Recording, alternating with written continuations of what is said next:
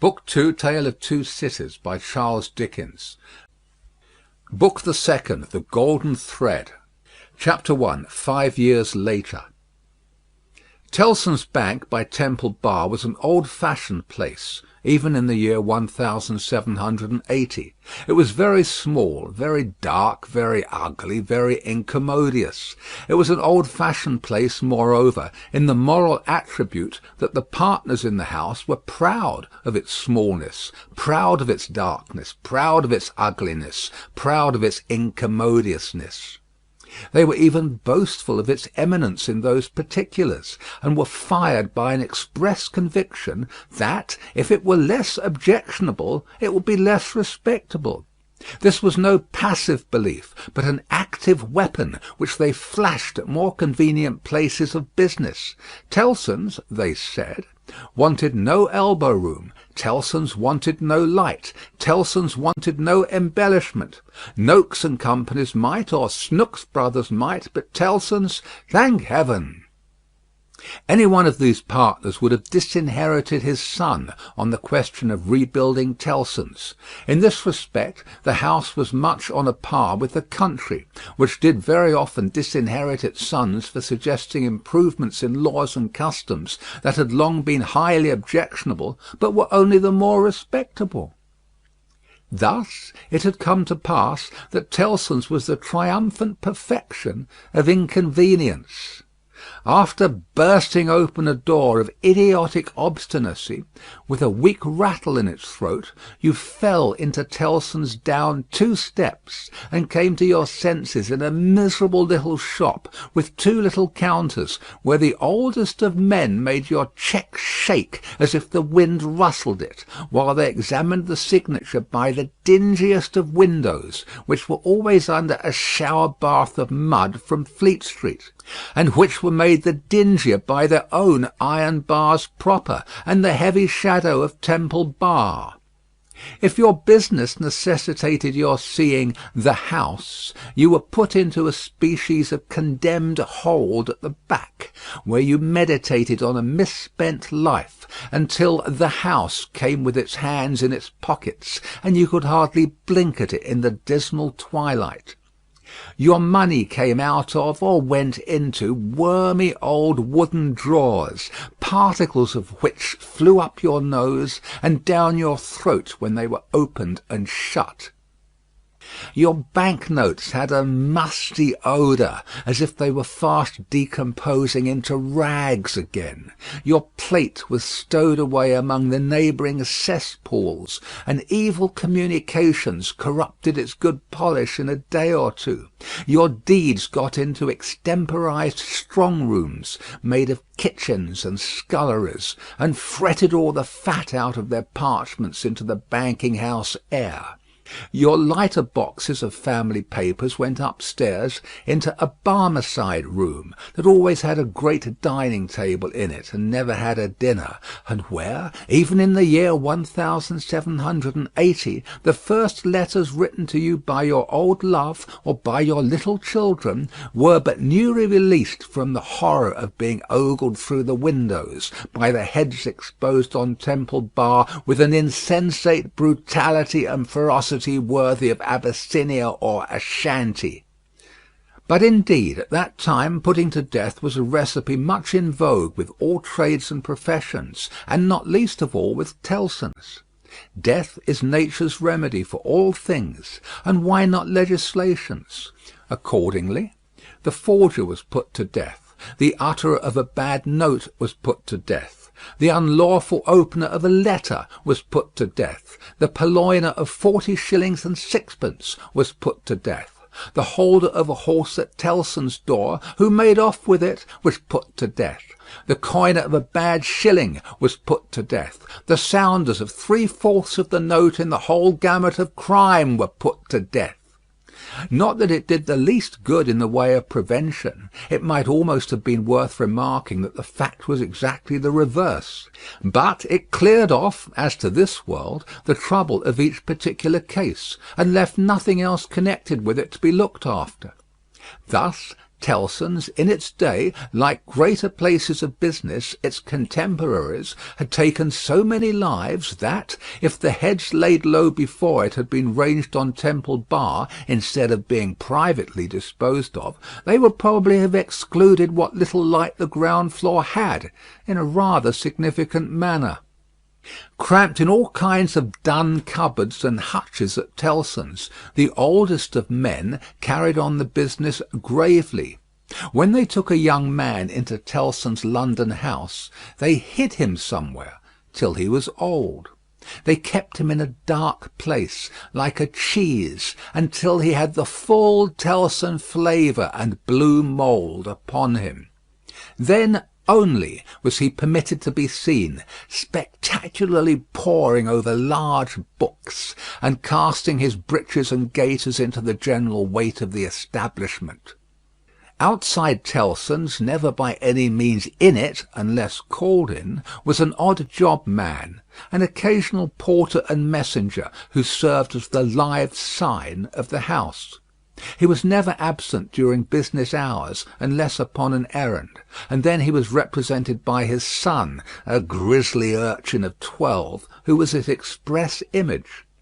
People understood that Tellson's, in a stately way, tolerated the odd job man. The house had always tolerated some person in that capacity, and time and tide had drifted this person to the post. His surname was Cruncher, and on the youthful occasion of his renouncing by proxy the works of darkness in the easterly parish church of Houndsditch, he had received the added appellation of Jerry. The scene was Mr. Cruncher's private lodging in Hanging Sword Alley, Whitefriars. The time, 7:30 of the clock, on a windy March morning, Anno Domini 1780. Mr. Cruncher himself always spoke of the year of our Lord as Anna Dominos, apparently under the impression that the Christian era dated from the invention of a popular game by a lady who had bestowed her name upon it. Mr. Cruncher's apartments were not in a savoury neighbourhood, and were but two in number, even if a closet with a single pane of glass in it might be counted as one. But they were very decently kept. Early as it was, on the windy March morning, the room in which he lay abed was already scrubbed throughout, and between the cups and saucers arranged for breakfast and the lumbering deal table, a very clean white cloth was spread. Mr. Cruncher reposed under a patchwork counterpane, like a harlequin at home.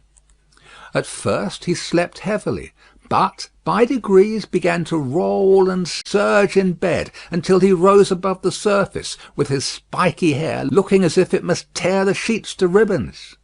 At which juncture he exclaimed in a voice of dire exasperation, "Bust me if she ain't at it again!" A woman of orderly and industrious appearance rose from her knees in a corner, with sufficient haste and trepidation to show that she was the person referred to. "What?" said Mr. Cruncher, looking out of bed for a boot. "You're at it again, are you?" After hailing the mum with his second salutation, he threw a boot at the woman as a third. It was a very muddy boot, and may introduce the odd circumstance connected with Mr. Cruncher's domestic economy, that, whereas he often came home after banking hours with clean boots, he often got up next morning to find the same boots covered with clay. "What?" said Mr. Cruncher, varying his apostrophe after missing his mark. "What are you up to, aggrawator?" "I was only saying my prayers." "Saying your prayers? You're a nice woman. What do you mean by flopping yourself down and praying agin me?" "I was not praying against you. I was praying for you." "You weren't, and if you were, I won't be took the liberty with. Here, your mother's a nice woman, young Jerry, going a praying agin your father's prosperity. You've got a dutiful mother, you have, my son. You've got a religious mother, you have, me boy, going and flopping herself down and praying that the bread and butter may be snatched out of the mouth of her only child. Master Cruncher, who was in his shirt, took this very ill, and, turning to his mother, strongly deprecated any praying away of his personal board. "And what do you suppose, you conceited female," said Mr. Cruncher with unconscious inconsistency, "that the worth of your prayers may be? Name the price that you put your prayers at." "They only come from the heart, Jerry. They are worth no more than that." "Worth no more than that," repeated Mr. Cruncher. "They ain't worth much, then. Whether or no, I won't be prayed again, I tell you. I can't afford it. I'm not a-going to be made unlucky by your sneaking. If you must go flopping yourself down, flop in favour of your husband and child, and not in opposition to 'em. If I had any but an unnatural wife, and this poor boy had had any but an unnatural mother, I might have made some money last week, instead of being counter-prayed and countermined and religiously circumvented into the worst of luck. Bast me," said Mr. Cruncher, who all this time had been putting on his clothes. "If I ain't, what with piety and one blowed thing and another, been choused this last week into as bad luck as ever a poor devil of an honest tradesman met with. Young Jerry, dress yourself, my boy, and while I clean my boots, keep an eye upon your mother now and then, and if you see any signs of more flopping, give me a call. For I tell you," here he addressed his wife once more, "I won't be gone again in this manner. I am as rickety as a hackney coach. I'm as sleepy as laudanum. My lines is strained to that degree that I shouldn't know, if it wasn't for the pain in them, which was me and which somebody else. Yet I'm none the better for it in pocket, and it's my suspicion that you've been at it from morning to night to prevent me from being the better for it in pocket. I won't put up with it. I get a waiter, and what do you say now?" Growling in addition such phrases as, "Ah, yes, you're religious too. You wouldn't put yourself in opposition to the interests of your husband and child, would you? Not you," and throwing off other sarcastic sparks from the whirling grindstone of his indignation, Mr. Cruncher betook himself to his boot cleaning and his general preparation for business. In the meantime his son, whose head was garnished with tenderer spikes, and whose young eyes stood close by one another, as his father's did, kept the required watch upon his mother. He greatly disturbed that poor woman at intervals by darting out of his sleeping-closet, where he made his toilet, with a suppressed cry of, "You're going to flop, mother! Halloa, father!" and after raising this fictitious alarm, darting in again with an undutiful grin. Mr. Cruncher's temper was not at all improved when he came to his breakfast. He resented Mrs. Cruncher's saying grace with particular animosity. "Now, a waiter, what are you up to? At it again?" His wife explained that she had merely asked a blessing. "Don't do it," said Mr. Cruncher, looking about, as if he rather expected to see the loaf disappear under the efficacy of his wife's petitions. "I ain't a-going to be blessed out of house and home. I won't have my wittles blessed off my table. Keep still." Exceedingly red-eyed and grim, as if he had been up all night at a party which had taken anything but a convivial turn, Jerry Cruncher worried his breakfast rather than ate it, growling over it like any four-footed inmate of a menagerie. Towards 9 o'clock he smoothed his ruffled aspect, and, presenting as respectable and businesslike an exterior as he could overlay his natural self with, issued forth to the occupation of the day. It could scarcely be called a trade, in spite of his favourite description of himself as "a honest tradesman." His stock consisted of a wooden stool, made out of a broken-backed chair cut down, which stool young Jerry, walking at his father's side, carried every morning to beneath the banking-house window that was nearest Temple Bar, where, with the addition of the first handful of straw that could be gleaned from any passing vehicle, to keep the cold and wet from the odd-job man's feet, it formed the encampment for the day. On this post of his, Mr. Cruncher was as well known to Fleet Street and the Temple as the Bar itself. and was almost as in-looking. Encamped at 9:15, in good time to touch his three-cornered hat to the oldest of men as they passed into Tellson's, Jerry took up his station on this windy March morning, with young Jerry standing by him, when not engaged in making forays through the bar to inflict bodily and mental injuries of an acute description on passing boys who were small enough for his amiable purpose. Father and son, extremely like each other, looking silently on at the morning traffic in Fleet Street, with their two heads as near to one another as the two eyes of each were, bore a considerable resemblance to a pair of monkeys. The resemblance was not lessened by the accidental circumstance that the mature Jerry bit and spat out straw, while the twinkling eyes of the youthful Jerry were as restlessly watchful of him as of everything else in Fleet Street. The head of one of the regular indoor messengers attached to Tellson's establishment was put through the door, and the word was given, "Porter wanted." "Hooray, father! Here's an early job to begin with." Having thus given his parent Godspeed, young Jerry seated himself on the stool, entered on his reversionary interest in the straw his father had been chewing, and cogitated. "Always rusty. His fingers is always rusty," muttered young Jerry. "Where does my father get all that iron rust from? He don't get no iron rust here." End of Book 2, Chapter 1. Chapter 2. A Sight. "You know the Old Bailey well, no doubt," said one of the oldest of clerks to Jerry the messenger. "Yes, sir," returned Jerry in something of a dogged manner. "I do know the Bailey." "Just so. And you know Mr. Lorry?" "I know Mr. Lorry, sir, much better than I know the Bailey, much better," said Jerry, not unlike a reluctant witness at the establishment in question. "Then I, as an honest tradesman, wish to know the Bailey." "Very well. Find the door where the witnesses go in, and show the doorkeeper this note for Mr. Lorry. He will then let you in."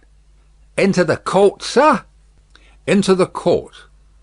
Mr. Cruncher's eyes seemed to get a little closer to one another, and to interchange the inquiry. "What do you think of this?" "Am I to wait in the court, sir?" he asked as a result of that conference.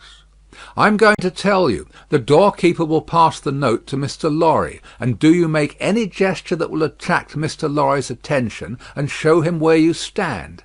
Then what you have to do is to remain there until he wants you." "Is that all, sir?" "That's all. He wishes to have a messenger at hand. This is to tell him you are there."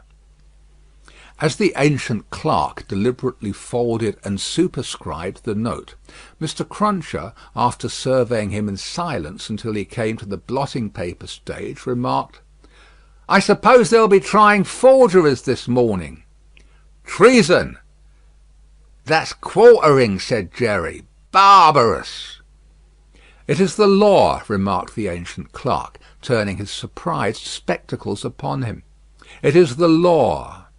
"It's hard in the law to spile a man, I think. It's hard enough to kill him, but it's very hard to spile him, sir."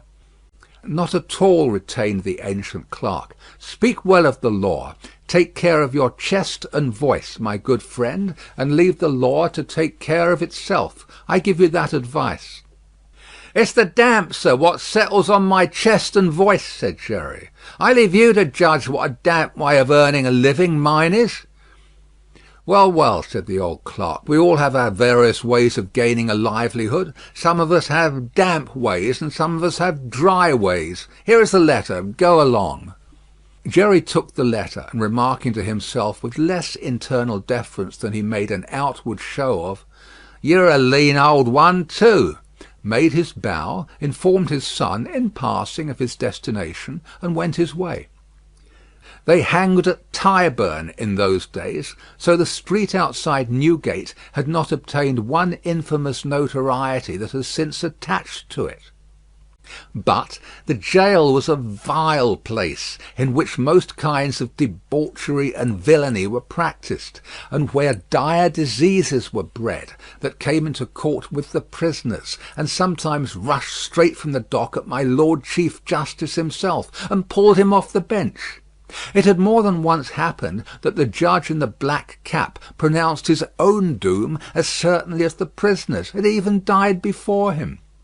For the rest, the Old Bailey was famous as a kind of deadly inn-yard, from which pale travellers set out continually, in carts and coaches, on a violent passage into the other world, traversing some 2 miles and a half of public streets and road, and shaming few good citizens, if any. So powerful is use, and so desirable to be good use in the beginning. It was famous too for the pillory, a wise old institution that inflicted a punishment of which no one could foresee the extent. Also for the whipping post, another dear old institution, very humanizing and softening to behold in action. Also for extensive transactions in blood money, another fragment of ancestral wisdom, systematically leading to the most frightful mercenary crimes that could be committed under heaven. Altogether, the Old Bailey, at that date, was a choice illustration of the precept that whatever is right, an aphorism that would be as final as it is lazy, did it not include the troublesome consequence that nothing that ever was wrong. Making his way through the tainted crowd, dispersed up and down this hideous scene of action, with the skill of a man accustomed to make his way quietly, the messenger found out the door he sought, and handed in his letter through a trap in it. For people then paid to see the play at the Old Bailey, just as they paid to see the play in Bedlam, only the former entertainment was much the dearer. Therefore all the Old Bailey doors were well guarded, except indeed the social doors by which the criminals got there, and those were always left wide open. After some delay and demur, the door grudgingly turned on its hinges a very little way, and allowed Mr. Jerry Cruncher to squeeze himself into court. "What's on?" he asked in a whisper of the man he found himself next to. "Nothing yet. What's coming on? The treason case, the quartering one, eh?" "Ah," returned the man with a relish, "he'll be drawn on a hurdle to be half hanged, and then he'll be taken down and sliced before his own face, and then his inside will be taken out and burnt while he looks on, and then his head will be chopped off, and he'll be cut into quarters. That's the sentence." "If he's found guilty, you mean to say?" Jerry added by way of proviso. "Oh, they'll find him guilty," said the other. "Don't you be afraid of that." Mr. Cruncher's attention was here diverted to the doorkeeper, whom he saw making his way to Mr. Lorry, with the note in his hand. Mr. Lorry sat at a table among the gentlemen in wigs, not far from a wigged gentleman, the prisoner's counsel, who had a great bundle of papers before him, and nearly opposite another wigged gentleman with his hands in his pockets, whose whole attention, when Mr. Cruncher looked at him then or afterwards, seemed to be concentrated on the ceiling of the court. After some gruff coughing and rubbing of his chin, and signing with his hand, Jerry attracted the notice of Mr. Lorry, who had stood up to look for him, and who quietly nodded and sat down again. "What's he got to do with the case?" asked the man he had spoken with. "Blest if I know," said Jerry. "What have you got to do with it, then, if a person may inquire?" "Blest if I know that either," said Jerry. The entrance of the judge, and a consequent great stir and settling down in the court, stopped the dialogue. Presently the dock became the central point of interest. 2 jailers who had been standing there went out, and the prisoner was brought in and put to the bar. Everybody present, except the one-wigged gentleman who looked at the ceiling, stared at him. All the human breath in the place rolled at him, like a sea or a wind or a fire. Eager faces strained round pillars and corners to get a sight of him. Spectators in back rows stood up, not to miss a hair of him. People on the floor of the court laid their hands on the shoulders of the people before them, to help themselves at anybody's cost to a view of him, stood a tiptoe, got upon ledges, stood upon next to nothing to see every inch of him. Conspicuous among these latter, like an animated bit of the spiked wall of Newgate, Jerry stood, aiming at the prisoner the beery breath of what he had taken as he came along, and discharging it to mingle with the waves of other beer and gin and tea and coffee and what not, that flowed at him, and already broke upon the great windows behind him in an impure mist and rain. The object of all this staring and blaring was a young man of about 25, well grown and well looking, with a sunburnt cheek and a dark eye. His condition was that of a young gentleman. He was plainly dressed in black, or very dark grey, and his hair, which was long and dark, was gathered in a ribbon at the back of his neck, more to be out of his way than for ornament. As an emotion of the mind will express itself through any covering of the body, so the paleness which his situation engendered came through the brown upon his cheek, showing the soul to be stronger than the sun. He was otherwise quite self-possessed, bowed to the judge, and stood quiet. The sort of interest with which this man was stared and breathed at was not a sort that elevated humanity. Had he stood in peril of a less horrible sentence, had there been a chance of any one of its savage details being spared, by just so much would he have lost in his fascination. The form that was to be doomed to be so shamefully mangled was the sight. The immortal creature that was to be so butchered and torn asunder yielded the sensation. Whatever gloss the various spectators put upon the interest, according to their several arts and powers of self-deceit, the interest was, at the root of it, ogreish. "Silence in the court!"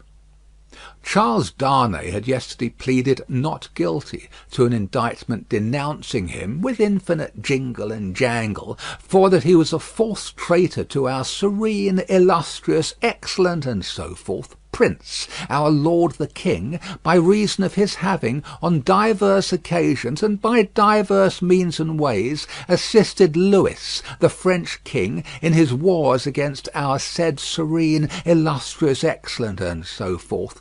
That was to say, by coming and going between the dominions of our said serene, illustrious, excellent, and so forth, and those of the said French Louis, and wickedly, falsely, traitorously, and otherwise evil adverbiously revealing to the said French Louis what forces our said serene, illustrious, excellent, and so forth, had in preparation to send to Canada and North America.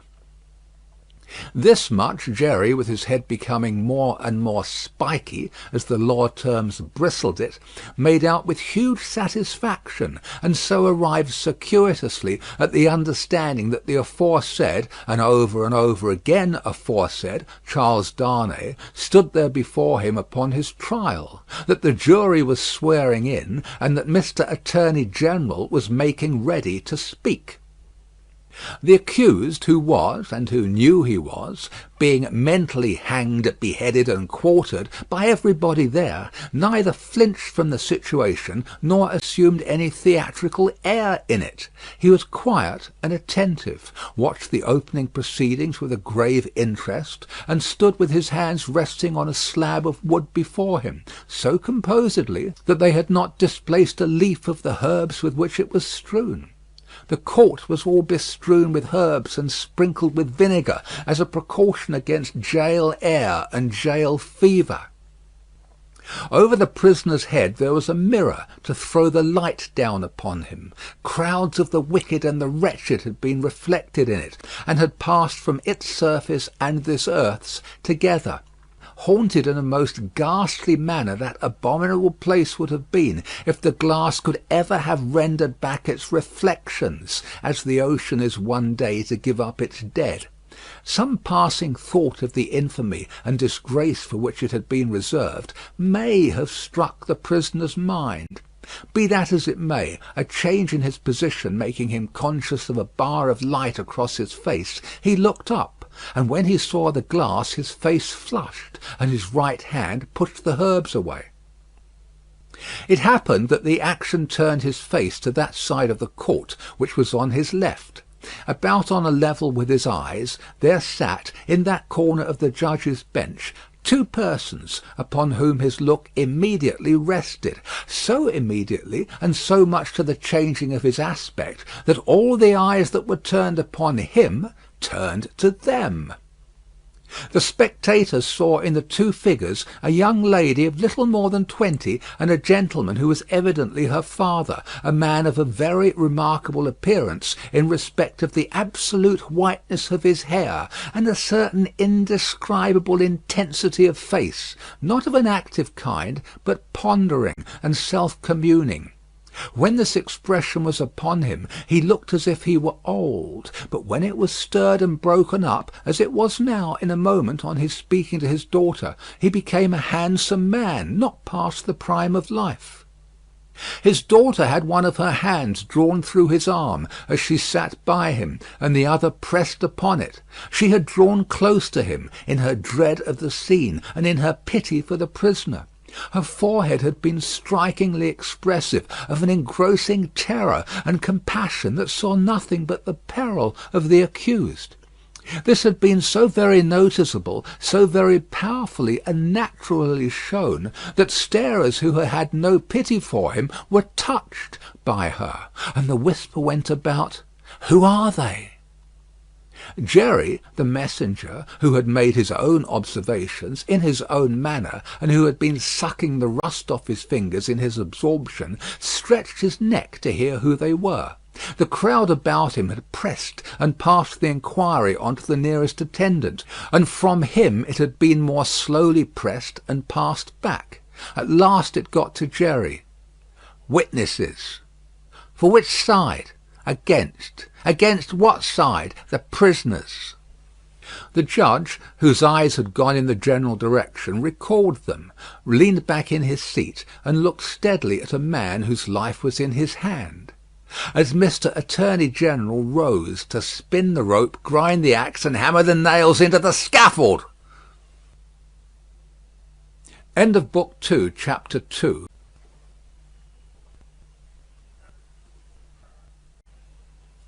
Chapter 3. A Disappointment. Mr. Attorney General had to inform the jury that the prisoner before them, though young in years, was old in the treasonable practices which claimed the forfeit of his life.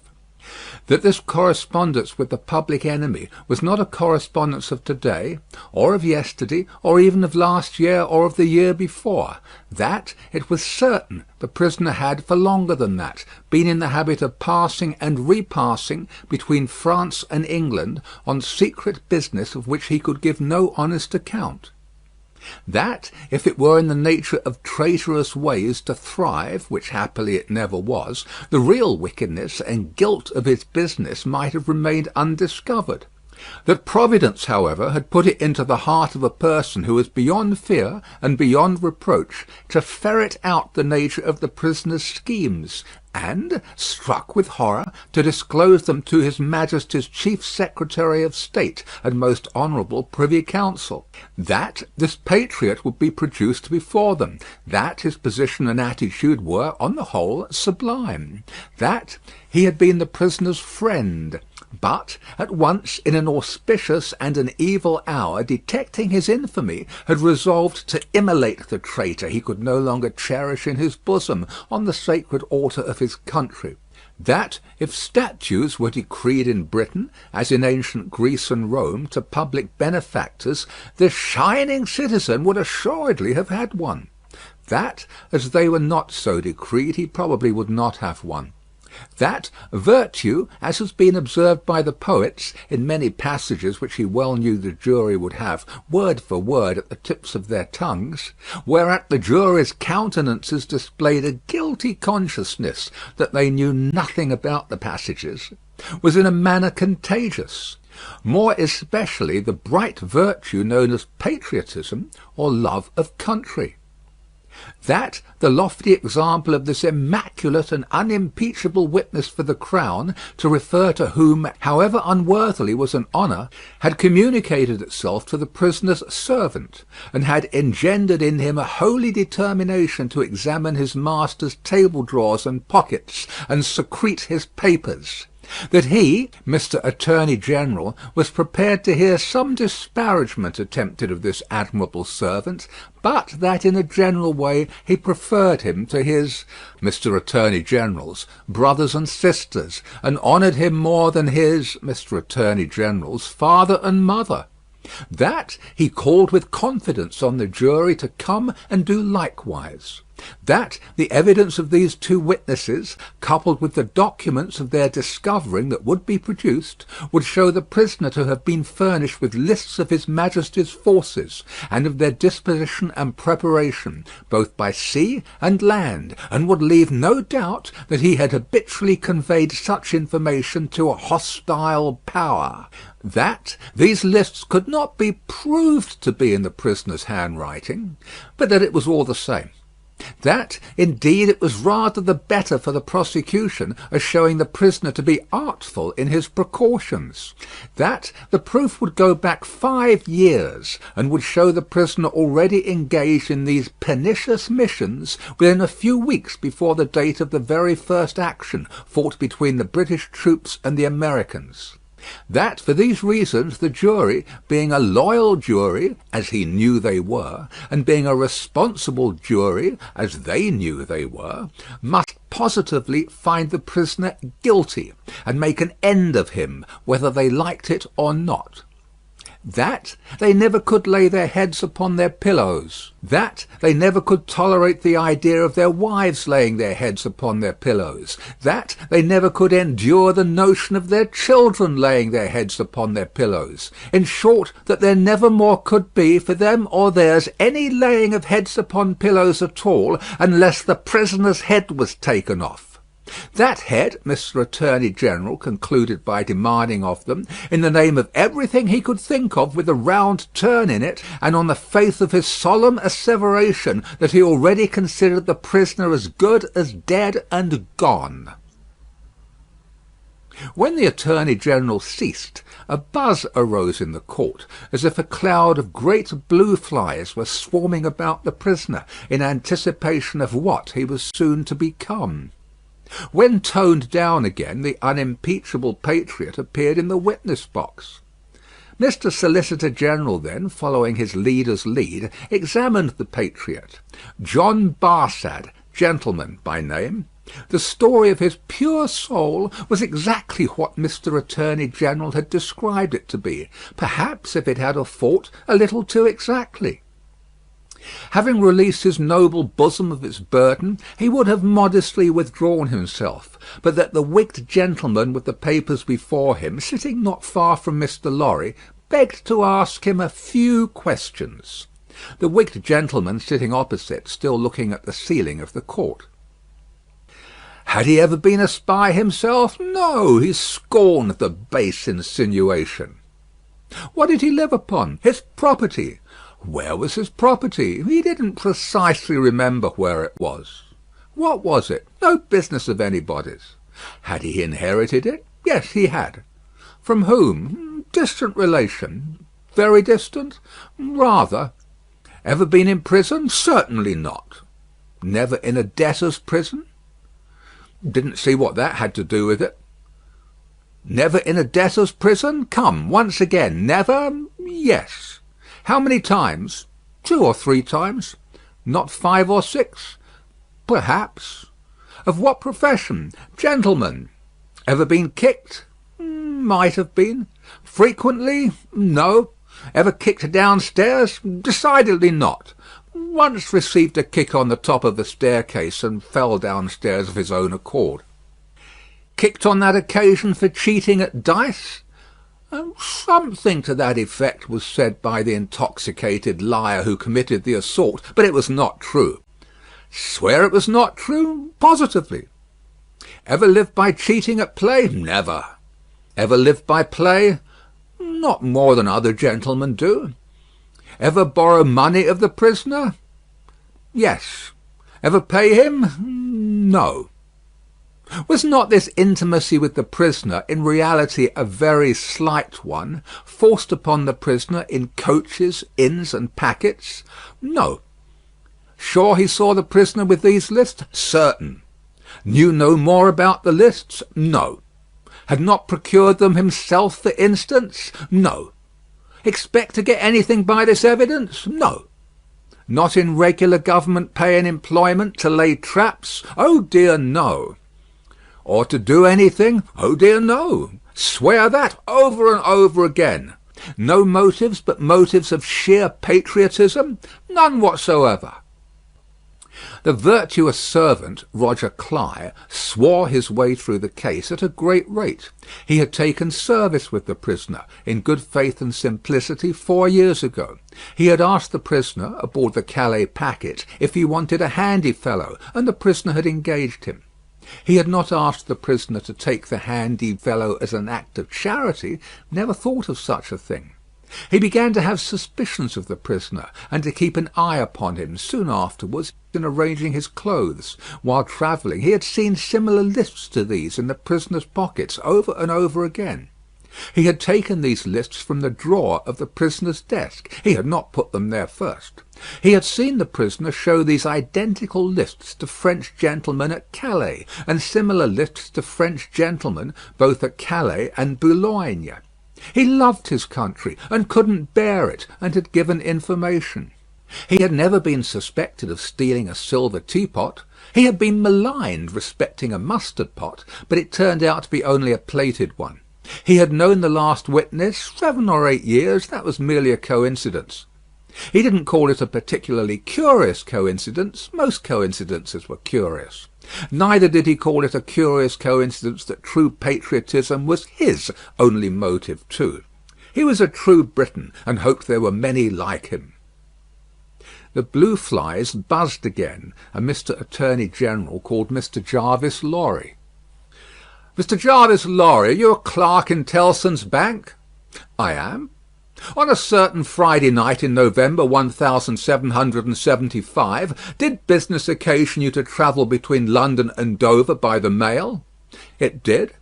"Were there any other passengers in the mail?" "2. Did they alight on the road in the course of the night?" "They did." "Mr. Lorry, look upon the prisoner. Was he one of those 2 passengers?"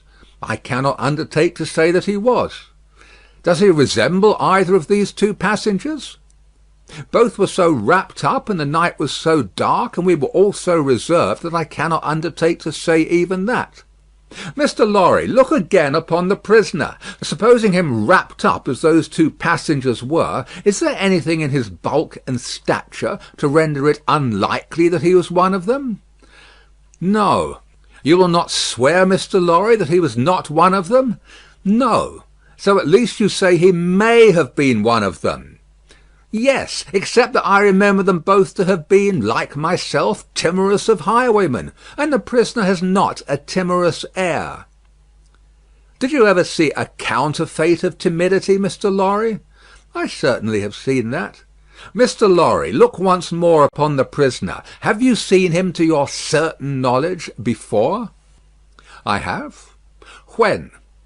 "I was returning from France a few days afterwards, and at Calais the prisoner came on board the packet ship in which I returned, and made the voyage with me."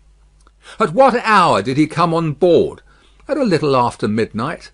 "In the dead of the night. Was he the only passenger who came on board at that untimely hour?" "He happened to be the only one." "Never mind about happening, Mr. Lorry. He was the only passenger who came on board in the dead of the night?" "He was." "Were you travelling alone, Mr. Lorry, or with any companion?" "With 2 companions, a gentleman and a lady. They are here." "They are here. Have you had any conversation with the prisoner?" "Hardly any. The weather was stormy and the passage long and rough, and I lay on a sofa almost from shore to shore. Miss Manette." The young lady, to whom all eyes had been turned before, and were now turned again, stood up where she had sat. Her father rose with her, and kept her hand drawn through his arm. "Miss Manette, look upon the prisoner." To be confronted with such pity and such earnest youth and beauty was far more trying to the accused than to be confronted with all the crowd, standing as it were apart with her on the edge of his grave. Not all the staring curiosity that looked on could for the moment nerve him to remain quite still. His hurried right hand parcelled out the herbs before him into imaginary beds of flowers in a garden, and his efforts to control and steady his breathing shook the lips from which the colour rushed to his heart. The buzz of the great flies was loud again. "Miss Manette, have you seen the prisoner before?" "Yes, sir." "Where?" "On board the packet ship just now referred to, sir, and on the same occasion." "You are the young lady just now referred to?" "Oh, most unhappily I am." The plaintive tone of her compassion merged into the less musical voice of the judge, as he said something fiercely. "Answer the questions put to you, and make no remark upon them. Miss Manette, had you any conversation with the prisoner on that passage across the channel?" "Yes, sir." "Recall it." In the midst of a profound stillness, she faintly began, "When the gentleman came on board—" "Do you mean the prisoner?" inquired the judge, knitting his brows. "Yes, my lord." "Then say the prisoner."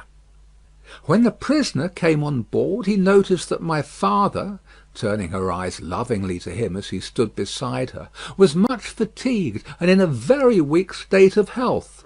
My father was so reduced that I was afraid to take him out of the air, and I had made a bed for him on the deck near the cabin steps, and I sat on the deck at his side to take care of him.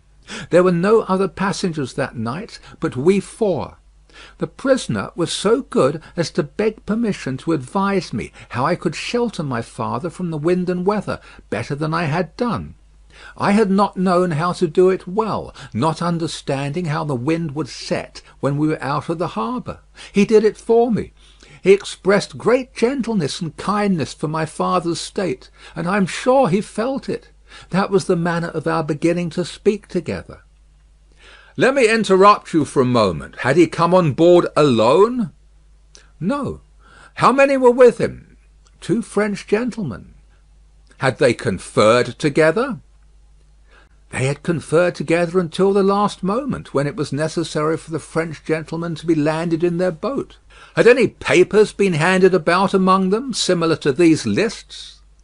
"Some papers had been handed about among them, but I don't know what papers." "Like these in shape and size?" "Possibly, but indeed I don't know, although they stood whispering very near to me, because they stood at the top of the cabin steps to have the light of the lamp that was having there. It was a dull lamp, and they spoke very low, and I did not hear what they said, and saw only that they looked at papers." "Now to the prisoner's conversation, Miss Manette."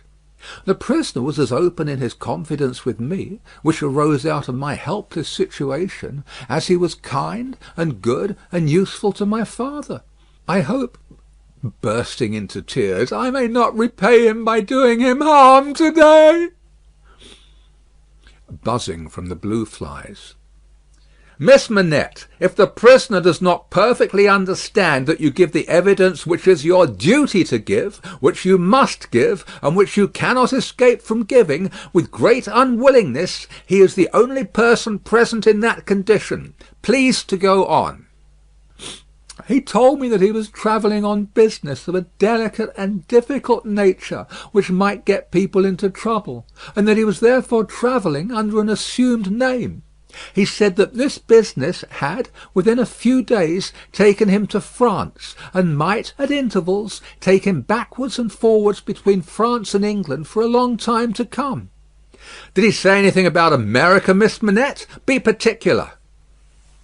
He tried to explain to me how that quarrel had arisen, and he said that, so far as he could judge, it was a wrong and foolish one on England's part.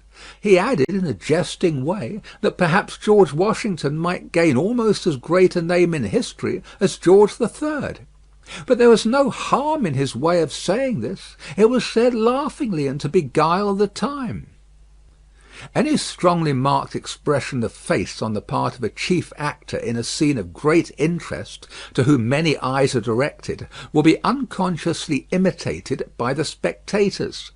Her forehead was painfully anxious and intent as she gave this evidence, and, in the pauses when she stopped for the judge to write it down, watched its effect upon the counsel for and against. Among the lookers-on there was the same expression in all quarters of the court, insomuch that a great majority of the foreheads there might have been mirrors reflecting the witness, when the judge looked up from his notes to glare at that tremendous heresy about George Washington. Mr. Attorney General now signalled to my lord that he deemed it necessary, as a matter of precaution and form, to call the young lady's father, Doctor Manette, who was called accordingly. "Doctor Manette, look upon the prisoner. Have you ever seen him before?" "Once, when he called at my lodgings in London, some 3 years or 3 years and a half ago." "Can you identify him as your fellow passenger on board the packet, or speak to his conversation with your daughter?" "Sir, I can do neither." "Is there any particular and special reason for your being unable to do either?" He answered in a low voice, "There is." "Has it been your misfortune to undergo a long imprisonment, without trial or even accusation, in your native country, Doctor Manette?"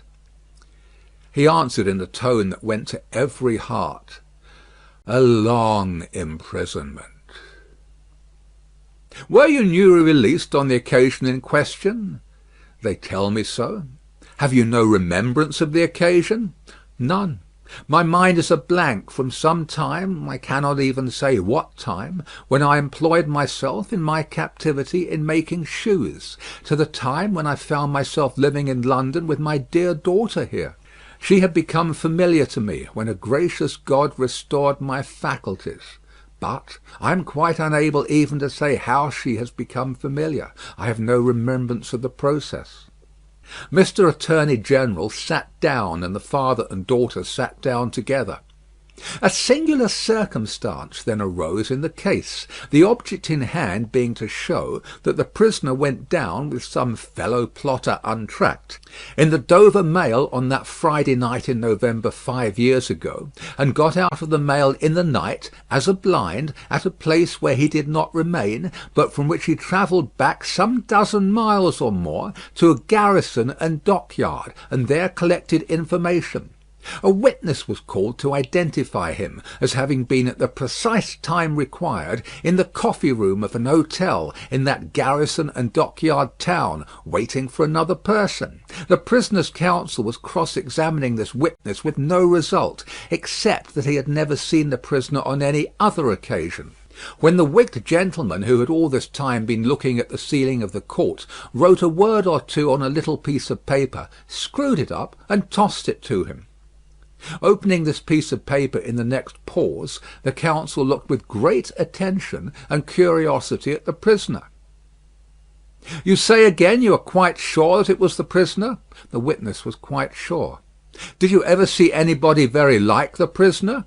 "Not so like," the witness said, "as that he could be mistaken." "Look well upon that gentleman, my learned friend, there," pointing to him who had tossed the paper over, "and then look well upon the prisoner. How say you? Are they very like each other?" Allowing for my learned friend's appearance being careless and slovenly, if not debauched, they were sufficiently like each other to surprise not only the witness but everybody present, when they were thus brought into comparison. My lord being prayed to bid my learned friend lay aside his wig, and giving no very gracious consent, the likeness became much more remarkable. My lord inquired of Mr. Stryver, the prisoner's counsel, whether they were next to try Mr. Carton, name of my learned friend, for treason. But Mr. Stryver replied to my lord, no, but he would ask the witness to tell him whether what happened once might happen twice, whether he would have been so confident if he had seen this illustration of his rashness sooner, whether he would be so confident having seen it and more. The upshot of which was to smash this witness like a crockery vessel and shiver his part of the case to useless lumber.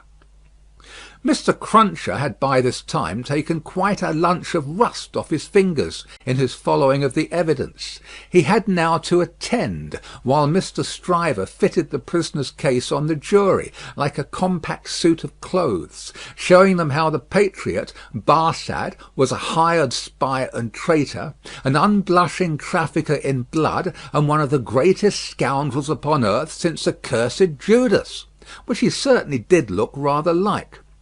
How the virtuous servant Cly was his friend and partner, and was worthy to be. How the watchful eyes of those forgers and false swearers had rested on the prisoner as a victim, because some family affairs in France, he being of French extraction, did require his making those passages across the Channel.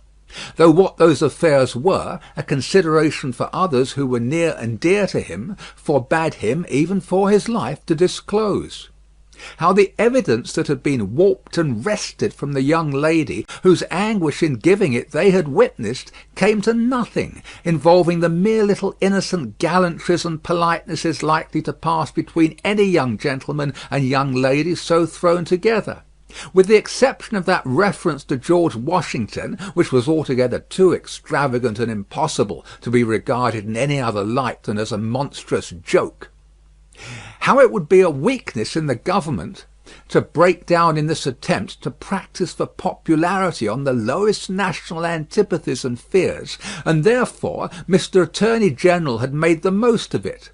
How, nevertheless, it rested upon nothing save that vile and infamous character of evidence too often disfiguring such cases, and of which the state trials of this country were full. But there my lord interposed, with as grave a face as if it had not been true, saying that he could not sit upon that bench and suffer those allusions. Mr. Stryver then called his few witnesses, and Mr. Cruncher had next to attend, while Mr. Attorney General turned the whole suit of clothes Mr. Stryver had fitted on the jury inside out, showing how Barsad and Cly were even 100 times better than he had thought them, and the prisoner 100 times worse. Lastly came my lord himself, turning the suit of clothes, now inside out, now outside in, but on the whole decidedly trimming and shaping them into grave clothes for the prisoner. And now the jury turned to consider, and the great flies swarmed again. Mr. Carton, who had so long sat looking at the ceiling of the court, changed neither his place nor his attitude, even in this excitement. While his teamed friend, Mr. Stryver, massing his papers before him, whispered with those who sat near, and from time to time glanced anxiously at the jury, while all the spectators moved more or less and grouped themselves anew, while even my lord himself rose from his seat and slowly paced up and down his platform, not unattended by a suspicion in the minds of the audience that his state was feverish, this one man sat leaning back, with his torn gown half off him, his untidy wig put on just as it had happened to fight on his head after its removal, his hands in his pockets, and his eyes on the ceiling as they had been all day. Something especially reckless in his demeanour not only gave him a disreputable look, but so diminished the strong resemblance he undoubtedly bore to the prisoner, which his momentary earnestness, when they were compared together, had strengthened. That many of the lookers-on, taking note of him now, said to one another they would hardly have thought the two were so alike. Mr. Cruncher made the observation to his next neighbour, and added, "I'd hold half a guinea that he don't get no law work to do. Don't look like the sort of one to get any, do he?" Yet this Mr. Carton took in more of the details of the scene than he appeared to take in; for now, when Miss Manette's head drooped upon her father's breast, he was the first to see it, and to say audibly, "Officer, look to that young lady. Help the gentleman to take her out. Don't you see she will fall?" There was much commiseration for her as she was removed, and much sympathy with her father. It had evidently been a great distress to him to have the days of his imprisonment recalled. He had shown strong internal agitation when he was questioned, and that pondering or brooding look which made him old had been upon him like a heavy cloud ever since. As he passed out, the jury, who had turned back and paused a moment, spoke through their foreman. They were not agreed, and wished to retire. My lord, perhaps with George Washington on his mind, showed some surprise that they were not agreed, but signified his pleasure that they should retire under watch and ward, and retired himself. The trial had lasted all day, and the lamps in the court were now being lighted. It began to be rumoured that the jury would be out a long while. The spectators dropped off to get refreshment, and the prisoner withdrew to the back of the dock and sat down. Mr. Lorry, who had gone out when the young lady and her father went out, now reappeared and beckoned to Jerry, who, in the slackened interest, could easily get near him.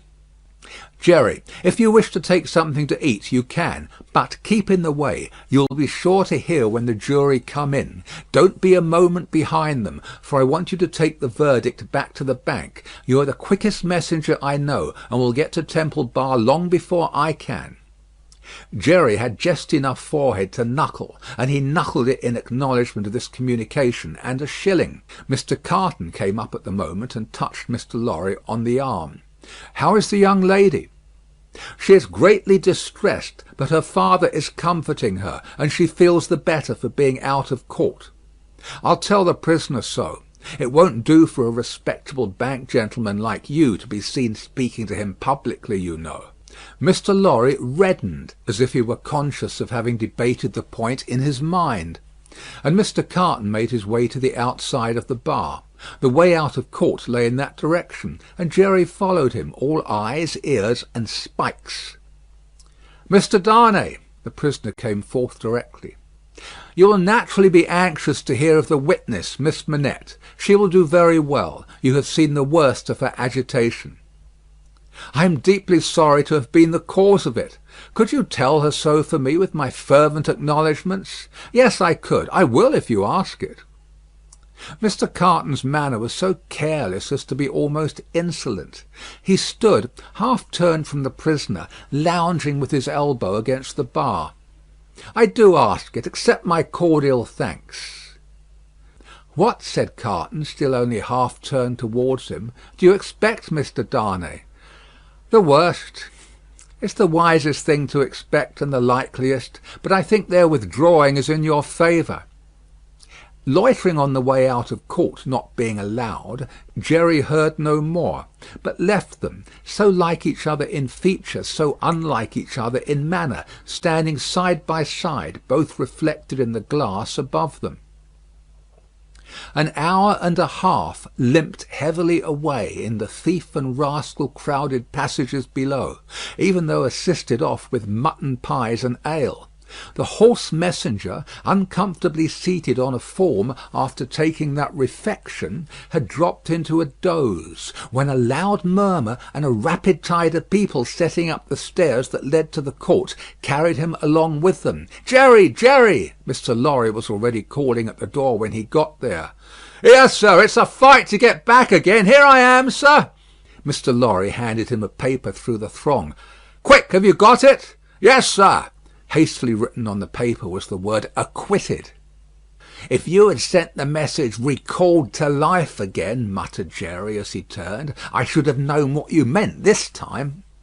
He had no opportunity of saying, or so much as thinking, anything else, until he was clear of the Old Bailey, for the crowd came pouring out with a vehemence that nearly took him off his legs, and a loud buzz swept into the street, as if the baffled blue flies were dispersing in search of other carrion. End of Book 1, Chapter 3.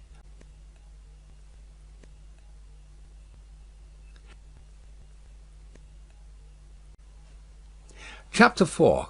Congratulatory. From the dimly lighted passages of the court, the last sediment of the human stew that had been boiling there all day was straining off, when Doctor Manette, Lucie Manette, his daughter, Mr. Lorry, the solicitor for the defence, and its counsel, Mr. Stryver, stood gathered round Mr. Charles Darnay, just released, congratulating him on his escape from death. It would have been difficult by a far brighter light to recognise in Doctor Manette, intellectual of face and upright of bearing, the shoemaker of the garret in Paris.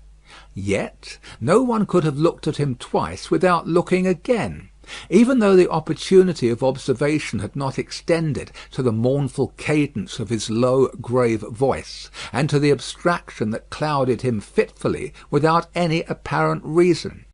While one external cause, and that a reference to his long lingering agony, would always, as on the trial, evoke this condition from the depths of his soul, it was also in its nature to arise of itself, and to draw a gloom over him, as incomprehensible to those unacquainted with his story as if they had seen the shadow of the actual Bastille thrown upon him by a summer sun, when the substance was 300 miles away. Only his daughter had the power of charming this black brooding from his mind. She was the golden thread that united him to a past beyond his misery, and to a present beyond his misery; and the sound of her voice, the light of her face, the touch of her hand, had a strong beneficial influence with him almost always. Not absolutely always, for she could recall some occasions on which her power had failed, but they were few and slight, and she believed them over. Mr. Darnay had kissed her hand fervently and gratefully, and had turned to Mr. Stryver, whom he warmly thanked. Mr. Stryver, a man of little more than 30, but looking 20 years older than he was, stout, loud, red, bluff, and free from any drawback of delicacy, had a pushing way of shouldering himself, morally and physically, into companies and conversations, that argued well for his shouldering his way up in life. He still had his wig and gown on, and he said, squaring himself at his late client to that degree that he squeezed the innocent Mr. Lorry clean out of the group, "I'm glad to have brought you off with honour, Mr. Darnay. It was an infamous prosecution, grossly infamous, but not the less likely to succeed on that account. You have laid me under an obligation to you for life, in 2 senses," said his late client, taking his hand. "I have done my best for you, Mr. Darnay, and my best is as good as another man's, I believe." It clearly being incumbent on some one to say "much better," Mr. Lorry said it, perhaps not quite disinterestedly, but with the interested object of squeezing himself back again. "You think so?" said Mr. Stryver. "Well, you've been present all day, and you ought to know. You're a man of business too." "And as such," quoth Mr. Lorry, whom the counsel learned in the law had now shouldered back into the group, just as he had previously shouldered him out of it, "as such, I will appeal to Doctor Manette to break up this conference and order us all to our homes. Miss Lucie looks ill. Mr. Darnay has had a terrible day. We're worn out." "Speak for yourself, Mr. Lorry," said Stryver. "I have a night's work to do yet. Speak for yourself." "I speak for myself," answered Mr. Lorry, "and for Mr. Darnay, and for Miss Lucie, and, Miss Lucie, do you not think I may speak for us all?" He asked her the question pointedly, and with a glance at her father. His face had become frozen, as it were, in a very curious look at Darnay, an intent look, deepening into a frown of dislike and distrust, not even unmixed with fear. With this strange expression on him, his thoughts had wandered away. "My father," said Lucie, softly laying her hand on his. He slowly shook the shadow off and turned to her. "Shall we go home, my father?" With a long breath he answered, "Yes." The friends of the acquitted prisoner had dispersed, under the impression, which he himself had originated, that he would not be released that night. The lights were nearly all extinguished in the passages, the iron gates were being closed with a jar and a rattle, and the dismal place was deserted until to-morrow morning's interest of gallows, pillory, whipping post, and branding iron should repeople it. Walking between her father and Mr. Darnay, Lucie Manette passed into the open air. A hackney coach was called, and the father and daughter departed in it. Mr. Stryver had left them in the passages, to shoulder his way back to the robing room. Another person, who had not joined the group, or interchanged a word with any of them, but who had been leaning against the wall where its shadow was darkest, had silently strolled out after the rest, and had looked on until the coach drove away. He now stepped up to where Mr. Lorry and Mr. Darnay stood upon the pavement. "So, Mr. Lorry, men of business may speak to Mr. Darnay now?" Nobody had made any acknowledgment of Mr. Carton's part in the day's proceedings. Nobody had known of it. He was unrobed, and was none the better for it in appearance. "If you knew what a conflict goes on in the business mind, when the business mind is divided between good-natured impulse and business appearances, you would be amused, Mr. Darnay." Mr. Lorry reddened, and said warmly, "You have mentioned that before, sir. We men of business who serve a house are not our own masters. We have to think of the house more than ourselves."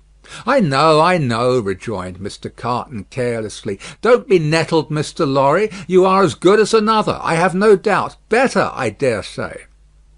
"And indeed, sir," pursued Mr. Lorry, not minding him, "I really don't know what you have to do with the matter. If you'll excuse me, as very much your elder, for saying so, I really don't know that it is your business." "Business! Bless you, I have no business," said Mr. Carton.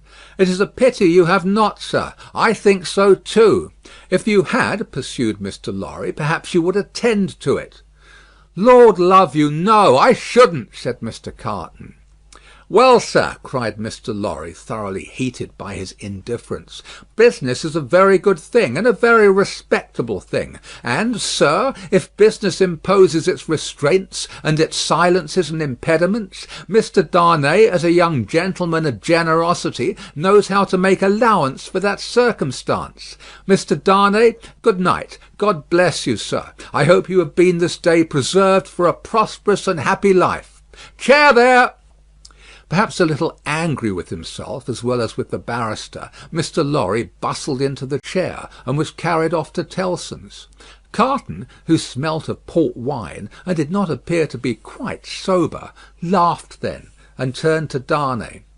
"This is a strange chance that throws you and me together. This must be a strange night to you, standing alone here with your counterpart on these street stones." "I hardly seem yet," returned Charles Darnay, "to belong to this world again." "I don't wonder at it. It's not so long since you were pretty far advanced on your way to another. You speak faintly." "I begin to think I am faint." "Then why the devil don't you dine? I dined myself, while those numbskulls were deliberating which world you should belong to, this or some other. Let me show you the nearest tavern to dine well at." Drawing his arm through his own, he took him down Ludgate Hill to Fleet Street, and so up a covered way into a tavern. Here they were shown into a little room, where Charles Darnay was soon recruiting his strength with a good plain dinner and good wine, while Carton sat opposite to him at the same table, with his separate bottle of port before him, and his fully half-insolent manner upon him. "Do you feel yet that you belong to this terrestrial scheme again, Mr. Darnay?" "I am frightfully confused regarding time and place, but I am so far mended as to feel that." "It must be an immense satisfaction." He said it bitterly, and filled up his glass again, which was a large one. "As to me, the greatest desire I have is to forget that I belong to it.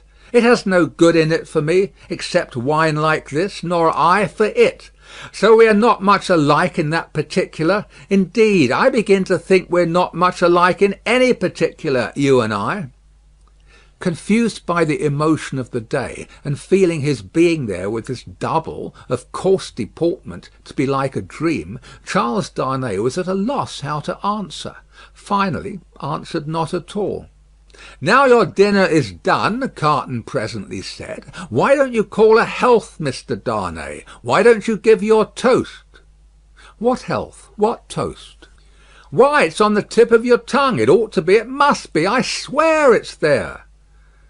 "Miss Manette, then. Miss Manette, then."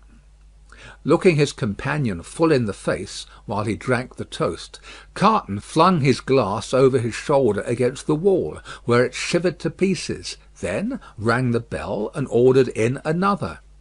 "That's a fair young lady to hand to a coach in the dark, Mr. Darnay," he said, rueing his new goblet. A slight frown and a laconic "Yes," were the answer. "That's a fair young lady to be pitied by and wept for by. How does it feel? Is it worth being tried for one's life to be the object of such sympathy and compassion, Mr. Darnay?" Again Darnay answered not a word. "She was mightily pleased to have your message when I gave it her. Not that she showed she was pleased, but I suppose she was." The allusion served as a timely reminder to Darnay that this disagreeable companion had, of his own free will, assisted him in the strait of the day. He turned the dialogue to that point and thanked him for it. "I neither want any thanks nor merit any," was the careless rejoinder. "It was nothing to do in the first place, and I don't know why I did it in the second. Mr. Darnay, let me ask you a question." "Willingly, and a small return for your good offices." "Do you think I particularly like you?" "Really, Mr. Carton," returned the other, oddly disconcerted, "I have not asked myself the question." "But ask yourself the question now." "You have acted as if you do, but I don't think you do." "I don't think I do," said Carton. "I begin to have a very good opinion of your understanding." "Nevertheless," pursued Darnay, rising to ring the bell, "there is nothing in that, I hope, to prevent my calling the reckoning, and our parting without ill blood on either side?" Carton rejoining, "Nothing in life," Darnay rang. "Do you call the whole reckoning?" said Carton. On his answering in the affirmative, "Then bring me another pint of this same wine, drawer, and come and wake me at 10." The bill being paid, Charles Darnay rose and wished him good night. Without returning the wish, Carton rose too, with something of a threat of defiance in his manner, and said, "A last word, Mr. Darnay. You think I am drunk?" "I think you have been drinking, Mr. Carton." "Think! You know I have been drinking." "Since I must say so, I know it."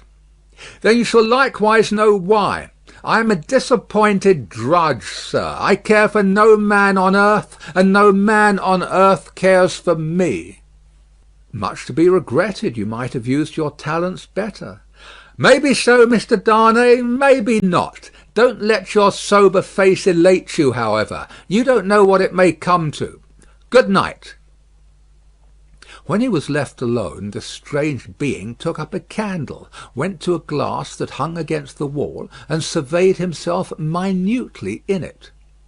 "Do you particularly like the man?" he muttered at his own image.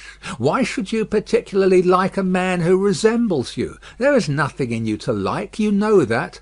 Ah, confound you! What a change you have made in yourself! A good reason for taking to a man, that he shows you what you have fallen away from, and what you might have been. Change places with him, and would you have been looked at by those blue eyes as he was, and commiserated by that agitated face as he was? Come on, and have it out in plain words. You hate the fellow." He resorted to his pint of wine for consolation, drank it all in a few minutes, and fell asleep on his arms, with his hair straggling over the table, and a long winding sheet in the candle dripping down upon him. End of Book 2, Chapter 4.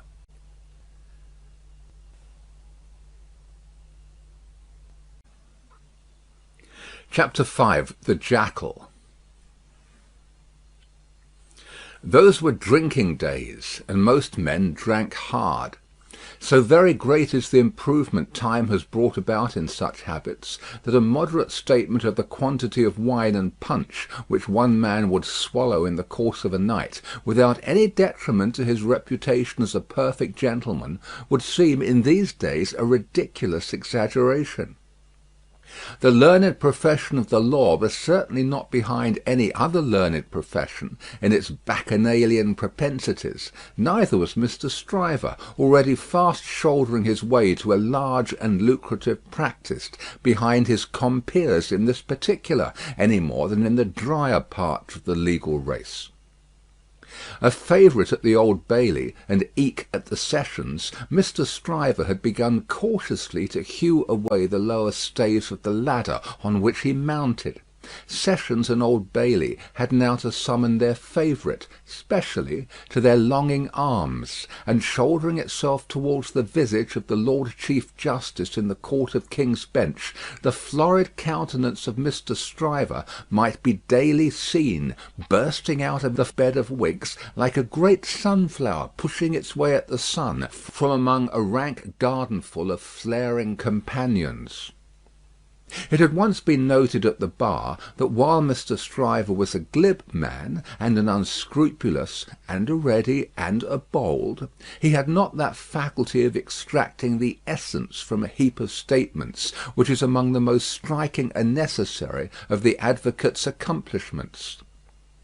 But a remarkable improvement came upon him as to this. The more business he got, the greater his power seemed to grow of getting at its pith and marrow; and however late at night he sat carousing with Sidney Carton, he always had his points at his fingers' ends in the morning. Sidney Carton, idlest and most unpromising of men, was Stryver's great ally. What the two drank together, between Hilary Term and Michaelmas, might have floated a king's ship. Stryver never had a case in hand anywhere, but Carton was there, with his hands in his pockets, staring at the ceiling of the court. They went the same circuit, and even there they prolonged their usual orgies late into the night, and Carton was rumoured to be seen at broad day going home stealthily and unsteadily to his lodgings like a dissipated cat. At last it began to get about, among such as were interested in the matter, that although Sidney Carton would never be a lion, he was an amazingly good jackal, and that he rendered suit and service to Stryver in that humble capacity. 10 o'clock, sir," said the man at the tavern whom he had charged to wake him. 10 o'clock, sir." "What's the matter?" 10 o'clock, sir." "What do you mean? 10 o'clock at night?" "Yes, sir. Your honour told me to call you." "Oh, I remember. Very well, very well." After a few dull efforts to get to sleep again, which the man dexterously combated by stirring the fire continuously for 5 minutes, he got up, tossed his hat on, and walked out. He turned into the Temple, and, having revived himself by twice pacing the pavements of King's Bench Walk and Paper Buildings, turned into the Stryver chambers. The Stryver clerk, who never assisted at these conferences, had gone home, and the Stryver principal opened the door. He had his slippers on, and a loose bedgown, and his throat was bare for his greater ease. He had that rather wild, strained, seared marking about the eyes, which may be observed in all free livers of his class, from the portrait of Jeffreys downwards, and which can be traced, under various disguises of art, through the portraits of every drinking age. "You're a little late, Memory," said Stryver. "About the usual time. It may be a quarter of an hour later." They went into a dingy room lined with books and littered with papers, where there was a blazing fire. A kettle steamed upon the hob, and in the midst of the wreck of papers a table shone, with plenty of wine upon it, and brandy, and rum, and sugar, and lemons. "You have had your bottle, I perceive, Sidney." "2 to-night, I think. I have been dining with the day's client, or seeing him dine. It's all one." "That was a rare point, Sidney, that you brought to bear upon the identification. How did you come by it? When did it strike you?" "I thought he was rather a handsome fellow." and I thought I should have been much the same sort of fellow if I had had any luck." Mr. Stryver laughed till he shook his precocious paunch. "You and your luck, Sidney. Get to work, get to work." Sullenly enough the Jackal loosened his dress, went into an adjoining room, and came back with a large jug of cold water, a basin, and a towel or two. Steeping the towels in the water, and partially wringing them out, he folded them on his head in a manner hideous to behold, sat down at the table, and said, "Now I am ready." "Not much boiling down to be done to-night, Memory," said Mr. Stryver, gaily, as he looked among his papers. "How much?" "Only 2 sets of them. Give me the worst first. There they are, Sidney. Fire away." The lion then composed himself on his back on a sofa on one side of the drinking table, while the Jackal sat at his own paper bestrewn table proper, on the other side of it, with the bottles and glasses ready to his hand. Both resorted to the drinking table without stint, but each in a different way, the lion for the most part reclining with his hands in his waistband, looking at the fire, or occasionally flirting with some lighter document. The Jackal, with knitted brows and intent face, so deep in his task that his eyes did not even follow the hand he stretched out for his glass, which often groped about for a minute or more before it found the glass for his lips. 2 or 3 times the matter in hand became so knotty that the Jackal found it imperative on him to get up and steep his towels anew. From these pilgrimages to the jug and basin he returned with such eccentricities of damp headgear as no words can describe, which were made the more ludicrous by his anxious gravity. At length the Jackal had got together a compact repast for the lion, and proceeded to offer it to him. The lion took it with care and caution, made his selections from it, and his remarks upon it, and the Jackal assisted both. When the repast was fully discussed, the lion put his hands in his waistband again, and lay down to meditate. The Jackal then invigorated himself with a bum for his throttle, and a fresh application to his head, and applied himself to the collection of a second meal. This was administered to the lion in the same manner, and was not disposed of until the clock struck 3 in the morning. "And now we have done, Sidney, fill a bumper of punch," said Mr. Stryver.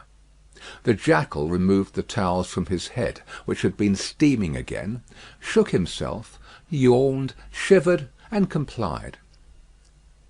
"You were very sound, Sidney, in the matter of those Crown witnesses to-day. Every question told." "I always am sound, am I not? I don't gainsay it. What has roughened your temper? Put some punch to it and smooth it again." With a deprecatory grunt, the Jackal again complied. "The old Sidney Carton of old Shrewsbury School," said Stryver, nodding his head over him as he reviewed him in the present and the past. "The old seesaw Sidney, up one minute and down the next, now in spirits and now in despondency." "Ah," returned the other, sighing, "yes. The same Sidney with the same luck. Even then I did exercises for other boys, and seldom did my own." "And why not?" "God knows. It was my way, I suppose." He sat with his hands in his pockets and his legs stretched out before him, looking at the fire. "Carton," said his friend, squaring himself at him with a bullying air, as if the fire-grate had been the furnace in which sustained endeavour was forged, and the one delicate thing to be done for the old Sidney Carton of old Shrewsbury School was to shoulder him into it. "Your way is, and always was, a lame way. You summon no energy and purpose. Look at me." "Oh, botheration," returned Sidney with a lighter and more good-humoured laugh. "Don't you be moral." "How have I done what I have done?" said Stryver. "How do I do what I do?" "Partly through paying me to help you, I suppose. But it's not worth your while to apostrophise me or the air about it. What you want to do, you do. You were always in the front rank, and I was always behind. I had to get into the front rank. I was not born there, was I? "I was not present at the ceremony, but my opinion is you were," said Carton. At this he laughed again, and they both laughed. "Before Shrewsbury, and at Shrewsbury, and ever since Shrewsbury," pursued Carton, "you have fallen into your rank, and I have fallen into mine. Even when we were fellow students in the student quarter of Paris, picking up French, and French law, and other French crumbs that we didn't get much good of, you were always somewhere, and I was always nowhere." "And whose fault was that?" "Upon my soul, I'm not sure that it was not yours. You were always driving and riving and shouldering and passing, to that restless degree that I had no chance for my life but in rust and repose. It's a gloomy thing, however, to talk about one's own past with the day breaking. Turn me in some other direction before I go." "Well, then, pledge me to the pretty witness," said Stryver, holding up his glass. "Are you turned in a pleasant direction?" Apparently not, for he became gloomy again. "Pretty witness," he muttered, looking down into his glass. "I've had enough of witnesses to day and to night. Who's your pretty witness?" "The picturesque doctor's daughter, Miss Manette." "She pretty? Is she not?" "No." "Why, man alive, she was the admiration of the whole court." "Rot the admiration of the whole court. Who made the Old Bailey a judge of beauty? She was a golden-haired doll." "Do you know, Sidney," said Mr. Stryver, looking at him with sharp eyes, and slowly drawing a hand across his florid face, "do you know, I rather thought at the time that you sympathised with the golden-haired doll, and were quick to see what happened to the golden-haired doll?" "Quick to see what happened? If a girl, doll or no doll, swoons within a yard or two of a man's nose, he can see it without a perspective glass. I pledge you, but I deny the beauty. And now I'll have no more drink. I'll get to bed." When his host followed him out on the staircase with a candle to light him down the stairs, the day was coldly looking in through its grimy windows. When he got out of the house, the air was cold and sad, the dull sky overcast, the river dark and dim, the whole scene like a lifeless desert.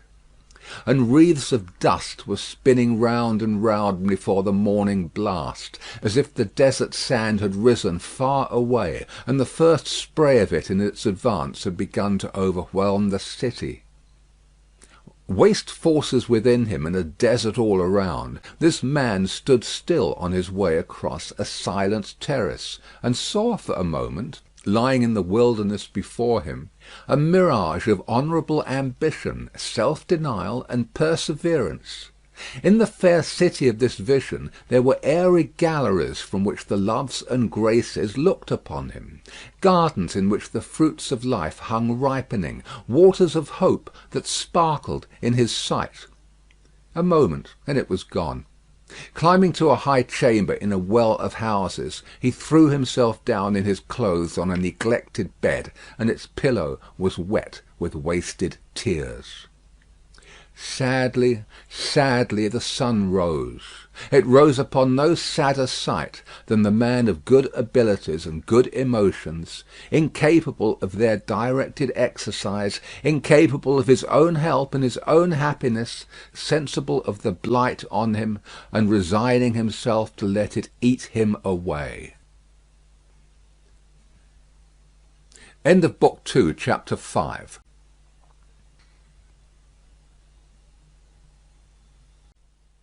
Chapter 6. Hundreds of people. The quiet lodgings of Doctor Manette were in a quiet street corner not far from Soho Square. On the afternoon of a certain fine Sunday, when the waves of 4 months had rolled over the trial for treason, and carried it, as to the public interest and memory, far out to sea, Mr. Jarvis Lorry walked along the sunny streets from Clerkenwell, where he lived, on his way to dine with the doctor. After several relapses into business absorption, Mr. Lorry had become the doctor's friend, and the quiet street corner was the sunny part of his life. On this certain fine Sunday, Mr. Lorry walked towards Soho early in the afternoon for three reasons of habit. Firstly, because on fine Sundays he often walked out, before dinner, with the doctor and Lucie. Secondly, because on unfavourable Sundays he was accustomed to be with them as the family friend, talking, reading, looking out of window, and generally getting through the day. Thirdly, because he happened to have his own little shrewd doubts to solve, and knew how the ways of the doctor's household pointed to that time as a likely time for solving them. A quainter corner than the corner where the doctor lived was not to be found in London. There was no way through it, and the front windows of the doctor's lodgings commanded a pleasant little vista of street that had a congenial air of retirement on it.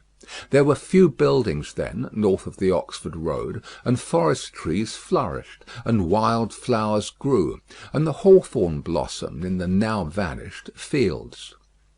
As a consequence, country airs circulated in Soho with vigorous freedom, instead of languishing into the parish like stray paupers without a settlement; and there was many a good south wall not far off, on which the peaches ripened in their season.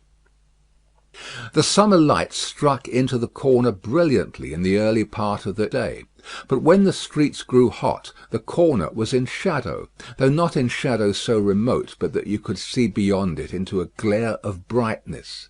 It was a cool spot, staid but cheerful, a wonderful place for echoes, and a very harbour from the raging streets. There ought to have been a tranquil bark in such an anchorage, and there was. The doctor occupied 2 floors of a large stiff house, where several callings purported to be pursued by day, but whereof little was audible any day, and which was shunned by all of them at night.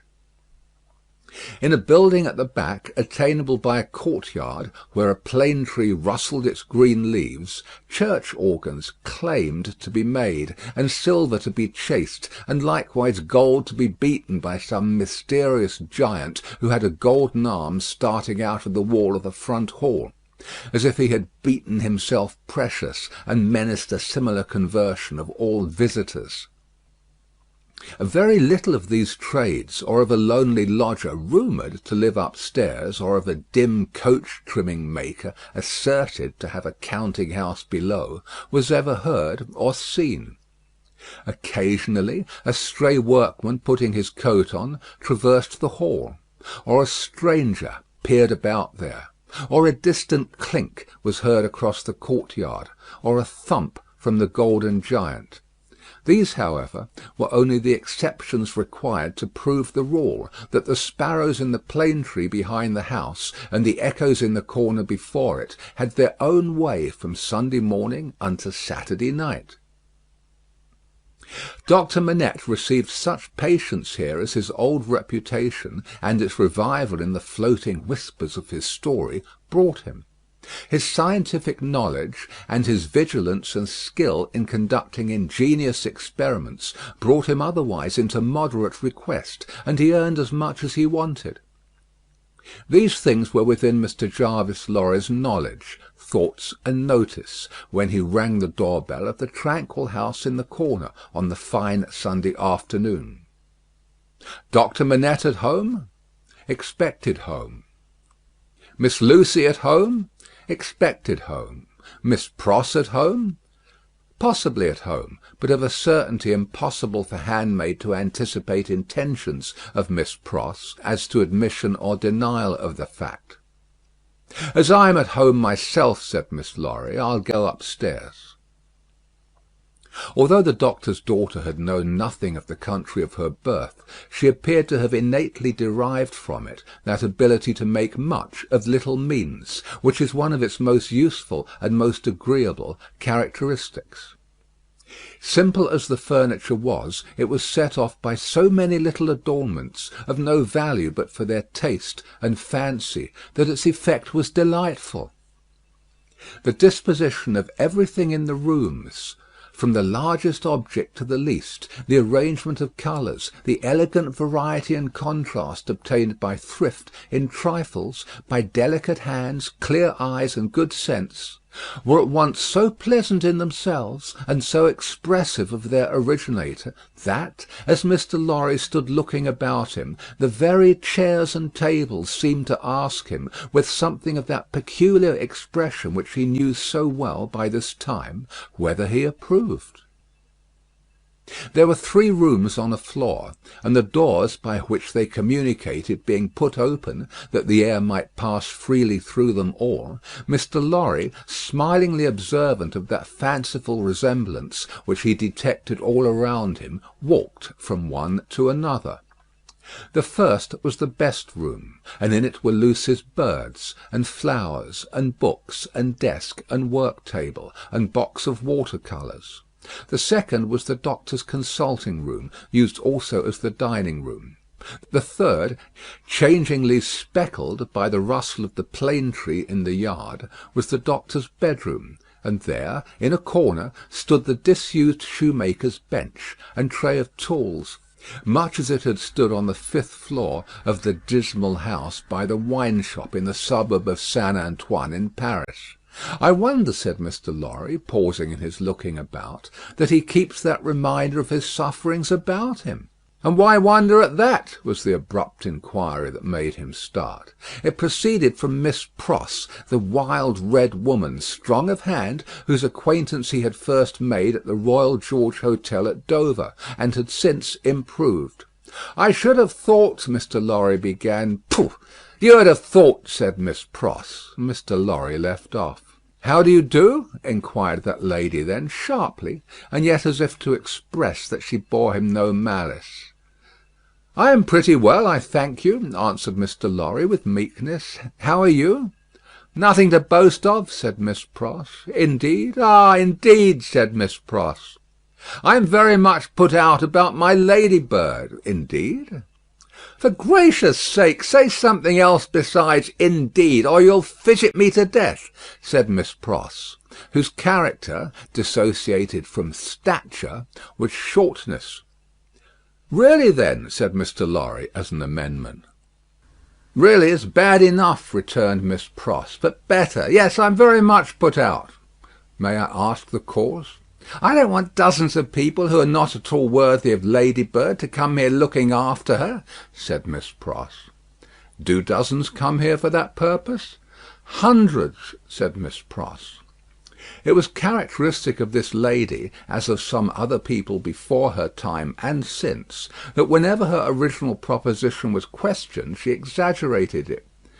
"Dear me," said Mr. Lorry, as the safest remark he could think of, "I have lived with the darling, or the darling has lived with me and paid me for it, which she certainly should never have done. You may take your affidavit if I could have afforded to keep either myself or her for nothing since she was 10 years old, and it's really very hard," said Miss Pross.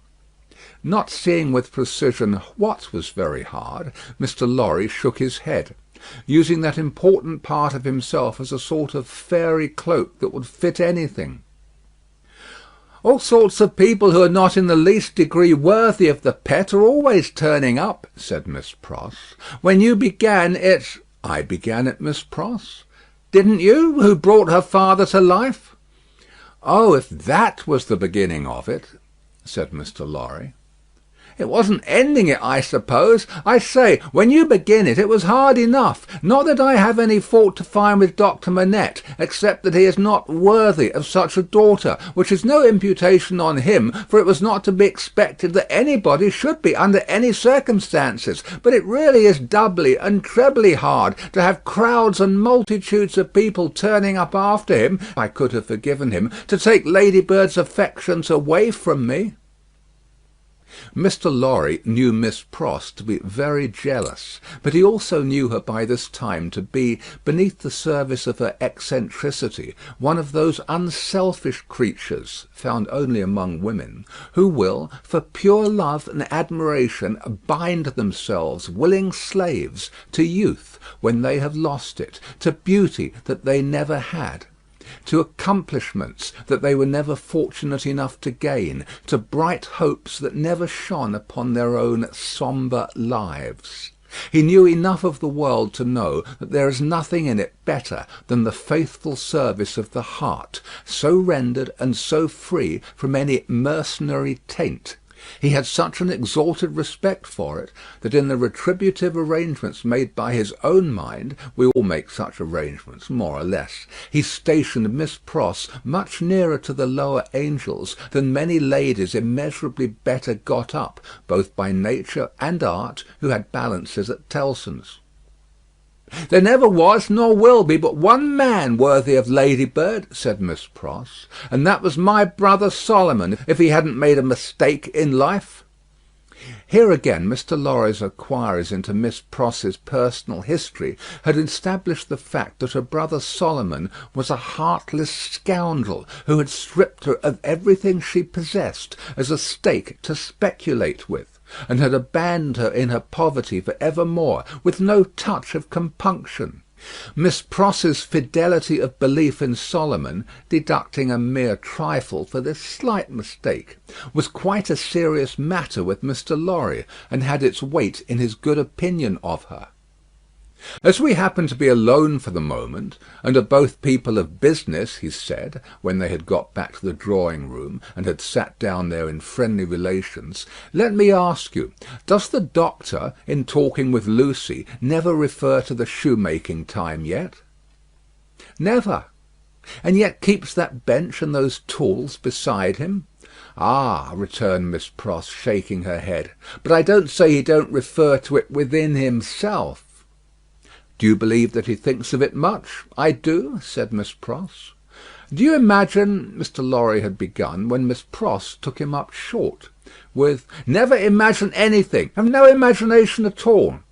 "I stand corrected. Do you suppose— you go so far as to suppose sometimes?" "Now and then," said Miss Pross. "Do you suppose," Mr. Lorry went on, with a laughing twinkle in his bright eye, as it looked kindly at her, "that Doctor Manette has any theory of his own, preserved through all those years, relative to the cause of his being so oppressed, perhaps even to the name of his oppressor?" "I don't suppose anything about it but what Ladybird tells me, and that is, that she thinks he has." "Now, don't be angry at my asking all these questions, because I am a mere dull man of business, and you are a woman of business." "Dull?" Miss Pross inquired, with placidity. Rather wishing his modest adjective away, Mr. Lorry replied, No, surely not. To return to business, is it not remarkable that Doctor Manette, unquestionably innocent of any crime, as we are all well assured he is, should never touch upon that question? I will not say with me, though he had business relations with me many years ago, and we are now intimate, I will say with the fair daughter to whom he is so devotedly attached, and who is so devotedly attached to him. Believe me, Miss Pross, I don't approach the topic with you out of curiosity, but out of zealous interest." "Well, to the best of my understanding, and bad's the best, you'll tell me," said Miss Pross, softened by the tone of the apology. "He is afraid of the whole subject." "Afraid?" "It's plain enough, I should think, why he may be. It's a dreadful remembrance. Besides that, his loss of himself grew out of it. Not knowing how he lost himself, or how he recovered himself, he may never feel certain of not losing himself again. That alone wouldn't make the subject pleasant, I should think." It was a profounder remark than Mr. Lorry had looked for. "True," said he, "and fearful to reflect upon. Yet a doubt lurks in my mind, Miss Pross, whether it is good for Doctor Manette to have that suppression always shut up within him. Indeed, it is this doubt, and the uneasiness it sometimes causes me, that has led me to our present confidence." "Can't be helped," said Miss Pross, shaking her head. "Touch that string, and he instantly changes for the worse. Better leave it alone. In short, must leave it alone, like or no like. Sometimes he gets up in the dead of the night, and will be heard by us overhead here. walking up and down in his room. Ladybird has learnt to know then that his mind is walking up and down in his old prison. She hurries to him, and they go on together, walking up and down until he is composed. But he never says a word of the true reason of his restlessness to her, and she finds it best not to hint at it to him. In silence they go walking up and down together, till her love and company have brought him to himself. Notwithstanding Miss Pross's denial of her own imagination, there was a perception of the pain of being monotonously haunted by one sad idea in her repetition of the phrase walking up and down, which testified to her possessing such a thing. The corner has been mentioned as a wonderful corner for echoes. It had begun to echo so resoundingly to the tread of coming feet that it seemed as though the very mention of that weary pacing to and fro had set it going. "Here they are," said Miss Pross, rising to break up the conference, "and now we shall have hundreds of people pretty soon."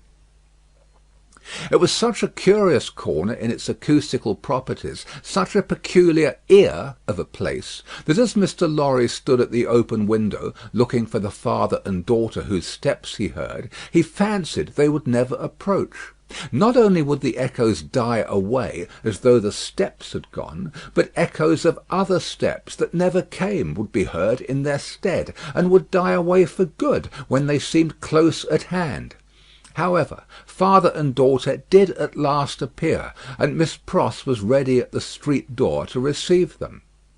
Miss Pross was a pleasant sight, albeit wild and red and grim, taking off her darling's bonnet when she came upstairs, and touching it up with the ends of her handkerchief, and blowing the dust off it, and folding her mantle ready for laying by, and smoothing her rich hair with as much pride as she could possibly have taken in her own hair, if she had been the vainest and handsomest of women. Her darling was a pleasant sight too, embracing her and thanking her, and protesting against her taking so much trouble for her, which last she only dared to do playfully, or Miss Pross, sorely hurt, would have retired to her own chamber and cried. The doctor was a pleasant sight too, looking on at them, and telling Miss Pross how she spoilt Lucie, in accents and with eyes that had as much spoiling in them as Miss Pross had, and would have had more if it were possible. Mr. Lorry was a pleasant sight too, beaming at all this in his little wig, and thanking his bachelor stars for having lighted him in his declining years to a home. But no hundreds of people came to see the sights, and Mr. Lorry looked in vain for the fulfilment of Miss Pross's prediction. Dinner time, and still no hundreds of people. In the arrangements of the little household, Miss Pross took charge of the lower regions, and always acquitted herself marvellously. Her dinners, of a very modest quality, were so well cooked, and so well served, and so neat in their contrivances, half English and half French, that nothing could be better.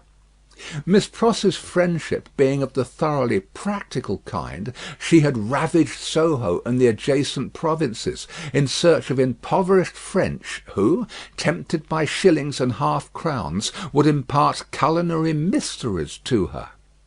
From these decayed sons and daughters of Gaul she had acquired such wonderful arts that the woman and girl who formed the staff of domestics regarded her as quite a sorceress, or Cinderella's godmother, who would send out for a fowl, a rabbit, a vegetable or two from the garden, and change them into anything she pleased.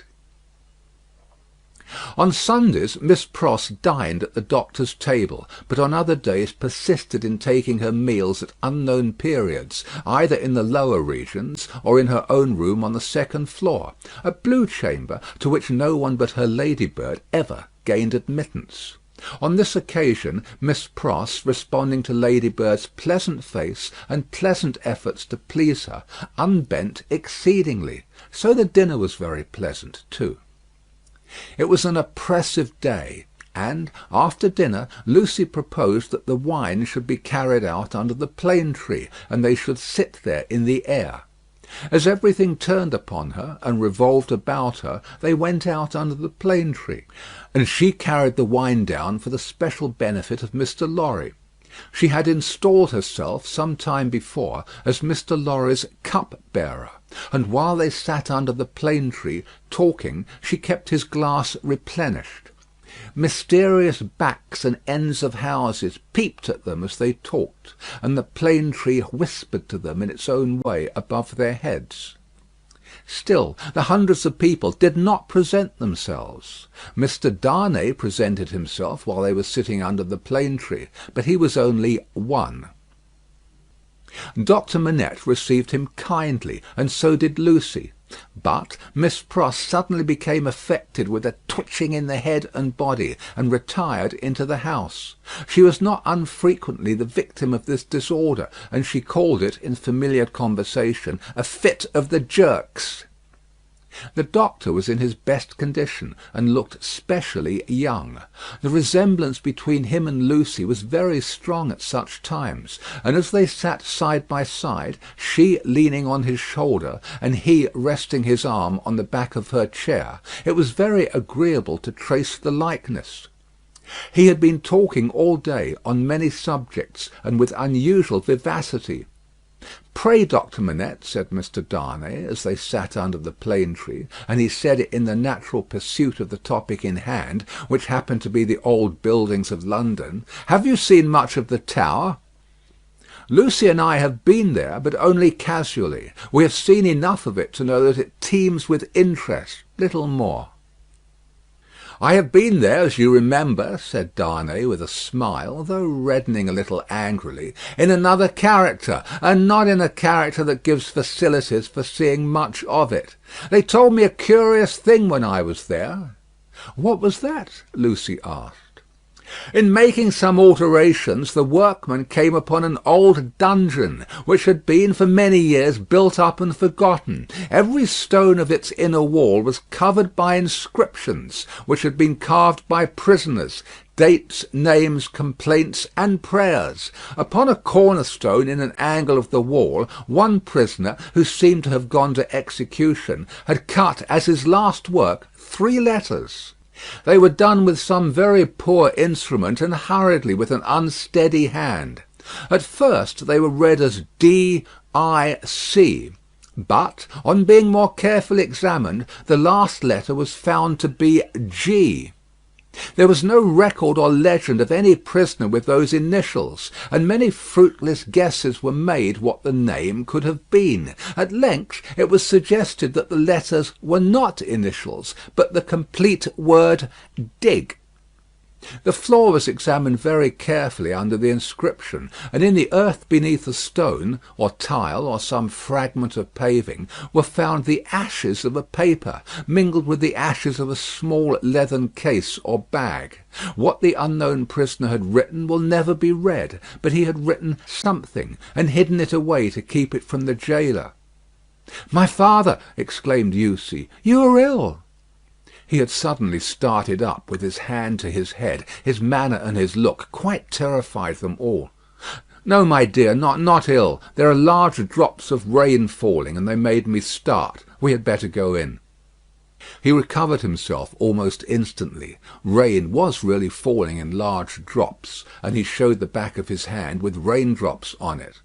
But he said not a single word in reference to the discovery that had been told of, and, as they went into the house, the business eye of Mr. Lorry either detected, or fancied it detected, on his face, as it turned toward Charles Darnay, the same singular look that had been upon it when it turned towards him in the passages of the court-house. He recovered himself so quickly, however, that Mr. Lorry had doubts of his business eye. The arm of the golden giant in the hall was not more steady than he was, when he stopped under it to remark to them that he was not yet proof against slight surprises, if he ever would be, and that the rain had startled him. Tea time, and Miss Pross making tea, with another fit of the jerks upon her, and yet no hundreds of people. Mr. Carton had lounged in, but he made only 2. The night was so very sultry that although they sat with doors and windows open, they were overpowered by heat. When the tea-table was done with, they all moved to one of the windows and looked out into the heavy twilight. Lucie sat by her father. Darnay sat beside her. Carton leaned against a window. The curtains were long and white, and some of the thunder gusts that whirled into the corner caught them up to the ceiling and waved them like spectral wings. "The raindrops are still falling, large, heavy, and few," said Doctor Manette. "It comes slowly." "It comes surely," said Carton. They spoke low, as people watching and waiting mostly do; as people in a dark room, watching and waiting for lightning, always do. There was a great hurry in the streets of people speeding away to get shelter before the storm broke. The wonderful corner for echoes resounded with the echoes of footsteps coming and going, yet not a footstep was there. "A multitude of people, and yet a solitude," said Darnay, when they had listened for a while. "Is it not impressive, Mr. Darnay?" asked Lucie. "Sometimes I have sat here of an evening until I have fancied, but even the shade of a foolish fancy makes me shudder to-night, when all is so black and solemn." "Let us shudder too. We may know what it is." "It will seem nothing to you. Such whims are only impressive as we originate them, I think. They are not to be communicated. I have sometimes sat alone here of an evening, listening, until I have made the echoes out to be the echoes of all the footsteps that are coming by and by into our lives." "There is a great crowd coming one day into our lives, if that be so," Sidney Carton struck in his moody way. The footsteps were incessant, and the hurry of them became more and more rapid. The corner echoed and re-echoed with the tread of feet, some as it seemed under the windows, some as it seemed in the room, some coming, some going, some breaking off, some stopping altogether, all in the distant streets, and not one within sight. "Are all these footsteps destined to come to all of us, Miss Manette, or are we to divide them among us?" "I don't know, Mr. Darnay. I told you it was a foolish fancy, but you asked for it. When I have yielded myself to it, I have been alone, and then I have imagined them the footsteps of the people who are to come into my life and my father's." "I take them into mine," said Carton. "I ask no questions and make no stipulations. There is a great crowd bearing down upon us, Miss Manette, and I see them by the lightning." He added the last words after there had been a vivid flash which had shown him lounging in the window. "And I hear them," he added again, after a peal of thunder. "Here they come, fast, fierce, and furious." It was the rush and roar of rain that he typified, and it stopped him, for no voice could be heard in it. A memorable storm of thunder and lightning broke with that sweep of water, and there was not a moment's interval in crash and fire and rain until the moon rose at midnight. The great bell of St. Paul's was striking one in the cleared air, when Mr. Lorry, escorted by Jerry, high-booted and bearing a lantern, set forth on his return passage to Clerkenwell. There were solitary patches of road on the way between Soho and Clerkenwell, and Mr. Lorry, mindful of footpads, always retained Jerry for this service, though it was usually performed a good 2 hours earlier. "What a night it has been! Almost a night, Jerry," said Mr. Lorry, "to bring the dead out of their graves." "I never see the night myself, master, nor yet I don't expect to. What would do that?" answered Jerry. "Good night, Mr. Carton," said the man of business. "Good night, Mr. Darnay. Shall we ever see such a night again together?" Perhaps see the great crowd of people with its rush and roar bearing down upon them too. End of Book 2, Chapter 6.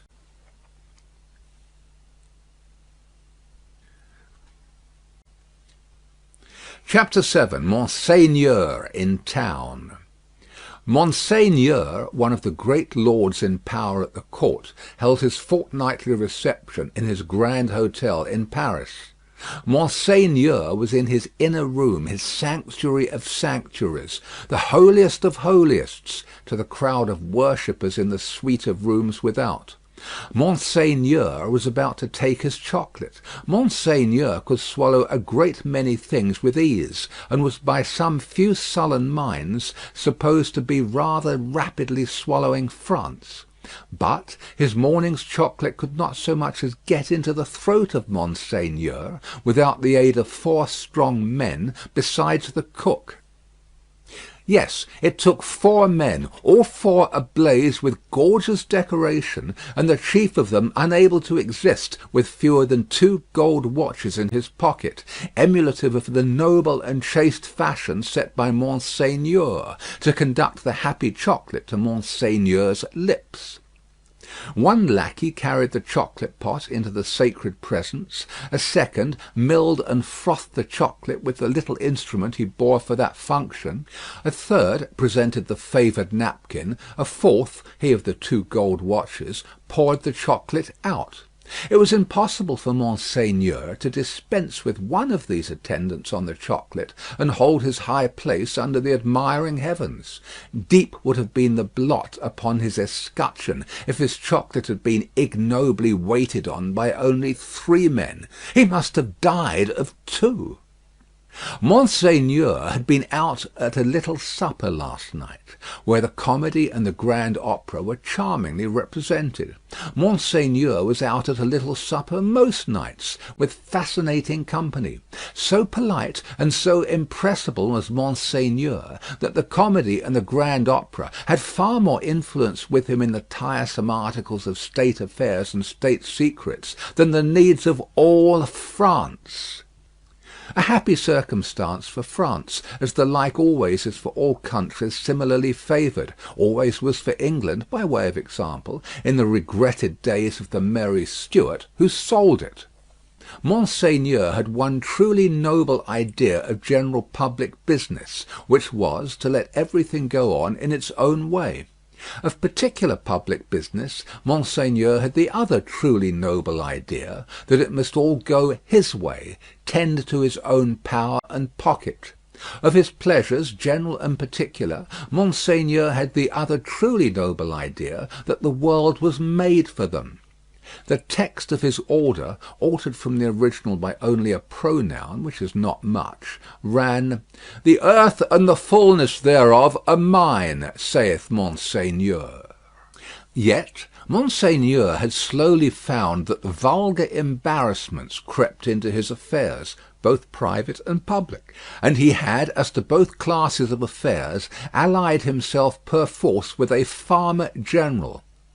As to finances public, because Monseigneur could not make anything at all of them, and must consequently let them out to somebody who could. As to finances private, because farmers general were rich, and Monseigneur, after generations of great luxury and expense, was growing poor. Hence Monseigneur had taken his sister from a convent, while there was yet time to ward off the impending veil, the cheapest garment she could wear, and had bestowed her as a prize upon a very rich farmer general, poor in family. Which farmer general, carrying an appropriate cane with a golden apple on the top of it, was now among the company in the outer rooms, much prostrated before by mankind, always excepting superior mankind of the blood of Monseigneur, who, his own wife included, looked down upon him with the loftiest contempt. A sumptuous man was the farmer general. 30 horses stood in his stables, 24 male domestics sat in his halls, 6 body women waited on his wife. As one who pretended to do nothing but plunder and forage where he could, the farmer general, howsoever his matrimonial relations conduced to social morality, was at least the greatest reality among the personages who attended at the hotel of Monseigneur that day. For the rooms, though a beautiful scene to look at, and adorned with every device of decoration that the taste and skill of the time could achieve, were, in truth, not a sound business. Considered with any reference to the scarecrows in the rags and nightcaps elsewhere, and not so far off either, but that the watching towers of Notre Dame, almost equidistant from the two extremes, could see them both, they would have been an exceedingly uncomfortable business, if that could have been anybody's business at the house of Monseigneur. Military officers destitute of military knowledge, naval officers with no idea of a ship, civil officers without a notion of affairs, brazen ecclesiastics of the worst world worldly, with sensual eyes, loose tongues, and looser lives, all totally unfit for their several callings, all lying horribly in pretending to belong to them, but all nearly or remotely of the order of Monseigneur, and therefore foisted on all public employments from which anything was to be got.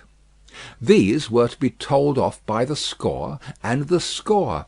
People not immediately connected with Monseigneur or the state, yet equally unconnected with anything that was real, or with lives passed in travelling by any straight road to any true earthly end, were no less abundant. Doctors who made great fortunes out of dainty remedies for imaginary disorders that never existed, smiled upon their courtly patients in the antechambers of Monseigneur. Projectors who had discovered every kind of remedy for the little evils with which the state was touched, except the remedy of setting to work in earnest to root out a single sin, poured their distracting babble into any ears they could lay hold of at the reception of Monseigneur.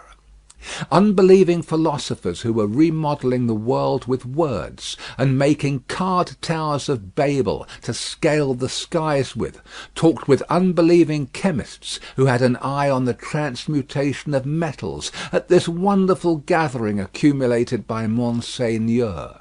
Exquisite gentlemen of the finest breeding, which was at that remarkable time, and has been since, to be known by its fruits of indifference to every natural subject of human interest, were in the most exemplary state of exhaustion at the hotel of Monseigneur. Such homes had these various notabilities left behind them in the fine world of Paris, that the spies among the assembled devotees of Monseigneur, forming a goodly half of the polite company, would have found it hard to discover among the angels of that sphere one solitary wife, who, in her manners and appearance, owned to being a mother.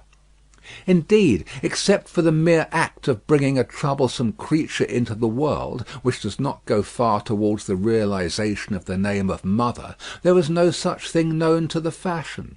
Peasant women kept the unfashionable babies close, and brought them up, and charming grandmammas of 60 dressed and supped as at 20.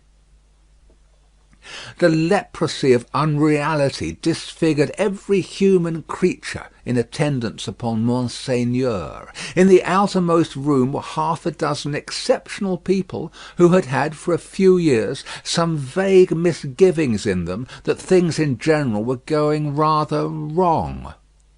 As a promising way of setting them right, half of the half-dozen had become members of a fantastic sect of convulsionists, and were even then considering within themselves whether they should foam, rage, roar, and turn cataleptic on the spot, thereby setting up a highly intelligible finger-post to the future for Monseigneur's guidance.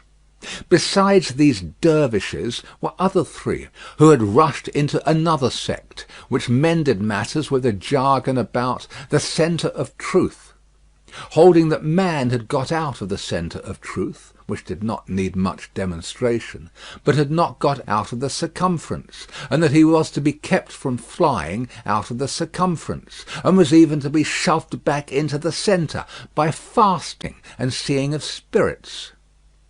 Amongst these, accordingly, much discoursing with spirits went on, and it did a world of good which never became manifest.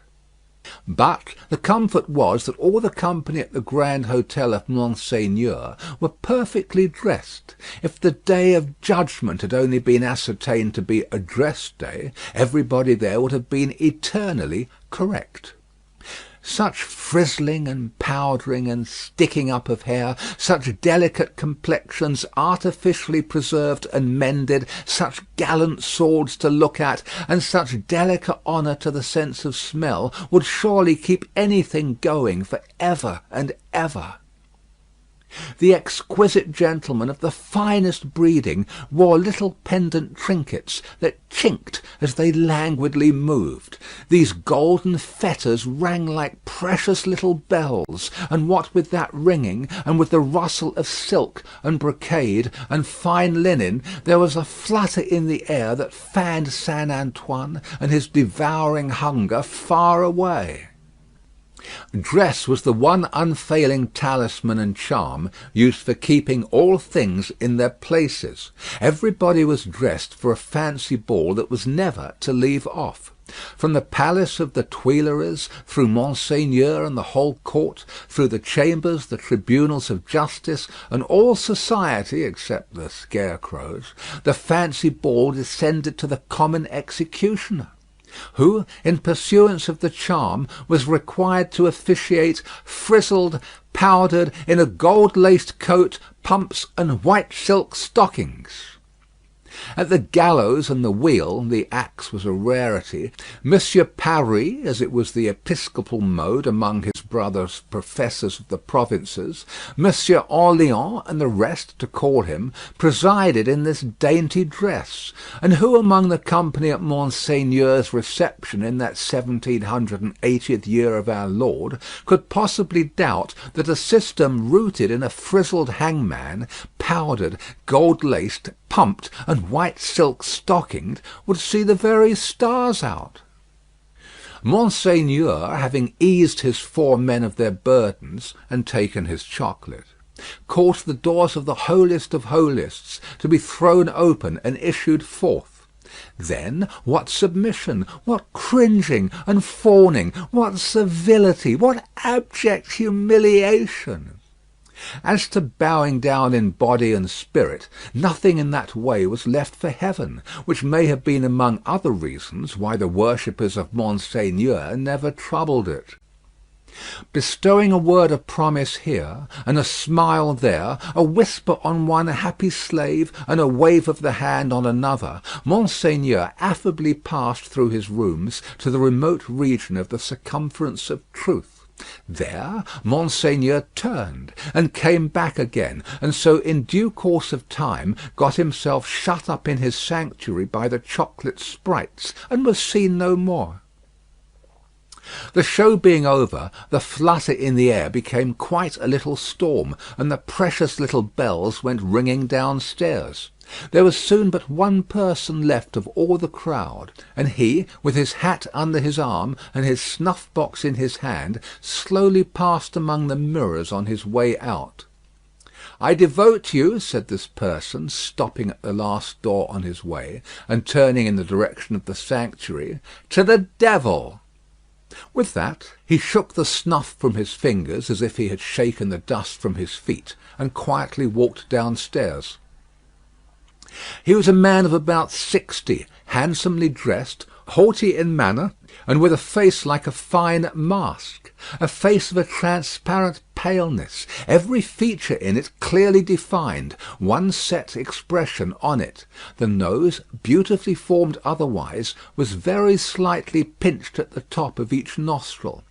In those 2 compressions, or dints, the only little change that the face ever showed resided. They persisted in changing colour sometimes, and they would be occasionally dilated and contracted by something like a faint pulsation. Then they gave a look of treachery and cruelty to the whole countenance. Examined with attention, its capacity of helping such a look was to be found in the line of the mouth, and the lines of the orbits of the eyes being much too horizontal and thin. Still, in the effect of the face made, it was a handsome face, and a remarkable one. Its owner went downstairs into the courtyard, got into his carriage, and drove away. Not many people had talked with him at the reception. He had stood in a little space apart, and Monseigneur might have been warmer in his manner. It appeared under the circumstances rather agreeable to him to see the common people dispersed before his horses, and often barely escaping from being run down. His man drove as if he were charging an enemy, and the furious recklessness of the man brought no check into the face or to the lips of the master.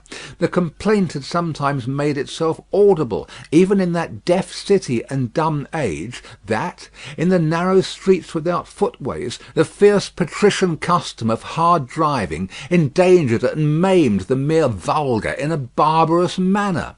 But few cared enough for that to think of it a second time, and in this matter, as in all others, the common wretches were left to get out of their difficulties as they could. With a wild rattle and clatter, and an inhuman abandonment of consideration not easy to be understood in these days, the carriage dashed through streets and swept round corners, with women screaming before it, and men clutching each other and clutching children out of its way. At last, swooping at a street corner by a fountain, one of its wheels came to a sickening little jolt, and there was a loud cry from a number of voices, and the horses reared and plunged. But for the latter inconvenience, the carriage probably would not have stopped. Carriages were often known to drive on and leave their wounded behind, and why not? But the frightened valet had got down in a hurry, and there were 20 hands at the horses' bridles. "What has gone wrong?" said Monsieur, calmly looking out. A tall man in a nightcap had caught up a bundle from among the feet of the horses, and had laid it on the basement of the fountain, and was down in the mud and wet, howling over it like a wild animal. "Pardon, Monsieur the Marquis," said a ragged and submissive man, "it is a child." "Why does he make that abominable noise? Is it his child?" "Excuse me, Monsieur the Marquis, it is a pity, yes." The fountain was a little removed, for the street opened, where it was, into a space some 10 or 12 yards square. As the tall man suddenly got up from the ground, and came running at the carriage, Monsieur the Marquis clapped his hand for an instant on his sword hilt. "Killed!" shrieked the man in wild desperation, extending both arms at their length above his head, and staring at him. "Dead!" The people closed round and looked at Monsieur the Marquis. There was nothing revealed by the many eyes that looked at him but watchfulness and eagerness. There was no visible menacing or anger. Neither did the people say anything. After the first cry they had been silent, and they remained so. The voice of the submissive man who had spoken was flat and tame in its extreme submission. Monsieur the Marquis ran his eyes over them all, as if they had been mere rats come out of their holes. He took out his purse. "It is extraordinary to me," said he, "that you people cannot take care of yourselves and your children. One or the other of you is for ever in the way. How do I know what injury you have done my horses? See, give him that." He threw out a gold coin for the valet to pick up, and all the heads craned forward, that all the eyes might look down at it as it fell. The tall man called out again, with a most unearthly cry, "Dead!" He was arrested by the quick arrival of another man, for whom the rest made way. On seeing him, the miserable creature fell upon his shoulder, sobbing and crying, and pointing to the fountain, where some women were stooping over the motionless bundle, and moving gently about it. They were as silent, however, as the men. "I know all," said the last comer. "Be a brave man, my Gaspard. It is better for the poor little plaything to die so than to live. It has died in a moment without pain. Could it have lived an hour as happily?" "You're a philosopher, you there," said the Marquis, smiling. "How do they call you?" "They call me Defarge." "Of what trade?" "Monsieur the Marquis, vendor of wine." "Pick up that, philosopher and vendor of wine," said the Marquis, throwing him another gold coin, "and spend it as you will. The horses there, are they right?" Without deigning to look at the assemblage a second time, Monsieur the Marquis leaned back in his seat, and was just being driven away with the air of a gentleman who had accidentally broke some common thing and had paid for it, and could afford to pay for it, when his ease was suddenly disturbed by a coin flying into his carriage and ringing on its floor. "Hold!" said Monsieur the Marquis. "Hold the horses! Who threw that?" He looked to the spot where Defarge the vendor of wine had stood a moment before, but the wretched father was grovelling on his face on the pavement in that spot, and the figure that stood beside him was the figure of a dark, stout woman knitting. "You dogs," said the Marquis, but smoothly and with an unchanged front, except as to the spots on his nose, "I would ride over any of you very willingly and exterminate you from the earth. If I knew which rascal threw at the carriage, and if that brigand were sufficiently near it, he should be crushed under the wheels." So cowed was their condition, and so long and hard their experience of what such a man could do to them, within the law and beyond it, that not a voice, or a hand, or even an eye was raised. Among the men not one. But the woman who stood knitting looked up steadily, and looked the Marquis in the face.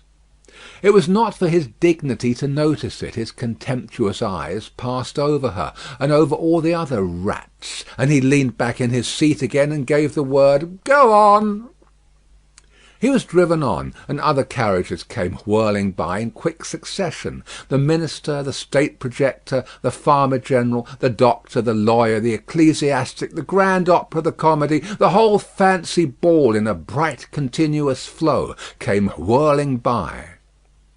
The rats had crept out of their holes to look on, and they remained looking on for hours, soldiers and police often passing between them and the spectacle, and making a barrier behind which they slunk, and through which they peeped. The father had long ago taken up his bundle and bidden himself away with it, when the women who had tended the bundle while it lay on the base of the fountain sat there watching the running of the water and the rolling of the fancy ball, when the one woman who had stood conspicuous, knitting, still knitted on with the steadfastness of fate. The water of the fountain ran, the swift river ran, the day ran into evening. So much life in the city ran into death according to rule. Time and tide waited for no man. The rats were sleeping close together in their dark holes again. The fancy ball was lighted up at supper. All things ran their course. End of Book 2, Chapter 7.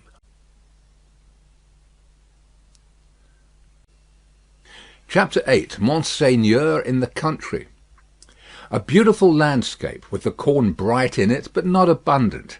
Patches of poor rye where corn should have been. Patches of poor peas and beans. Patches of most coarse vegetable substitutes for wheat. On inanimate nature, as on the men and women who cultivated it, a prevalent tendency towards an appearance of vegetating unwillingly, a dejected disposition to give up and wither away. Monsieur the Marquis in his travelling carriage, which might have been lighter, conducted by 4 post horses and 2 postilions, fagged up a steep hill. A blush on the countenance of Monsieur the Marquis was no impeachment of his high breeding. It was not from within. It was occasioned by an external circumstance beyond his control, the setting sun. The sunset struck so brilliantly into the travelling carriage when it gained the hilltop, that its occupant was steeped in crimson. "It will die out," said Monsieur the Marquis, glancing at his hands, "directly." In effect, the sun was so low that it dipped at the moment. When the heavy drag had been adjusted to the wheel, and the carriage slid downhill with a cinderous smell in a cloud of dust, the red glow departed quickly. The sun and the Marquis going down together, there was no glow left when the drag was taken off. But there remained a broken country, bold and open, a little village at the bottom of the hill, a broad sweep and rise beyond it, a church tower, a windmill, a forest for the chase, and a crag with a fortress on it used as a prison. Round upon all these darkening objects as the night drew on, the Marquis looked with the air of one who was coming near home.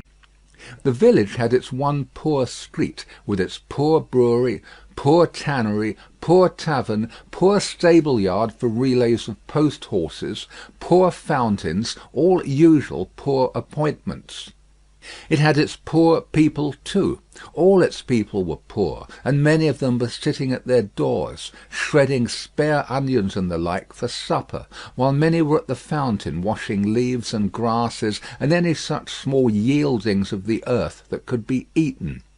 Expressive sips of what made them poor were not wanting. The tax for the state, the tax for the church, the tax for the lord, tax local and tax general were to be paid here and to be paid there, according to solemn inscription in the little village, until the wonder was that there was any village left unswallowed. Few children were to be seen, and no dogs. As to the men and women, their choice on earth was stated in the prospect: life on the lowest terms that could sustain it, down in the little village under the mill, or captivity and death in the dominant prison on the crag. Heralded by a courier in advance, and by the cracking of his postilions' whips, which twined snake-like about their heads in the evening air, as if he came attended by the Furies, Monsieur the Marquis drew up in his travelling carriage at the posting-house gate. It was hard by the fountain, and the peasants suspended their operations to look at him.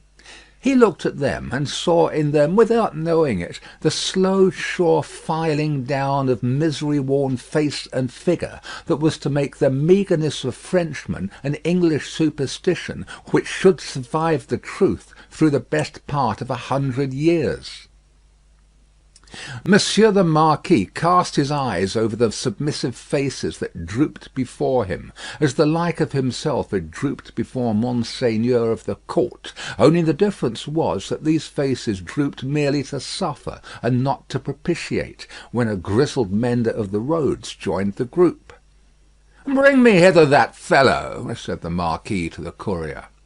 The fellow was brought, cap in hand, and the other fellows closed round to look and listen in the manner of the people at the Paris fountain. "I passed you on the road?" "Monseigneur, it is true. I had the honour of being passed on the road." "Coming up the hill and at the top of the hill both?" "Monseigneur, it is true." "What did you look at so fixedly?" "Monseigneur, I looked at the man." He stooped a little, and with his tattered blue cap pointed under the carriage. All his fellows stooped to look under the carriage. "What man, pig, and why look there?" "Pardon, Monseigneur, he swung by the chain of the shoe, the drag." "Who?" demanded the traveller. "Monseigneur, the man." "May the devil carry away these idiots. How do you call the man? You know all the men of this part of the country. Who was he?" "Your clemency, Monseigneur. He was not of this part of the country. Of all the days of my life I never saw him." "Swinging by the chain to be suffocated?" "With your gracious permission. That was the wonder of it, Monseigneur. His head hanging over, like this." He turned himself sideways to the carriage and leaned back, with his face thrown up to the sky, and his head hanging down, then recovered himself, fumbled with his cap, and made a bow. "What was he like?" "Monseigneur, he was whiter than the miller, all covered with dust, white as a spectre, tall as a spectre." The picture produced an immense sensation in the little crowd, but all eyes, without comparing notes with other eyes, looked at Monsieur the Marquis, perhaps to observe whether he had any spectre on his conscience. "Truly you did well," said the Marquis, felicitously sensible that such vermin were not to ruffle him. To see a thief accompanying my carriage and not open that great mouth of yours? Bah! Put him aside, Monsieur Gabelle." Monsieur Gabelle was the postmaster and some other taxing functionary united. He had come out with great obsequiousness to assist at this examination, and had held the examined by the drapery of his arm in an official manner. "Bah! Go aside," said Monsieur Gabelle. "Lay hands on the stranger if he seeks to lodge in your village to-night, and be sure that his business is honest, Gabelle." "Monseigneur, I am flattered to devote myself to your orders." "Did he run away, fellow? Where is that accursed?" The accursed was already under the carriage with some half-dozen particular friends, pointing out the chain with his blue cap. Some half-dozen other particular friends promptly hauled him out, and presented him breathless to Monsieur the Marquis. "Did the man run away, dolt, when we stopped for the drag?" "Monseigneur, he precipitated himself over the hillside, head first, as a person plunges into the river." "See to it, Gabelle. Go on." The half-dozen who were peering at the chain were still among the wheels, like sheep. The wheels turned so suddenly that they were lucky to save their skins and bones. They had very little else to save, or they might not have been so fortunate. The burst with which the carriage started out of the village and up the rise beyond was soon checked by the steepness of the hill. Gradually it subsided to a foot-pace, swinging and lumbering upward among the many sweet scents of a summer night. The postilions, with 1,000 gossamer gnats circling about them in lieu of the furies, quietly mended the points to the lashes of their whips. The valet walked beside the horses. The courier was audible, trotting on ahead into the dun distance. At the steepest point of the hill there was a little burial ground, with a cross and a new large figure of our Saviour on it. It was a poor figure in wood, done by some inexperienced rustic carver, but he had studied the figure from the life, his own maybe, for it was dreadfully spare and thin. To this distressful emblem of a great distress that had long been growing worse, and was not at its worst, a woman was kneeling. She turned her head as the carriage came up to her, rose quickly, and presented herself at the carriage door. "It is you, Monseigneur! Monseigneur, a petition!" With an exclamation of impatience, but with his unchangeable face, Monseigneur looked out. "How then? What is it? Always petitions!" "Monseigneur, for the love of the great God, my husband, the forester!" "What of your husband, the forester? Always the same with you people. He cannot pay something." "He has paid all, Monseigneur. He is dead." "Well, he is quiet. Can I restore him to you?" "Alas, no, Monseigneur, but he lies yonder under a little heap of poor grass." "Well?"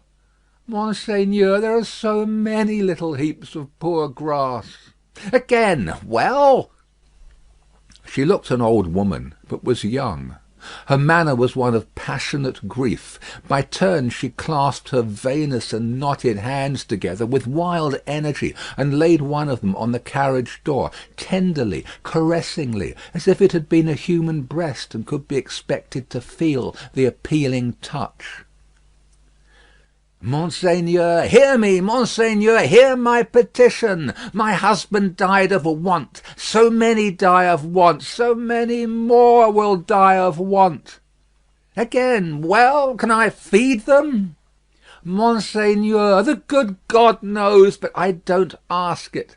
My petition is that a morsel of stone or wood with my husband's name may be placed over him to show where he lies. Otherwise the place will be quickly forgotten. It will never be found when I am dead of the same malady. I shall be laid under some other heap of poor grass. Monseigneur, there are so many. They increase so fast. There is so much want. Monseigneur, Monseigneur."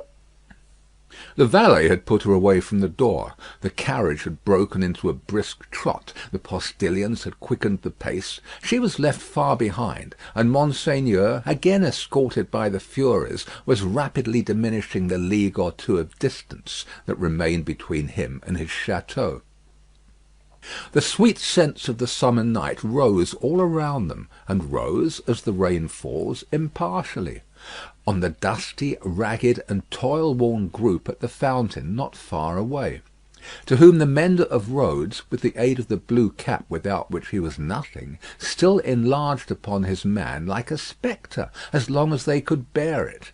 By degrees, as they could bear no more, they dropped off one by one, and lights twinkled in little casements, which lights, as the casements darkened, and more stars came out, seemed to have shot up into the sky, instead of having been extinguished. The shadow of a large high-roofed house, and of many overhanging trees, was upon Monsieur the Marquis by that time, and the shadow was exchanged for the light of a flambeau as his carriage stopped, and the great door of his château was opened to him. "Monsieur Charles, whom I expect, is he arrived from England?" "Monseigneur, not yet." End of Book 2, Chapter 8. Chapter 9. The Gorgon's Head. It was a heavy massive building, that château of Monsieur the Marquis, with a large stone courtyard before it, and two stone sweeps of staircase meeting in a stone terrace before the principal door. A stony business altogether, with heavy stone balustrades, and stone urns, and stone flowers, and stone faces of men, and stone heads of lions in all directions, as if the Gorgon's head had surveyed it when it was finished 2 centuries ago. Up the broad flight of shallow steps, Monsieur the Marquis, flambeau preceded, went from his carriage, sufficiently disturbing the darkness to elicit loud remonstrance from an owl in the roof of the great pile of stable building away among the trees. All else was so quiet that the flambeau carried up the steps, and the other flambeau held at the great door, burnt as if they were in a close room of state instead of being in the open night air.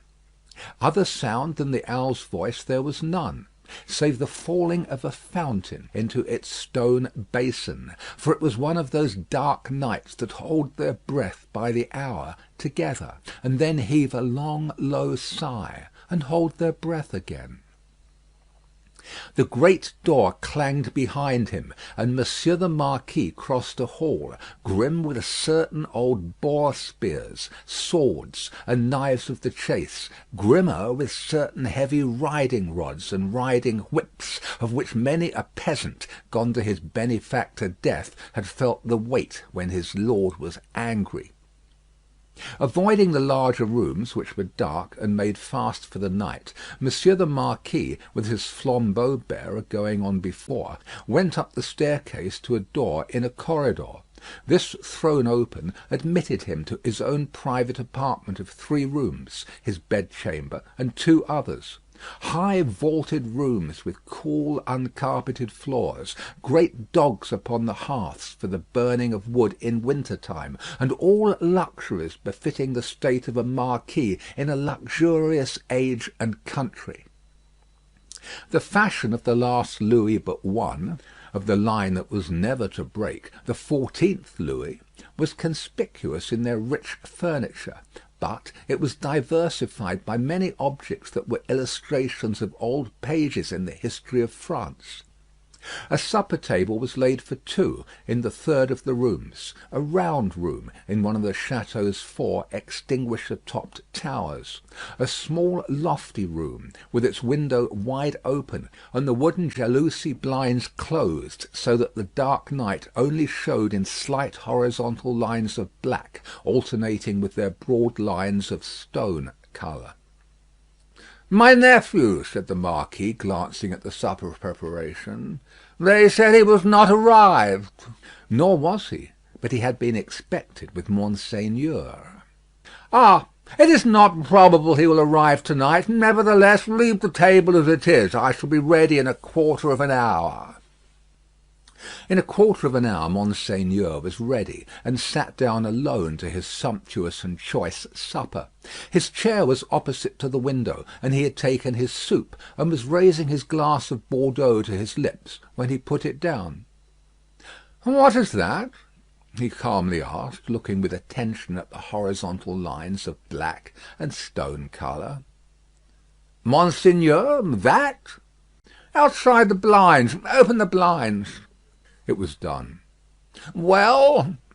"Monseigneur, it is nothing. The trees and the night are all that are here."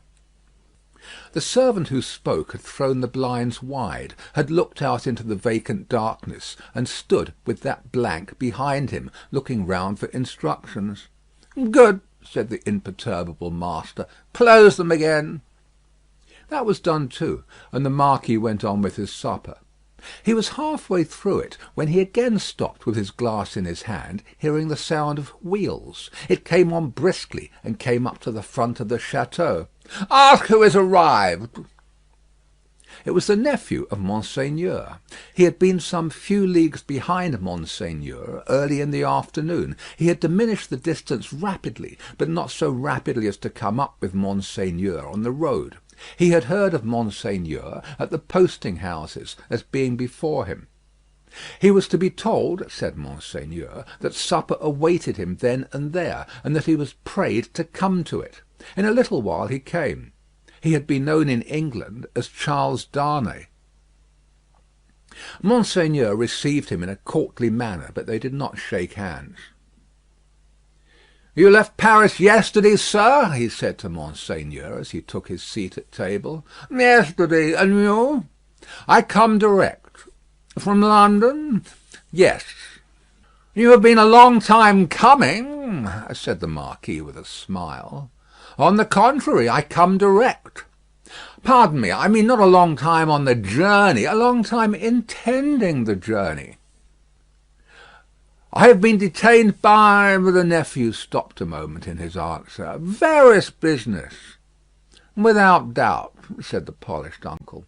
So long as the servant was present, no other words passed between them. When coffee had been served and they were alone together, the nephew, looking at the uncle and meeting the eyes with the face that was like a fine mask, opened a conversation. "I have come back, sir, as you anticipate, pursuing the object that took me away. It carried me into great and unexpected peril, but it is a sacred object, and if it had carried me to death, I hope it would have sustained me." "Not to death," said the uncle. "It is not necessary to say to death." "I doubt, sir," returned the nephew, "whether, if it had carried me to the utmost brink of death, you would have cared to stop me there." The deepened marks in the nose, and the lengthening of the fine straight lines in the cruel face, looked ominous as to that. The uncle made a graceful gesture of protest, which was so clearly a slight form of good breeding that it was not reassuring. "Indeed, sir," pursued the nephew, "for anything I know, you may have expressly worked to give a more suspicious appearance to the suspicious circumstances that surrounded me." "No, no, no," said the uncle pleasantly.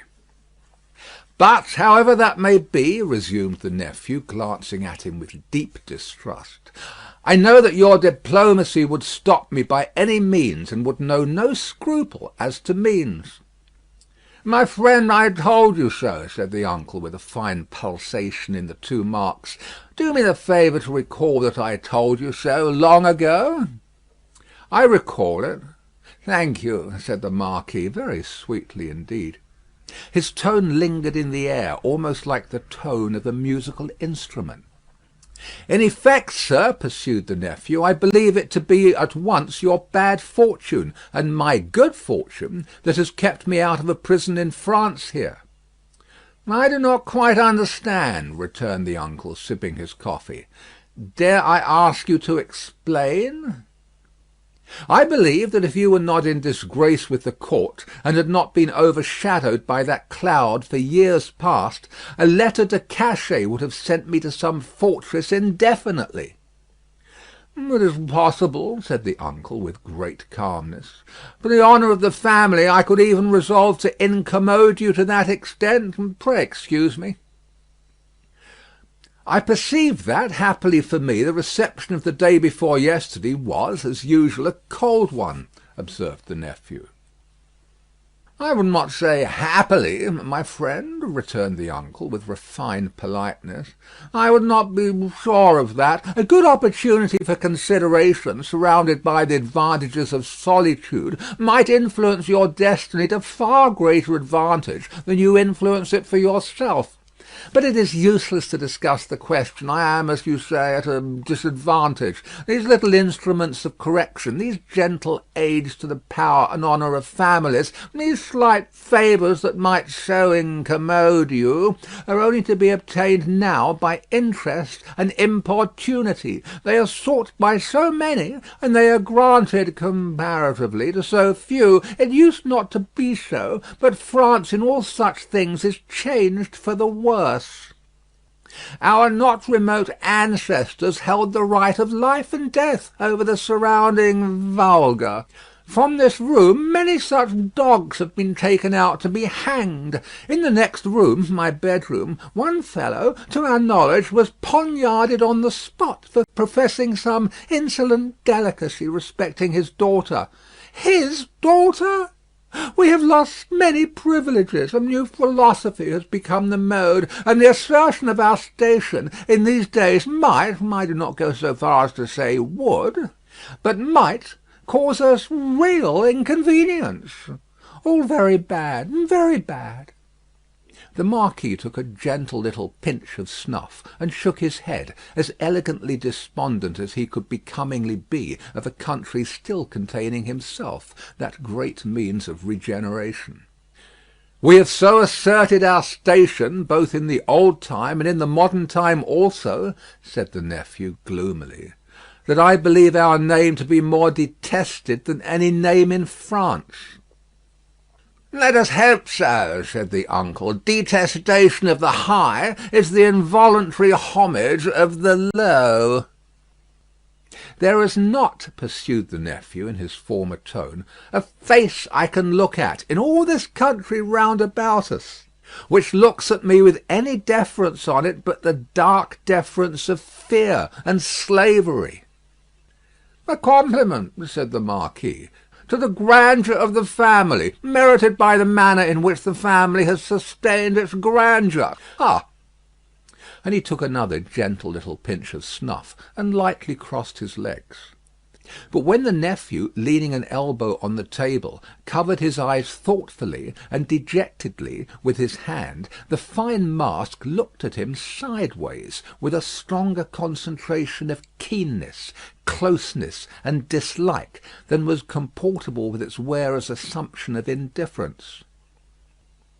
"Repression is the only lasting philosophy. The dark deference of fear and slavery, my friend," observed the Marquis, "will keep the dogs obedient to the whip, as long as this roof," looking up to it, "shuts out the sky." That might not be so long as the Marquis supposed. If a picture of the chateau as it was to be a very few years hence, and of 50 like it as they too were to be a very few years hence, could have been shown to him that night, he might have been at a loss to claim his own from the ghastly, fire-charred, plunder-wrecked ruins. As for the roof he vaunted, he might have found that shutting out the sky in a new way, to wit, forever, from the eyes of the bodies into which its lead was fired out of the barrels of 100,000 muskets. "Meanwhile," said the Marquis, "I will preserve the honour and repose of the family if you will not. But you must be fatigued. Shall we terminate our conference for the night?" "A moment more." "An hour, if you please." "Sir," said the nephew, "we have done wrong, and we are reaping the fruits of wrong." "We have done wrong?" repeated the Marquis, with an inquiring smile, and delicately pointing first to his nephew, then to himself. Our family, our honourable family, whose honour is of so much account to both of us, in such different ways. Even in my father's time we did a world of wrong, injuring every human creature who came between us and our pleasure, whatever it was. Why need I speak of my father's time, when it is equally yours? Can I separate my father's twin brother, joint inheritor, and next successor, from himself?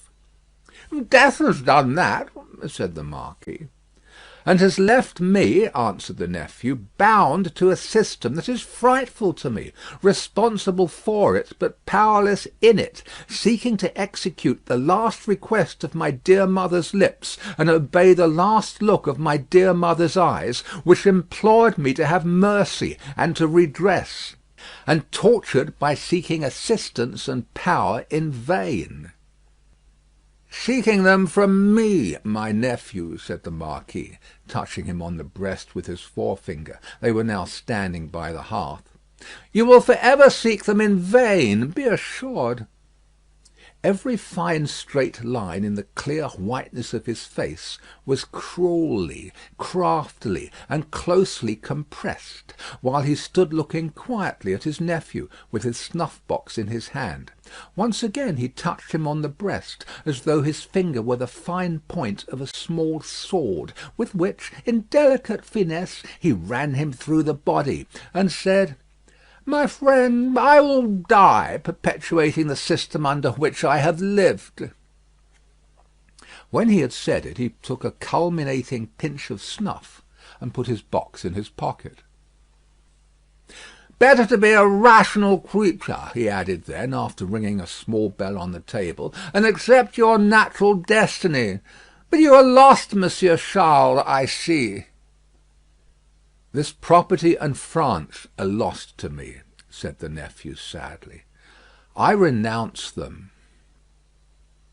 Are they both yours to renounce? France may be, but as the property, it is scarcely worth mentioning. But is it yet? I had no intention in the words I used to claim it yet. If it passed to me from you tomorrow, which I have the vanity to hope is not probable, or 20 years hence.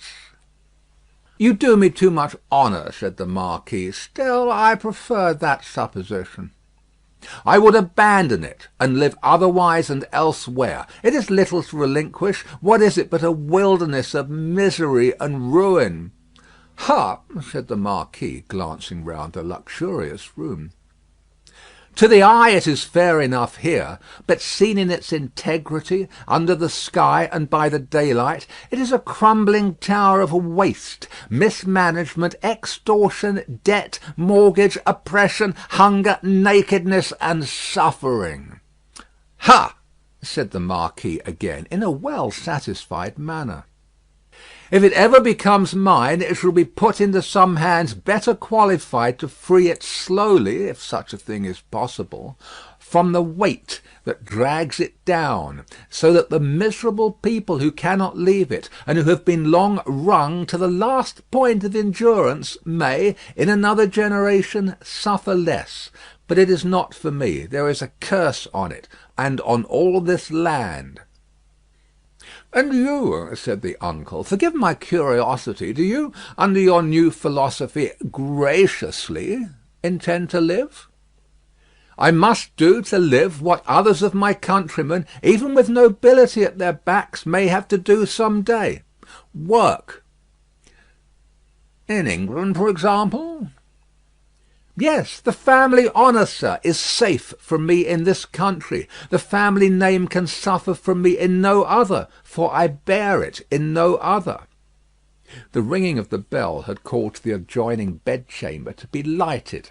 It now shone brightly through the door of communication. The Marquis looked that way and listened for the retreating step of the valet. England is very attractive to you, seeing how indifferently you have prospered there, he observed then, turning his calm face to his nephew with a smile. I have already said that for my prospering there, I am sensible I may be indebted to you, sir. For the rest, it is my refuge. They say, those boastful English, that it is the refuge of many. You know a compatriot who has found a refuge there, a doctor?" "Yes." "With a daughter?" "Yes." "Yes," said the Marquis. "You are fatigued. Good night." As he bent his head in his most courtly manner, there was a secrecy in his smiling face, and he conveyed an air of mystery to those words, which struck the eyes and ears of his nephew forcibly.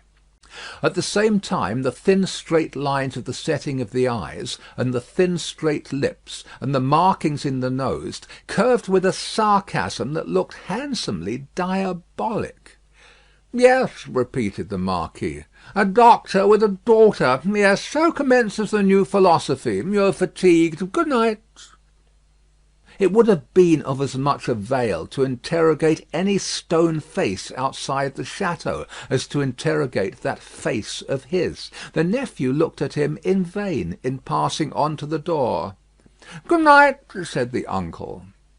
"I look to the pleasure of seeing you again in the morning. Good repose. Light monsieur my nephew to his chamber there, and burn monsieur my nephew in his bed if you will," he added to himself before he rang his little bell again, and summoned his valet to his own bedroom. The valet come and gone, Monsieur the Marquis walked to and fro in his loose chamber robe to prepare himself gently for sleep that hot still night. Rustling about the room, his softly slippered feet making no noise on the floor, he moved like a refined tiger, looking like some enhanced marquis of the impenitently wicked sort in story, whose periodical change into tiger form was either just going off or just coming on. He moved from end to end of his voluptuous bedroom, looking again at the scraps of the day's journey that came unbidden into his mind, the slow toil up the hill at sunset, the setting sun, the descent, the mill, the prison on the crag, the little village in the hollow, the peasants at the fountain, and the mender of roads with his blue cap pointing out the chain under the carriage. That fountain suggested the Paris fountain, the little bundle lying on the step, the woman bending over it, and the tall man with his arms up, crying, "Dead!" "I am cool now," said Monsieur the Marquis, "and may go to bed."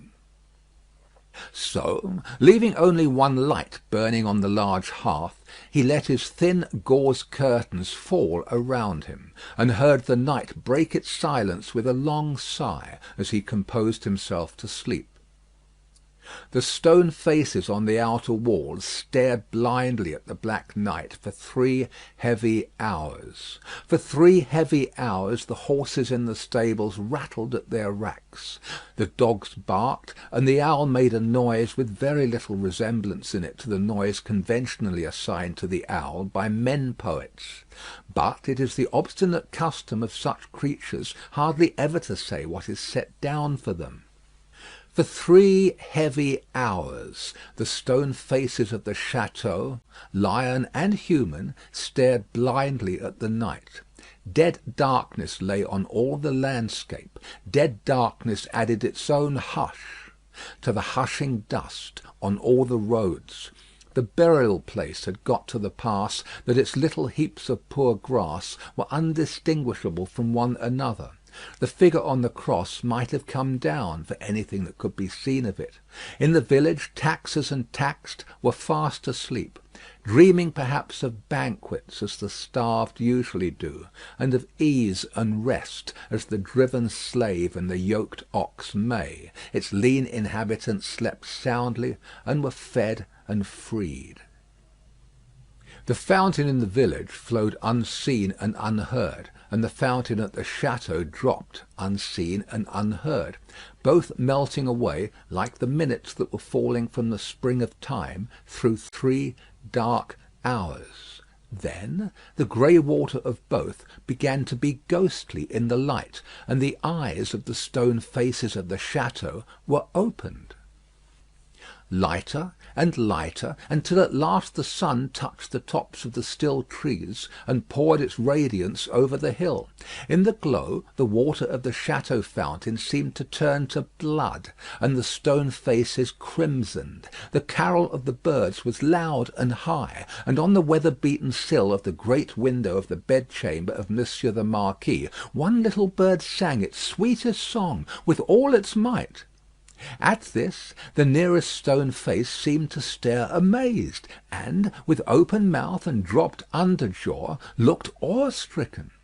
Now the sun was full up, and movement began in the village. Casement windows opened, crazy doors were unbarred, and people came forth shivering, chilled as yet by the new sweet air.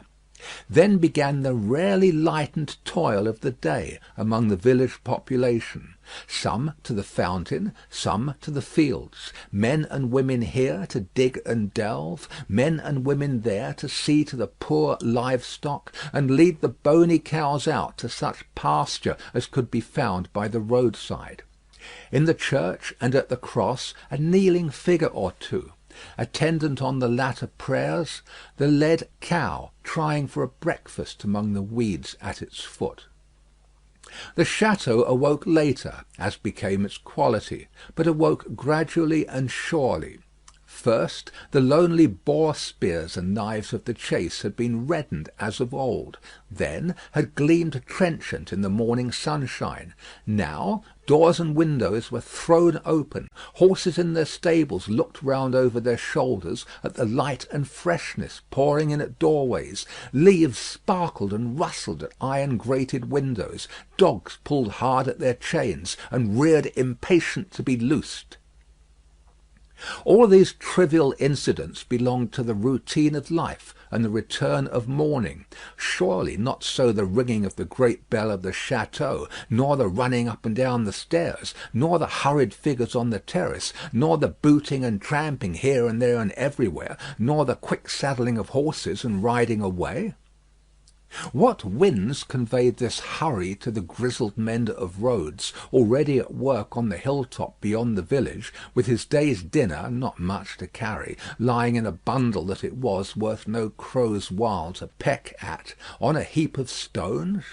Had the birds, carrying some grains of it to a distance, dropped one over him as they sow chance seeds?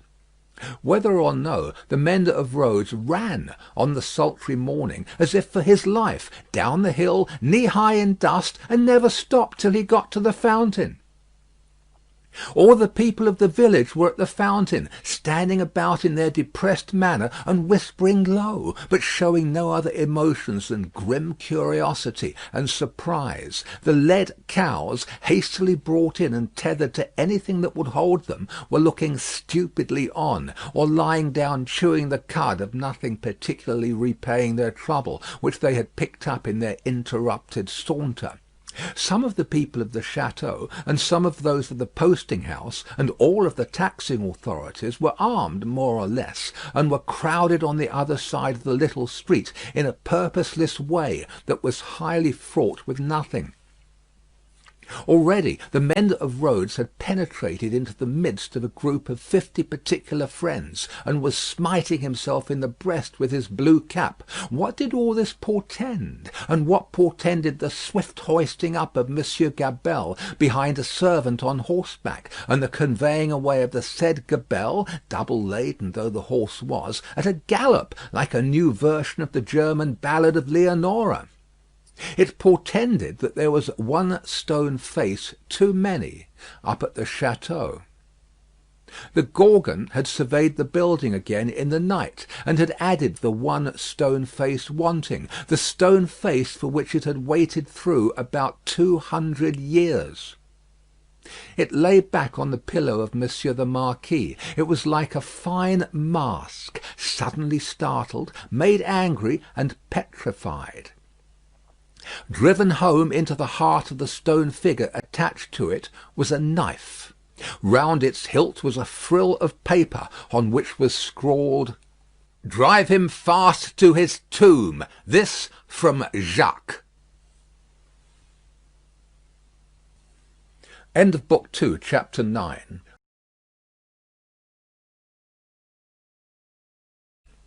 Chapter 10. Two Promises. More months to the number of 12 had come and gone, and Mr. Charles Darnay was established in England as a higher teacher of the French language, who was conversant with French literature.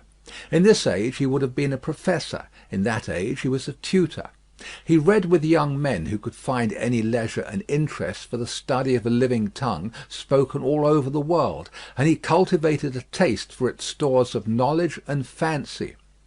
He could write of them, besides, in sound English, and render them into sound English. Such masters were not at that time easily found. Princes that had been, and kings that were to be, were not yet of the teacher class, and no ruined nobility had dropped out of Tellson's ledgers to turn cooks and carpenters. As a tutor, whose attainments made the student's way unusually pleasant and profitable, and as an elegant translator who brought something to his work besides mere dictionary knowledge, young Mr. Darnay soon became known and encouraged. He was well acquainted, moreover, with the circumstances of his country, and those were of ever-growing interest. So, with great perseverance and untiring industry, he prospered.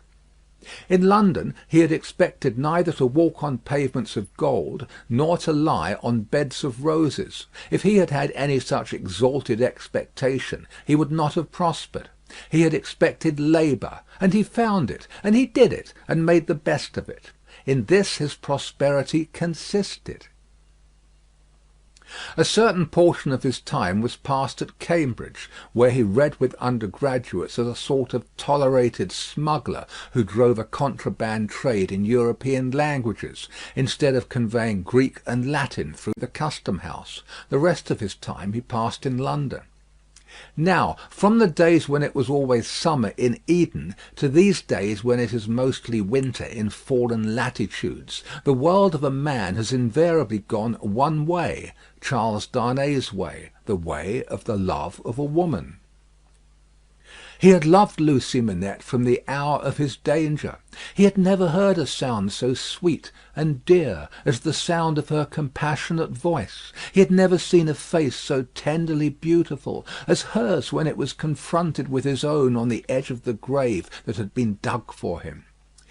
But he had not yet spoken to her on the subject. The assassination at the deserted château far away, beyond the heaving water and the long, long dusty roads, the solid stone château, which had itself become the mere mist of a dream, had been done a year, and he had never yet, by so much as a single spoken word, disclosed to her the state of his heart. That he had his reasons for this he knew full well. It was again a summer day when, lately arrived in London from his college occupation, he turned into the quiet corner in Soho, bent on seeking an opportunity of opening his mind to Doctor Manette.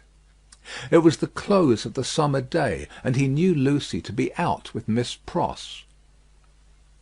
He found the doctor reading in his armchair at a window. The energy which had at once supported him under his old sufferings and aggravated their sharpness had been gradually restored to him. He was now a very energetic man indeed, with great firmness of purpose, strength of resolution, and vigour of action.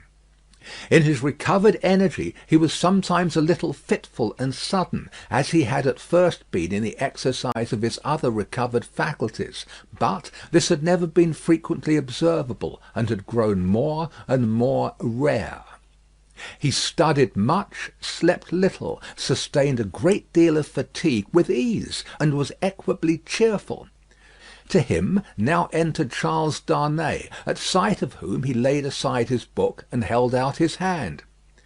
"Charles Darnay, I rejoice to see you. We have been counting on your return these 3 or 4 days past. Mr. Stryver and Sidney Carton were both here yesterday, and both made you out to be more than due." "I am obliged to them for their interest in the matter," he answered, a little coldly as to them, though very warmly as to the doctor. "Miss Manette is well," said the doctor, as he stopped short, "and your return will delight us all. She has gone out on some household matters, but will soon be home." Doctor Manette, I knew she was from home. I took the opportunity of her being from home to beg to speak to you." There was a blank silence.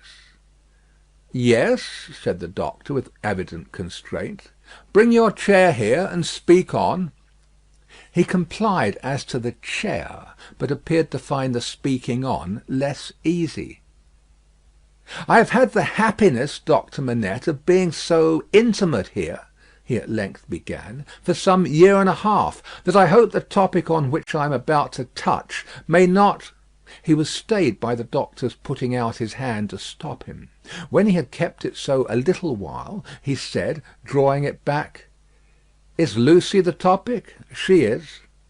It is hard for me to speak of her at any time. It is very hard for me to hear her spoken of in that tone of yours, Charles Darnay. It is a tone of fervent admiration, true homage, and deep love, Doctor Manette," he said deferentially. There was another blank silence before her father rejoined, "I believe it. I do you justice. I believe it." His constraint was so manifest, and it was so manifest too that it originated in an unwillingness to approach the subject, that Charles Darnay hesitated. "Shall I go on, sir?" Another blank. "Yes, go on." "You anticipate what I would say, though you cannot know how earnestly I say it, how earnestly I feel it, without knowing my secret heart, and the hopes and fears and anxieties with which it has long been laden. Dear Doctor Manette, I love your daughter fondly, dearly, disinterestedly, devotedly. If ever there were love in the world, I love her. You have loved yourself. Let your old love speak for me." The doctor sat with his face turned away and his eyes bent on the ground. At the last words he stretched out his hand again, hurriedly, and cried, "Not that, sir! Let that be. I adjure you, do not recall that." His cry was so like a cry of actual pain that it rang in Charles Darnay's ears long after he had ceased. He motioned with the hand he had extended, and it seemed to be an appeal to Darnay to pause. The latter so received it, and remained silent. "I ask your pardon," said the doctor in a subdued tone after some moments. "I do not doubt your loving Lucie. You may be satisfied of it." He turned towards him in the chair, but did not look at him or raise his eyes. His chin dropped upon his hand, and his white hair overshadowed his face. "Have you spoken to Lucie?" "No." "Nor written?" "Never." "It would be ungenerous to affect not to know that your self-denial is to be referred to your consideration for her father. Her father thanks you." He offered his hand, but his eyes did not go with it. "I know," said Darnay respectfully. "How can I fail to know, Doctor Manette, I who have seen you together from day to day, that between you and Miss Manette there is an affection so unusual, so touching, so belonging to the circumstances in which it has been nurtured, that it can have few parallels, even in the tenderness between a father and child. I know, Doctor Manette, how can I fail to know, that, mingled with the affection and duty of a daughter who has become a woman, there is in her heart towards you all the love and reliance of infancy itself. I know that, as in her childhood she had no parent, so she is now devoted to you with all the constancy and fervour of her present years and character, united to the trustfulness and attachment of the early days in which you were lost to her. I know perfectly well that if you had been restored to her from the world beyond this life, you could hardly be invested, in her sight, with a more sacred character than that in which you are always with her. I know that when she is clinging to you, the hands of baby, girl, and woman, all in one, are round your neck.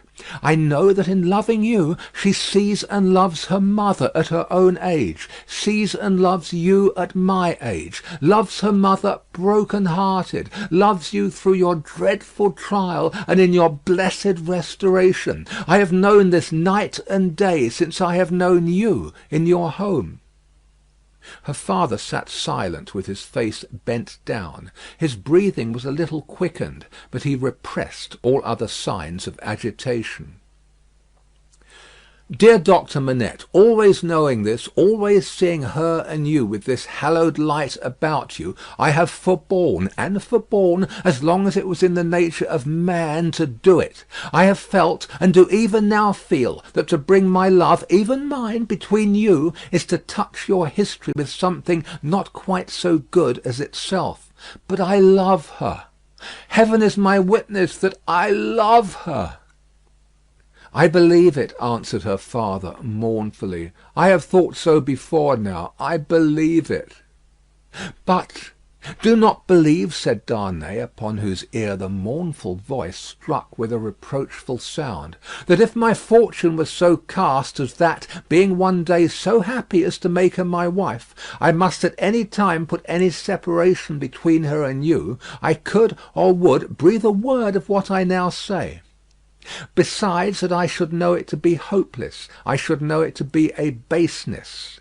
If I had any such possibility, even at a remote distance of years, harboured in my thoughts, and hidden in my heart, if it ever had been there, if it ever could be there, I could not now touch this honoured hand.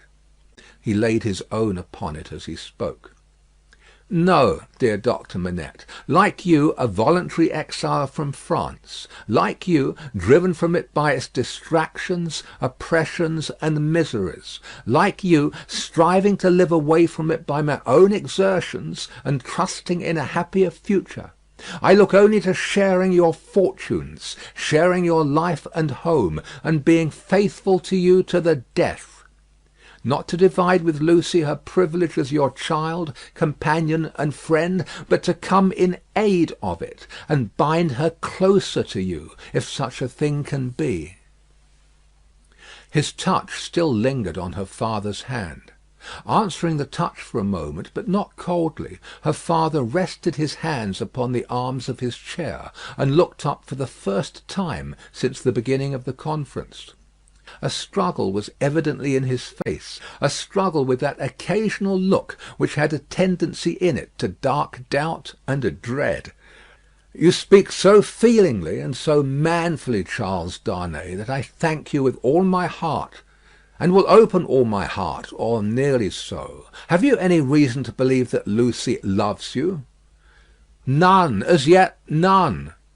Is it the immediate object of this confidence that you may at once ascertain that with my knowledge?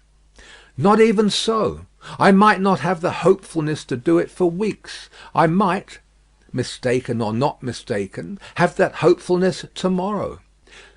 Do you seek any guidance from me? I ask none, sir, but I have thought it possible that you might have it in your power, if you should deem it right, to give me some. Do you seek any promise from me? I do seek that. What is it? I well understand that, without you, I could have no hope. I well understand that, even if Miss Manette held me at this moment in her innocent heart, do not think I have the presumption to assume so much, I could retain no place in it against her love for her father. If that be so, do you see what, on the other hand, is involved in it? I understand equally well that a word from her father in any suitor's favour would outweigh herself and all the world. For which reason, Doctor Manette, said Darnay, modestly but firmly, I would not ask that word to save my life. I am sure of it, Charles Darnay. Mysteries arise out of close love, as well as out of wide division. In the former case they are subtle and delicate, and difficult to penetrate. My daughter Lucie is, in this one respect, such a mystery to me. I can make no guess as to the state of her heart. May I ask, sir, if you think she is—" As he hesitated, her father supplied the rest. "Is sought by any other suitor?" "It is what I meant to say." Her father considered a little before he answered. "You have seen Mr. Carton here yourself. Mr. Stryver is here too occasionally. If it be at all, it can only be by one of these." "Or both," said Darnay. "I had not thought of both. I should not think either likely. You want a promise from me. Tell me what it is." "It is, that if Miss Manette should bring to you at any time, on her own part, such a confidence as I have ventured to lay before you, you will bear testimony to what I have said, and to your belief in it. I hope you may be able to think so well of me as to urge no influence against me. I say nothing more of my stake in this. This is what I ask. The condition on which I ask it, and which you have an undoubted right to require, I will observe immediately." "I give the promise," said the doctor, "without any condition. I believe your object to be purely and truthfully as you have stated it. I believe your intention is to perpetuate, and not to weaken, the ties between me and my other and far dearer self. If she should ever tell me that you are essential to her perfect happiness, I will give her to you. If there were, Charles Darnay, if there were—" The young man had taken his hand gratefully. Their hands were joined as the doctor spoke. "Any fancies, any reasons, any apprehensions, anything whatsoever, new or old, against the man she really loved, the direct responsibility thereof not lying on his head, they should all be obliterated for her sake. She is everything to me, more to me than suffering, more to me than wrong, more to me— well, this is idle talk." So strange was the way in which he faded into silence, and so strange his fixed look when he had ceased to speak, that Darnay felt his own hand turn cold in the hand that slowly released and dropped it. "You said something to me," said Doctor Manette, breaking into a smile. "What was it you said to me?" He was at a loss how to answer, until he remembered having spoken of a condition. Relieved as his mind reverted to that, he answered, "Your confidence in me ought to be returned with full confidence on my part. My present name, though but slightly changed from my mother's, is not, as you will remember, my own. I wish to tell you what that is, and why I am in England." "Stop!" said the doctor of Beauvais. "I wish it that I may better deserve your confidence, and have no secret from you." "Stop!" For an instant the doctor even had his two hands at his ears. For another instant even had his two hands laid on Darnay's lips. "Tell me when I ask you, not now. If your suit should prosper, if Lucie should love you, you shall tell me on your marriage morning. Do you promise?" "Willingly." "Give me your hand. She will be home directly, and it is better she should not see us together to-night. Go. God bless you." It was dark when Charles Darnay left him, and it was an hour later and darker when Lucie came home. She hurried into the room alone, for Miss Pross had gone straight upstairs, and was surprised to find his reading chair empty. "My father!" she called to him. "Father, dear!" Nothing was said in answer, but she heard a low hammering sound in his bedroom.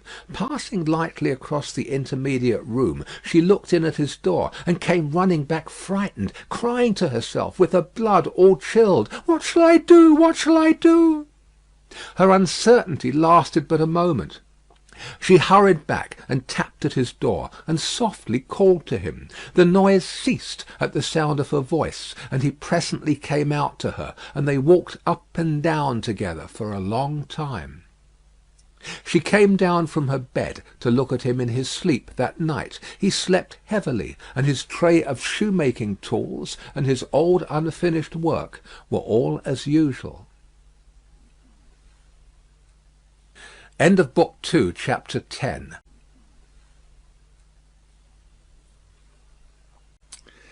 Chapter 11. A Companion Picture. "Sidney," said Mr. Stryver on that self-same night or morning to his jackal, "mix another bowl of punch. I have something to say to you." Sidney had been working double tides that night, and the night before, and the night before that, and a good many nights in succession, making a grand clearance among Mr. Stryver's papers before the setting in of the long vacation. The clearance was effected at last. The Stryver arrears were handsomely fetched up. Everything was got rid of until November should come, with its fogs atmospheric and fogs legal, and bring grist to the mill again. Sidney was none the livelier, and none the soberer for so much application. It had taken a deal of extra wet towelling to pull him through the night. A correspondingly extra quantity of wine had preceded the towelling, and he was in a very damaged condition, as he now pulled his turban off and threw it into the basin, in which he had steeped it at intervals for the last 6 hours. "Are you mixing that other bowl of punch?" said Stryver the portly, with his hands in his waistband, glancing round from the sofa where he lay on his back. "I am." "Now look here, I'm going to tell you something that will rather surprise you, and that perhaps will make you think me not quite as shrewd as you usually do think me. I intend to marry." "Do you?" "Yes, and not for money. What do you say now?" "I don't feel disposed to say much. Who is she?" "Guess." "Do I know her?" "Guess." "I'm not going to guess at 5 o'clock in the morning with my brains frying and sputtering in my head. If you want me to guess, you must ask me to dinner." "Well, then I'll tell you," said Stryver, coming slowly into a sitting posture. "Sidney, I rather despair of making myself intelligible to you, because you are such an insensible dog." "And you," returned Sidney, busy concocting the punch, "are such a sensitive and poetical spirit." "Come," rejoined Stryver, laughing boastfully, "though I don't prefer any claim to being the soul of romance, for I hope I know better, still I am a tenderer sort of fellow than you." "You are a luckier, if you mean that." "I don't mean that. I mean I am a man of more—" "Say gallantry while you are about it," suggested Carton. "Well, I'll say gallantry. My meaning is that I am a man," said Stryver, inflating himself at his friend as he made the punch, "who cares more to be agreeable, who takes more pains to be agreeable, who knows better how to be agreeable in a woman's society than you do." "Go on," said Sidney Carton. "No, but before I go on," said Stryver, shaking his head in his bullying way, "I'll have this out with you. You've been at Doctor Manette's house as much as I have, or more than I have. Why, I have been ashamed of your moroseness there. Your manners have been of that silent and sullen and hangdog kind. That, upon my life and soul, I've been ashamed of you, Sidney." "It should be very beneficial to a man in your practice at the bar to be ashamed of anything," returned Sidney. "You ought to be much obliged to me." "You should not get off in that way," rejoined Stryver, shouldering the rejoinder at him. "No, Sidney, it is my duty to tell you, and I tell you to your face to do you good, that you are a devilish ill-conditioned fellow in that sort of society. You are a disagreeable fellow." Sidney drank a bumper of the punch he had made, and laughed. "Look at me," said Stryver, squaring himself. "I have less need to make myself agreeable than you have, being more independent in circumstances. Why do I do it?" "I never saw you do it yet," muttered Carton. "I do it because it's politic. I do it on principle, and look at me. I get on." "You don't get on with your account of your matrimonial intentions," answered Carton, with a careless air. "I wish you would keep to that. As to me, will you never understand that I am incorrigible?"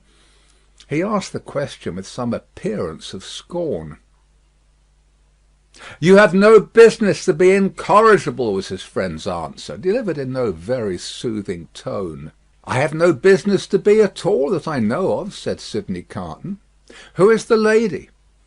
"Now, don't let my announcement of the name make you uncomfortable, Sidney," said Mr. Stryver, preparing him with ostentatious friendliness for the disclosure he was about to make, "because I know you don't mean half you say, and if you meant it all, it would be of no importance. I make this little preface because you once mentioned the young lady to me in slighting terms." "I did?" "Certainly, and in these chambers." Sidney Carton looked at his punch, and looked at his complacent friend, drank his punch, and looked at his complacent friend. You made mention of the young lady as a golden-haired doll. The young lady is Miss Manette. If you had been a fellow of any sensitiveness or delicacy of feeling in that kind of way, Sidney, I might have been a little resentful of your employing such a designation. But you are not. You want that sense altogether. Therefore I am no more annoyed when I think of the expression than I should be annoyed by a man's opinion of a picture of mine who had no eye for pictures, or of a piece of music of mine who had no ear for music. Sidney Carton drank the punch at a great rate, drank it by bumpers, looking at his friend. "Now you know all about it, Sid," said Mr. Stryver. "I don't care about Fortune. She is a charming creature, and I have made up my mind to please myself. On the whole, I think I can afford to please myself. She will have in me a man already pretty well off, and a rapidly rising man, and a man of some distinction. It is a piece of good fortune for her, but she is worthy of good fortune. Are you astonished?" Carton, still drinking the punch, rejoined, "Why should I be astonished? You approve?" Carton, still drinking the punch, rejoined, "Why should I not approve?" "Well," said his friend Stryver, "you take it more easily than I fancied you would, and you are less mercenary on my behalf than I thought you would be. Though, to be sure, you know well enough by this time that your ancient chum is a man of a pretty strong will. Yes, Sidney, I have had enough of this style of life, with no other as a change from it. I feel that it is a pleasant thing for a man to have a home when he feels inclined to go to it. When he doesn't, he can stay away, and I feel that Miss Manette will tell well in any station, and will always do me credit. So I have made up my mind. And now, Sidney, old boy, I want to say a word to you about your prospects. You are in a bad way, you know. You really are in a bad way. You don't know the value of money. You live hard. You'll knock up one of these days and be ill and poor. You really ought to think about a nurse." The prosperous patronage with which he said it made him look twice as big as he was, and 4 times as offensive. "Now, let me recommend you," pursued Stryver, "to look it in the face. I have looked it in the face in my different way. Look it in the face, you, in your different way. Marry.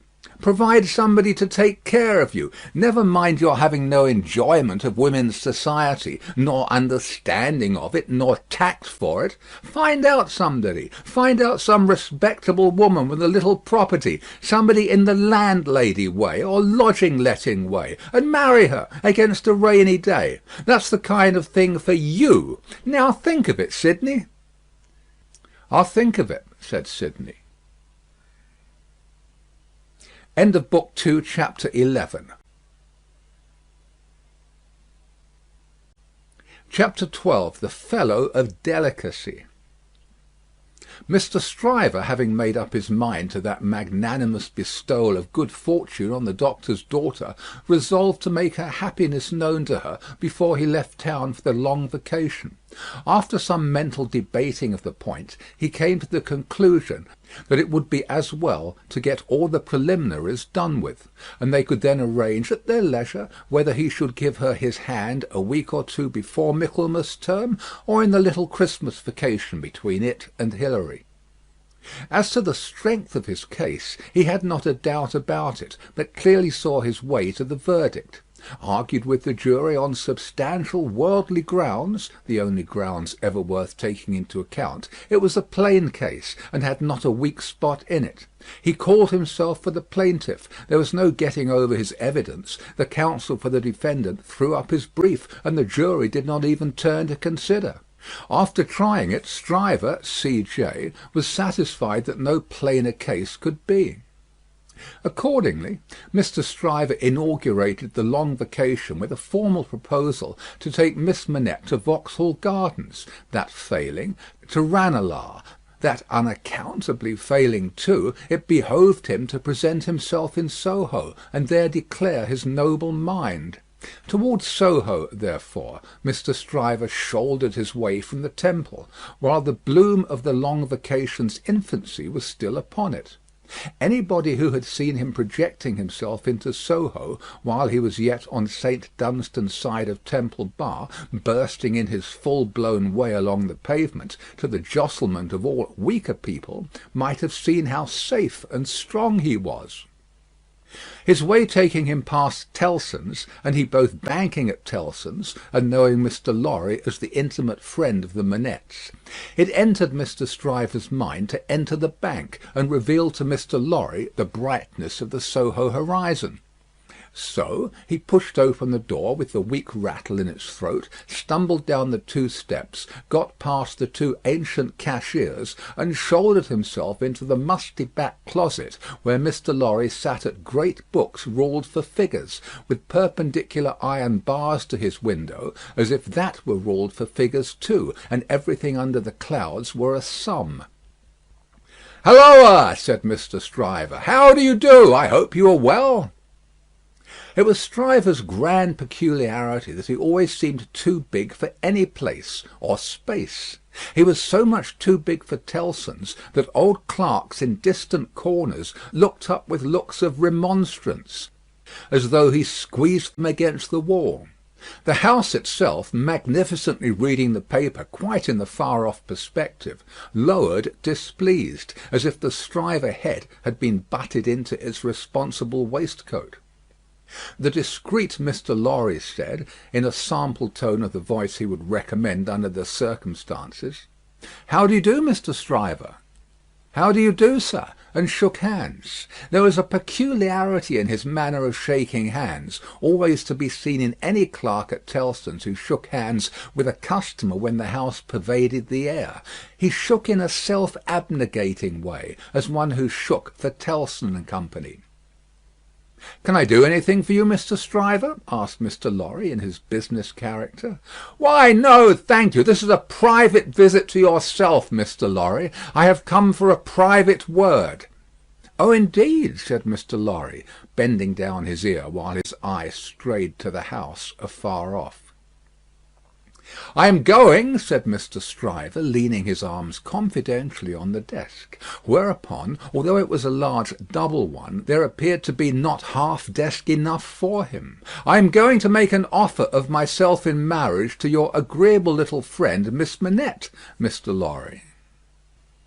"Oh, dear me!" cried Mr. Lorry, rubbing his chin and looking at his visitor dubiously.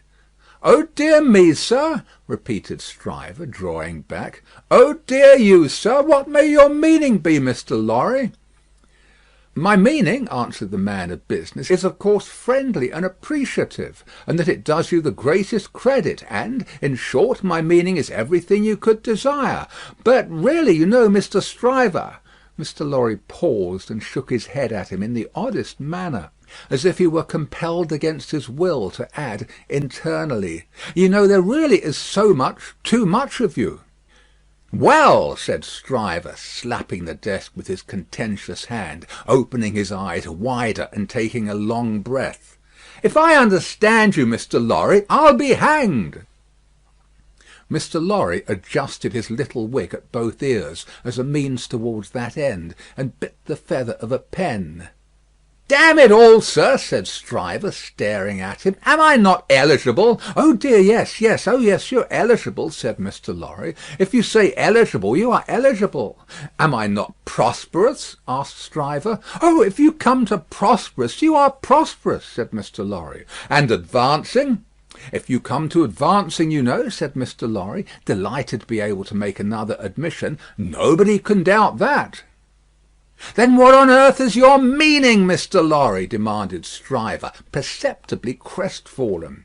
"Well, were you going there now?" asked Mr. Lorry. "Straight," said Stryver, with a plump of his fist on the desk. "Then I think I wouldn't if I was you." "Why?" said Stryver. "Now, I'll put you in a corner," forensically shaking a forefinger at him. "You are a man of business, and bound to have a reason. State your reason. Why wouldn't you go?" "Because," said Mr. Lorry, "I wouldn't go on such an object without having some cause to believe that I should succeed." "Damn me!" cried Stryver. "But this beats everything." Mr. Lorry glanced at the distant house and glanced at the angry Stryver.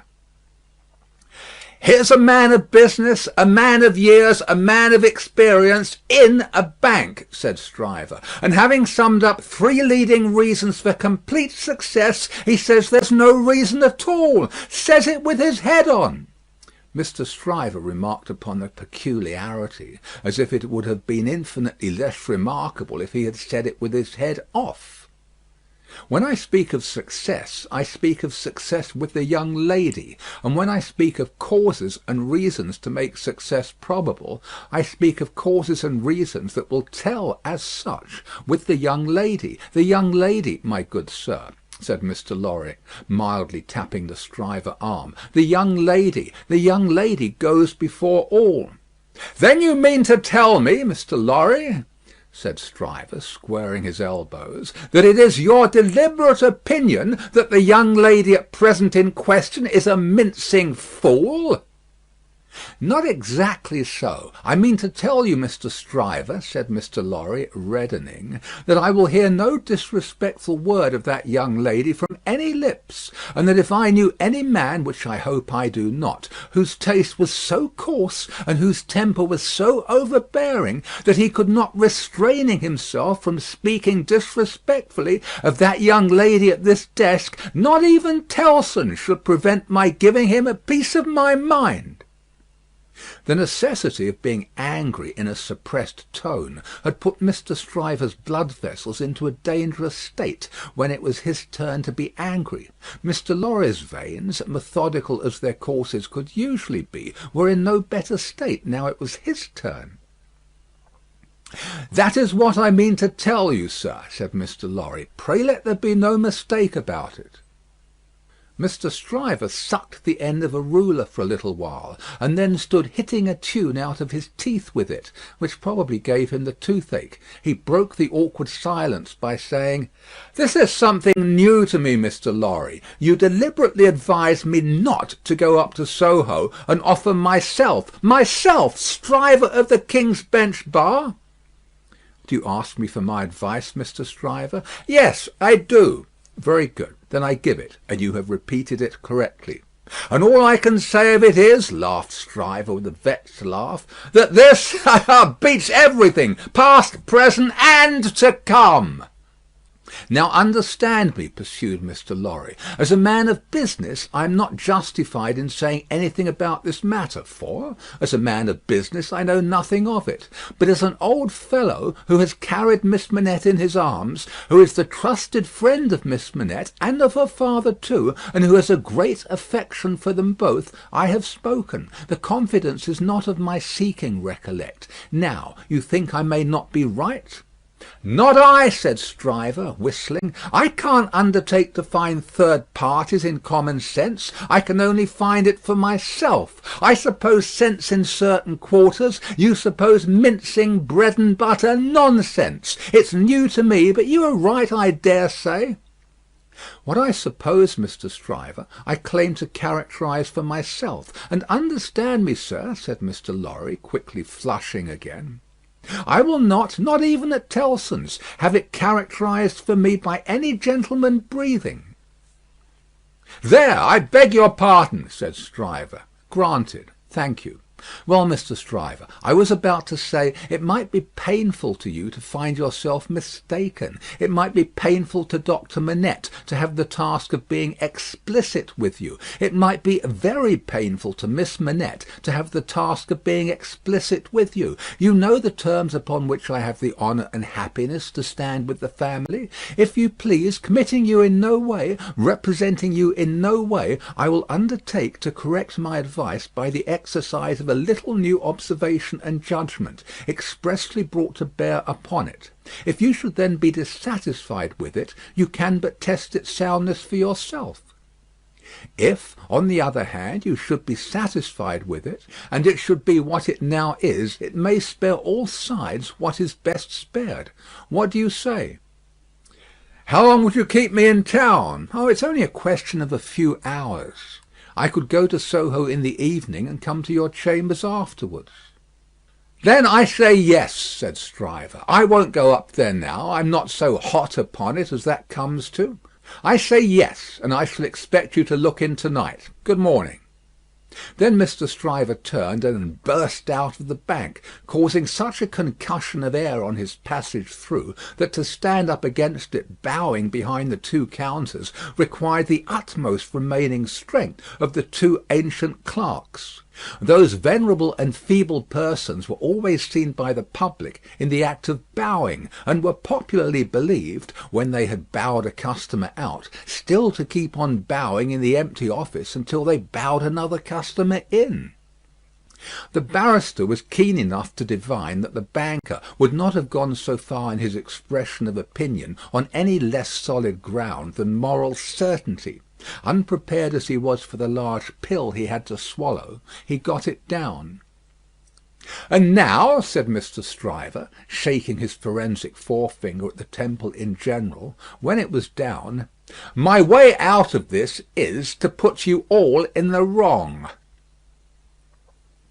It was a bit of the art of an Old Bailey tactician, in which he found great relief. "You shall not put me in the wrong, young lady," said Mr. Stryver. "I'll do that for you."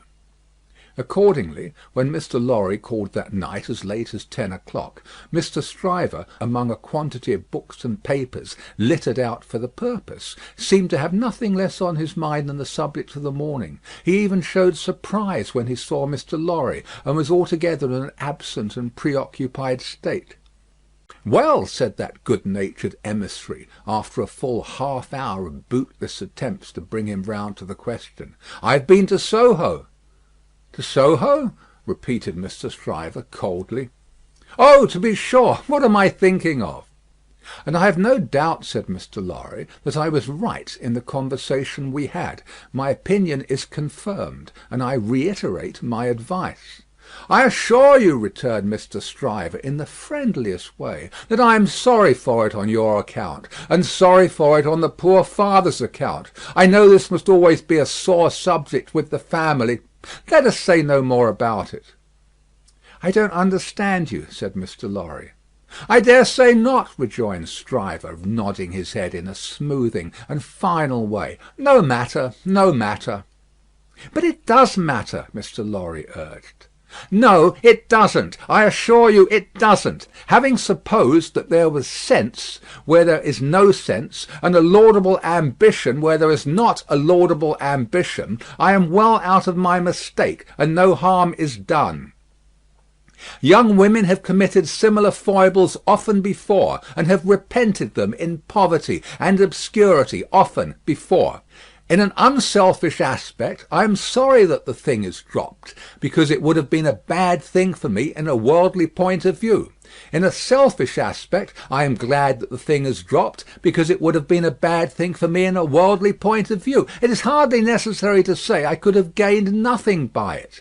There is no harm at all done. I have not proposed to the young lady, and, between ourselves, I am by no means certain, on reflection, that I ever should have committed myself to that extent.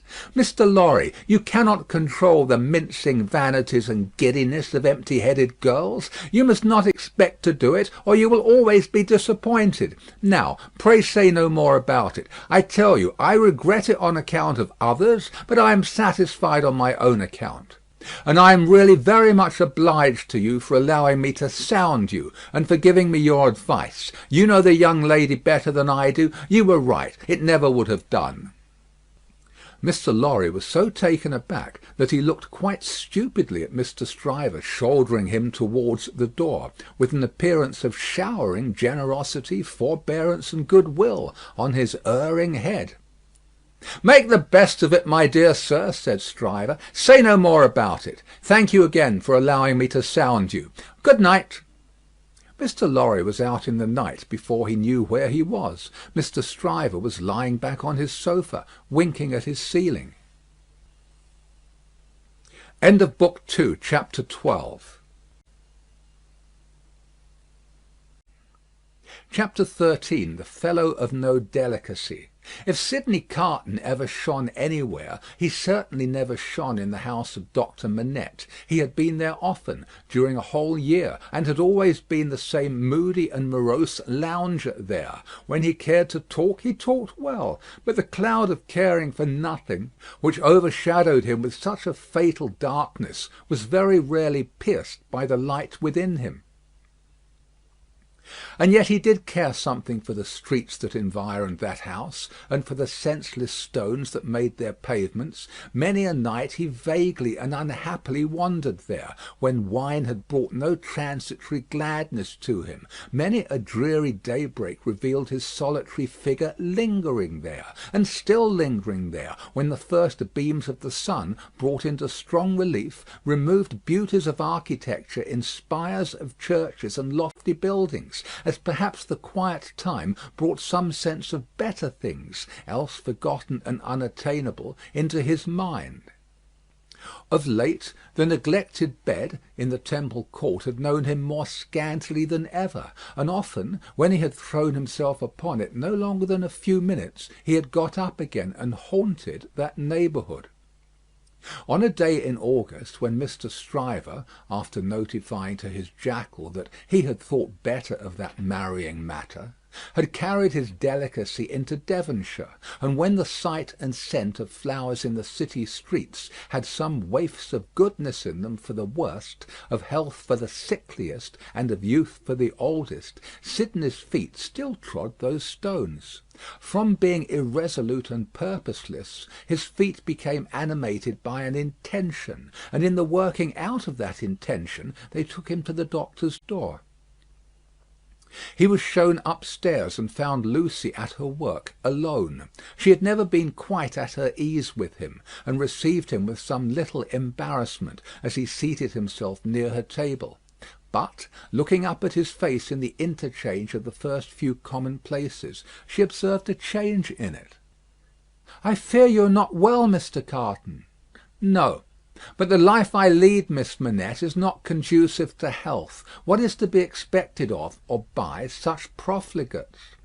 Is it not, forgive me, I have begun the question on my lips, a pity to live no better life?" "God knows it is a shame." "Then why not change it?" Looking gently at him again, she was surprised and saddened to see that there were tears in his eyes. There were tears in his voice too, as he answered, "It is too late for that. I shall never be better than I am. I shall sink lower and be worse." He leaned an elbow on her table and covered his eyes with his hand. The table trembled in the silence that followed. She had never seen him softened, and was much distressed. He knew her to be so, without looking at her, and said, "Pray forgive me, Miss Manette. I break down before the knowledge of what I want to say to you. Will you hear me?" "If it will do you any good, Mr. Carton, if it would make you happier, it would make me very glad." "God bless you for your sweet compassion." He unshaded his face after a little while, and spoke steadily. "Don't be afraid to hear me. Don't shrink from anything I say. I am like one who died young. All my life might have been." "No, Mr. Carton, I am sure that the best part of it might still be. I am sure that you might be much, much worthier of yourself." "Say of you, Miss Manette, and although I know better, although in the mystery of my own wretched heart I know better, I shall never forget it." She was pale and trembling. He came to her relief with a fixed despair of himself, which made the interview unlike any other that could have been holden. "If it had been possible, Miss Manette, that you could have returned the love of the man you see before you, flung away, wasted, drunken, poor creature of misuse, as you know him to be, he would have been conscious this day and hour, in spite of his happiness, that he would bring you to misery, bring you to sorrow and repentance, blight you, disgrace you, pull you down with him. I know very well that you can have no tenderness for me. I ask for none. I am even thankful that it cannot be." "Without it, can I not save you, Mr. Carton?" Can I not recall you, forgive me again, to a better course? Can I in no way repay your confidence? I know this is a confidence," she modestly said, after a little hesitation, and in earnest tears. "I know you would say this to no one else. Can I turn it to no good account for yourself, Mr. Carton?" He shook his head. "To none. No, Miss Manette, to none. If you will hear me through a very little more, all you can ever do for me is done. I wish you to know that you have been the last dream of my soul. In my degradation, I have not been so degraded but that the sight of you with your father, and of this home made such a home by you, has stirred old shadows that I thought had died out of me. Since I knew you, I have been troubled by a remorse that I thought would never reproach me again, and have heard whispers from old voices, impelling me upward, that I thought were silent for ever. I have had unformed ideas of striving afresh, beginning anew, shaking off sloth and sensuality, and fighting out the abandoned fight, a dream, all a dream that ends in nothing, and leaves the sleeper where he lays down. But I wish you to know that you inspired it." "Will nothing of it remain? Oh, Mr. Carton, think again, try again." "No, Miss Manette. All through it I have known myself to be quite undeserving, and yet I have had the weakness, and have still the weakness, to wish you to know with what a sudden mastery you kindled me, heap of ashes that I am, into fire, a fire, however inseparable in its nature from myself, quickening nothing, lighting nothing, doing no service, idly burning away. Since it is my misfortune, Mr. Carton, to have made you more unhappy than you were before you knew me, don't say that, Miss Manette, for you would have reclaimed me, if anything could. You will not be the cause of my becoming worse. Since the state of your mind that you describe is, at all events, attributable to some influence of mine, this is what I mean, if I can make it plain. Can I use no influence to serve you? Have I no power for good with you at all?" "The utmost good that I am capable of now, Miss Manette, I have come here to realise. Let me carry through the rest of my misdirected life the remembrance that I opened my heart to you, last of all the world, and that there was something left in me at this time which you could deplore and pity, which I entreated you to believe again and again most fervently with all my heart was capable of better things, Mr. Carton. Entreat me to believe it no more, Miss Manette. I have proved myself, and I know better. I distress you. I draw fast to an end. Will you let me believe, when I recall this day, that the last confidence of my life was reposed in your pure and innocent breast, and that it lies there alone, and will be shared by no one? If that will be a consolation to you, yes. Not even by the dearest one ever to be known to you?" "Mr. Carton," she answered, after an agitated pause, "the secret is yours, not mine, and I promise to respect it." "Thank you, and again, God bless you." He put her hand to his lips and moved towards the door. "Be under no apprehension, Miss Manette, of my ever resuming this conversation by so much as a passing word. I will never refer to it again. If I were dead, that could not be surer than it is henceforth. In the hour of my death I shall hold sacred the one good remembrance, and shall thank and bless you for it, that my last avowal of myself was made to you, and that my name and faults and miseries were gently carried in your heart. May it otherwise be light and happy." He was so unlike what he had ever shown himself to be, and it was so sad to think how much he had thrown away, and how much he every day kept down and perverted, that Lucie Manette wept mournfully for him as he stood looking back at her. "Be comforted," he said. "I am not worth such feeling, Miss Manette. An hour or two hence, and the low companions and low habits that I scorn but yield to will render me less worth such tears as those than any wretch who creeps along the streets. Be comforted. But within myself I shall always be towards you what I am now, though outwardly I shall be what you have heretofore seen me. The last supplication but one I make to you is that you will believe this of me." "I will, Mr. Carton." "My last supplication of all is this, and with it I will relieve you of a visitor with whom I well know you have nothing in unison, and between whom and you there is an impassable space. It is useless to say it, I know, but it rises out of my soul. For you, and any dear to you, I would do anything. If my career were of that better kind that there was any opportunity or capacity of sacrifice in it, I would embrace any sacrifice for you and for those dear to you.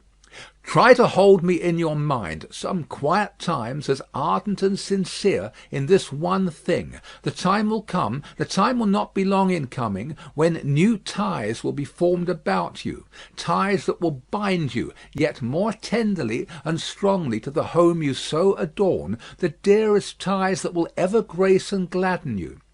Oh, Miss Manette, when the little picture of a happy father's face looks up in yours, when you see your own bright beauty springing up anew at your feet, think now and then that there is a man who would give his life to keep a life you love beside you." He said farewell, said a last "God bless you," and left her. End of Book 2, Chapter 13.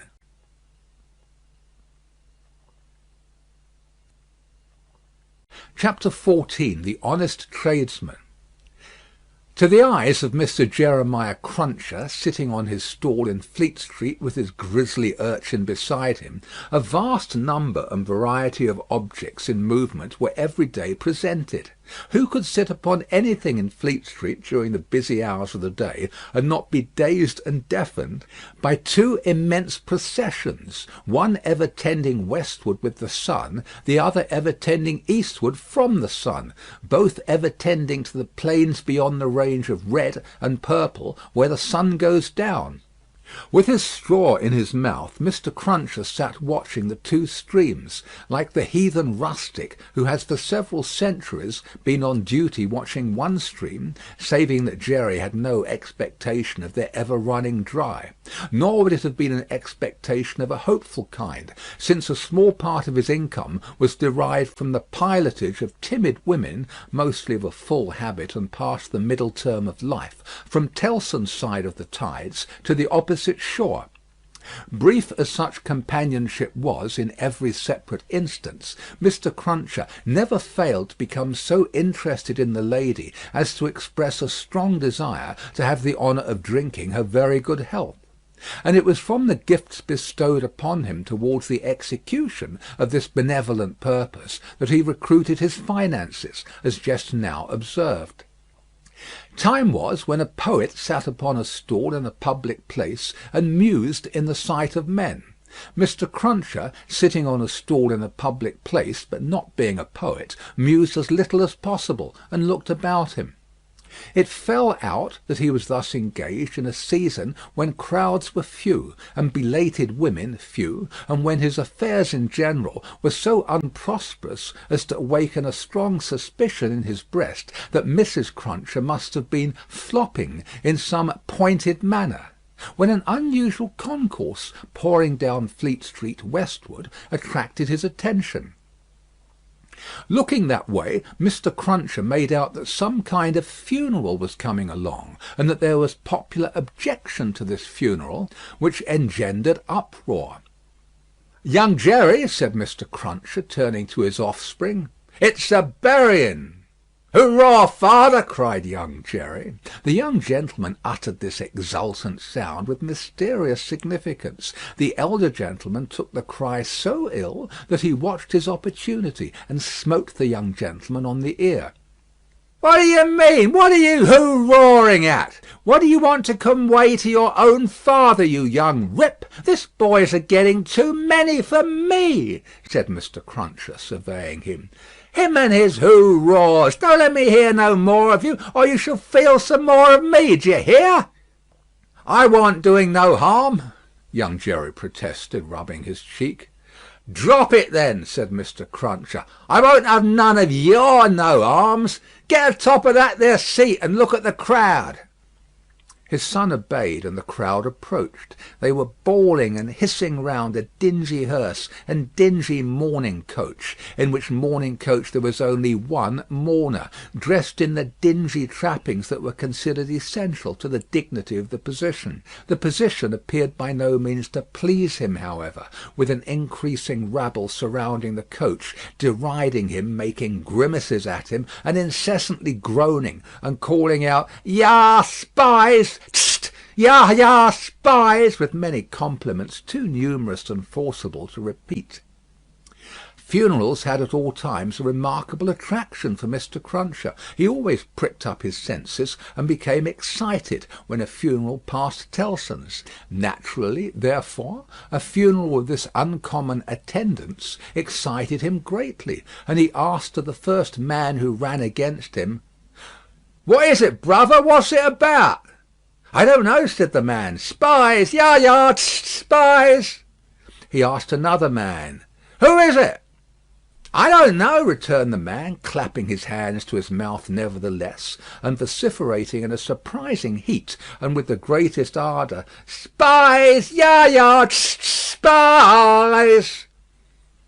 At length a person better informed on the merits of the case tumbled against him, and from this person he learned that the funeral was the funeral of one Roger Cly. "Was he a spy?" asked Mr. Cruncher. "Old Bailey spy," returned his informant. "Ya, ya, tst, ya, Old Bailey spies!" "Why, to be sure!" exclaimed Jerry, recalling the trial at which he had assisted. "I've seen him. Dead, is he?" "Dead as mutton," returned the other, "and can't be too dead. Have 'em out there, spies! Pull 'em out there, spies!" The idea was so acceptable in the prevalent absence of any idea, that the crowd caught it up with eagerness, and loudly repeating the suggestion to "have 'em out" and to "pull 'em out," mobbed the two vehicles so closely that they came to a stop. On the crowd's opening the coach doors, the one mourner scuffled out of himself and was in their hands for a moment, but he was so alert and made such good use of his time that in another moment he was scouring away up a by-street, after shedding his cloak, hat, long hat-band, white pocket-handkerchief, and other symbolical tears.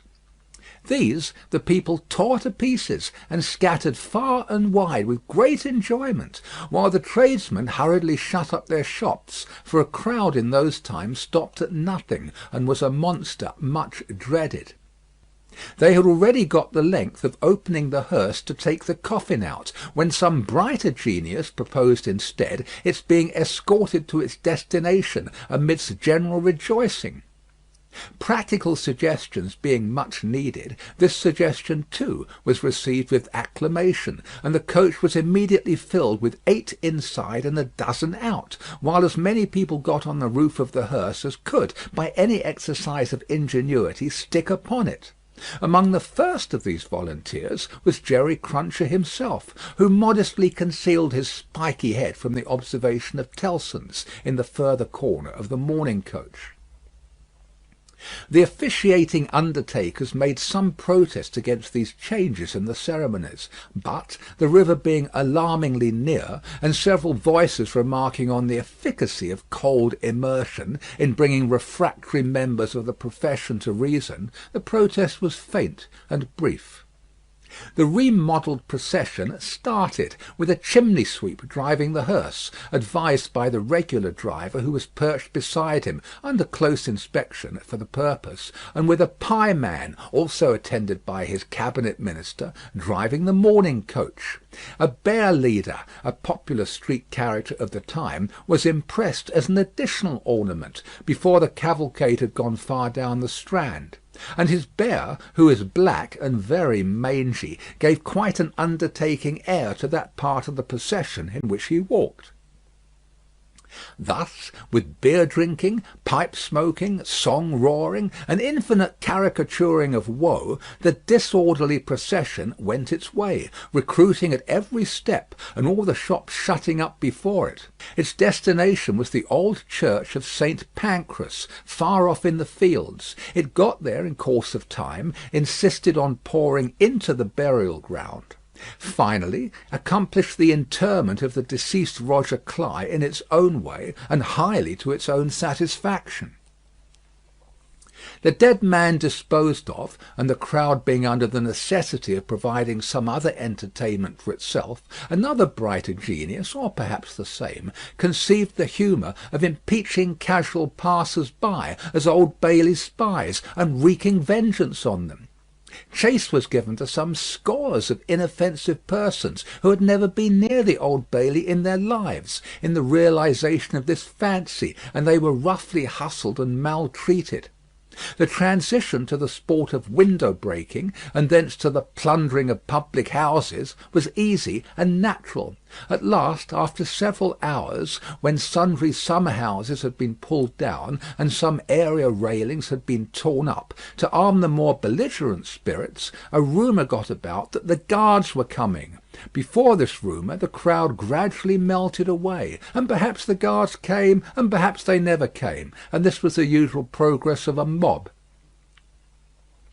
Mr. Cruncher did not assist at the closing sports, but had remained behind in the churchyard, to confer and condole with the undertakers. The place had a soothing influence on him. He procured a pipe from a neighbouring public house, and smoked it, looking in at the railings and maturely considering the spot. "Jerry," said Mr. Cruncher, apostrophising himself in his usual way, "you see that there Cly that day, and you see with your own eyes that he was a young un and a straight maiden."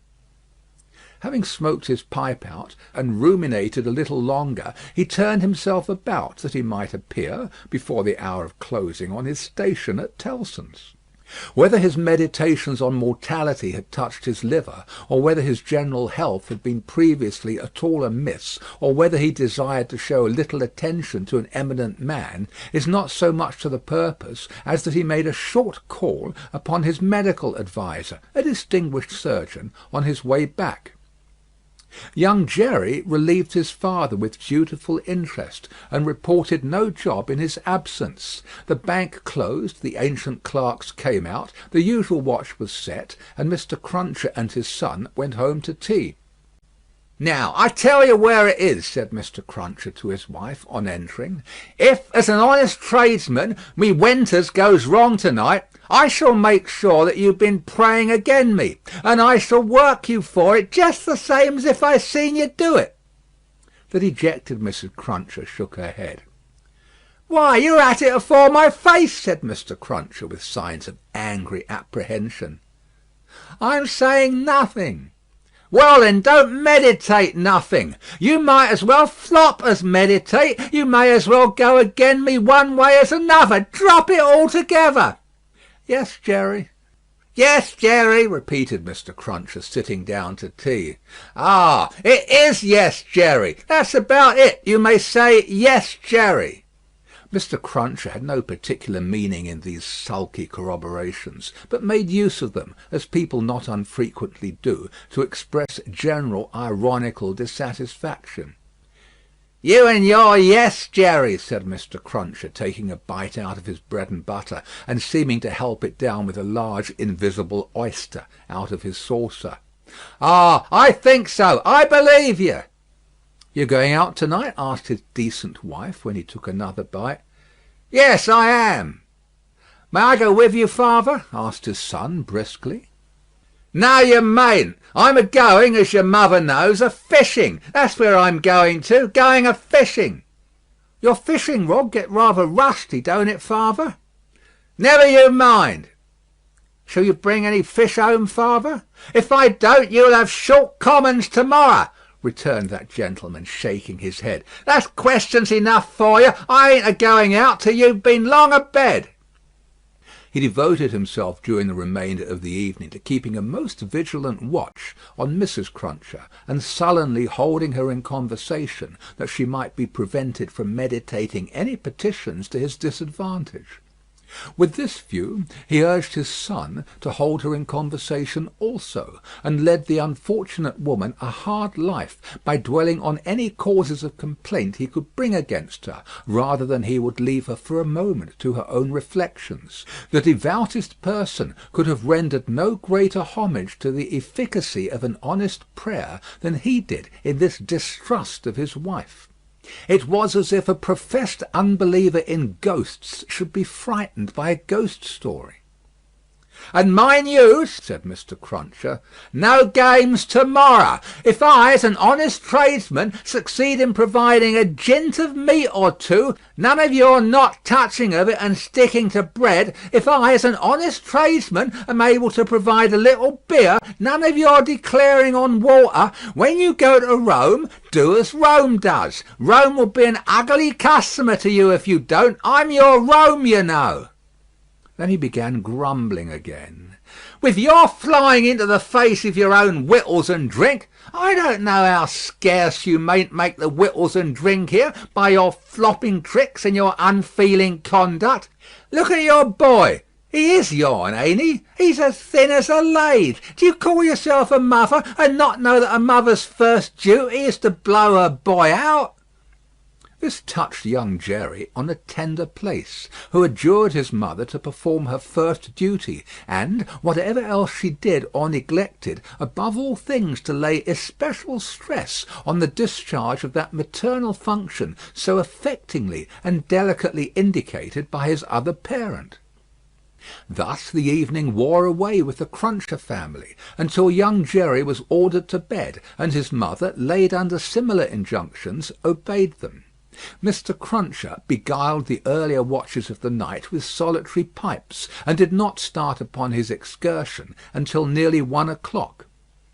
Towards that small and ghostly hour he rose up from his chair, took a key out of his pocket, opened a locked cupboard, and brought forth a sack, a crowbar of convenient size, a rope and chain, and other fishing tackle of that nature. Disposing these articles about him in skilful manner, he bestowed a parting defiance on Mrs. Cruncher, extinguished the light, and went out. Young Jerry, who had only made a feint of undressing when he went to bed, was not long after his father. Under cover of the darkness he followed out of the room, followed down the stairs, followed down the court, followed out into the streets. He was in no uneasiness concerning his getting into the house again, for it was full of lodgers, and the door stood ajar all night. Impelled by a laudable ambition to study the art and mystery of his father's honest calling, young Jerry, keeping as close to house fronts, walls, and doorways as his eyes were close to one another, held his honoured parent in view. The honoured parent, steering northward, had not gone far when he was joined by another disciple of Isaac Walton, and the two trudged on together. Within half an hour from the first starting, they were beyond the winking lamps, and the more than winking watchman, and were out upon a lonely road. Another fisherman was picked up here, and that so silently that if young Jerry had been superstitious, he might have supposed the second follower of the gentle craft to have, all of a sudden, split himself into two.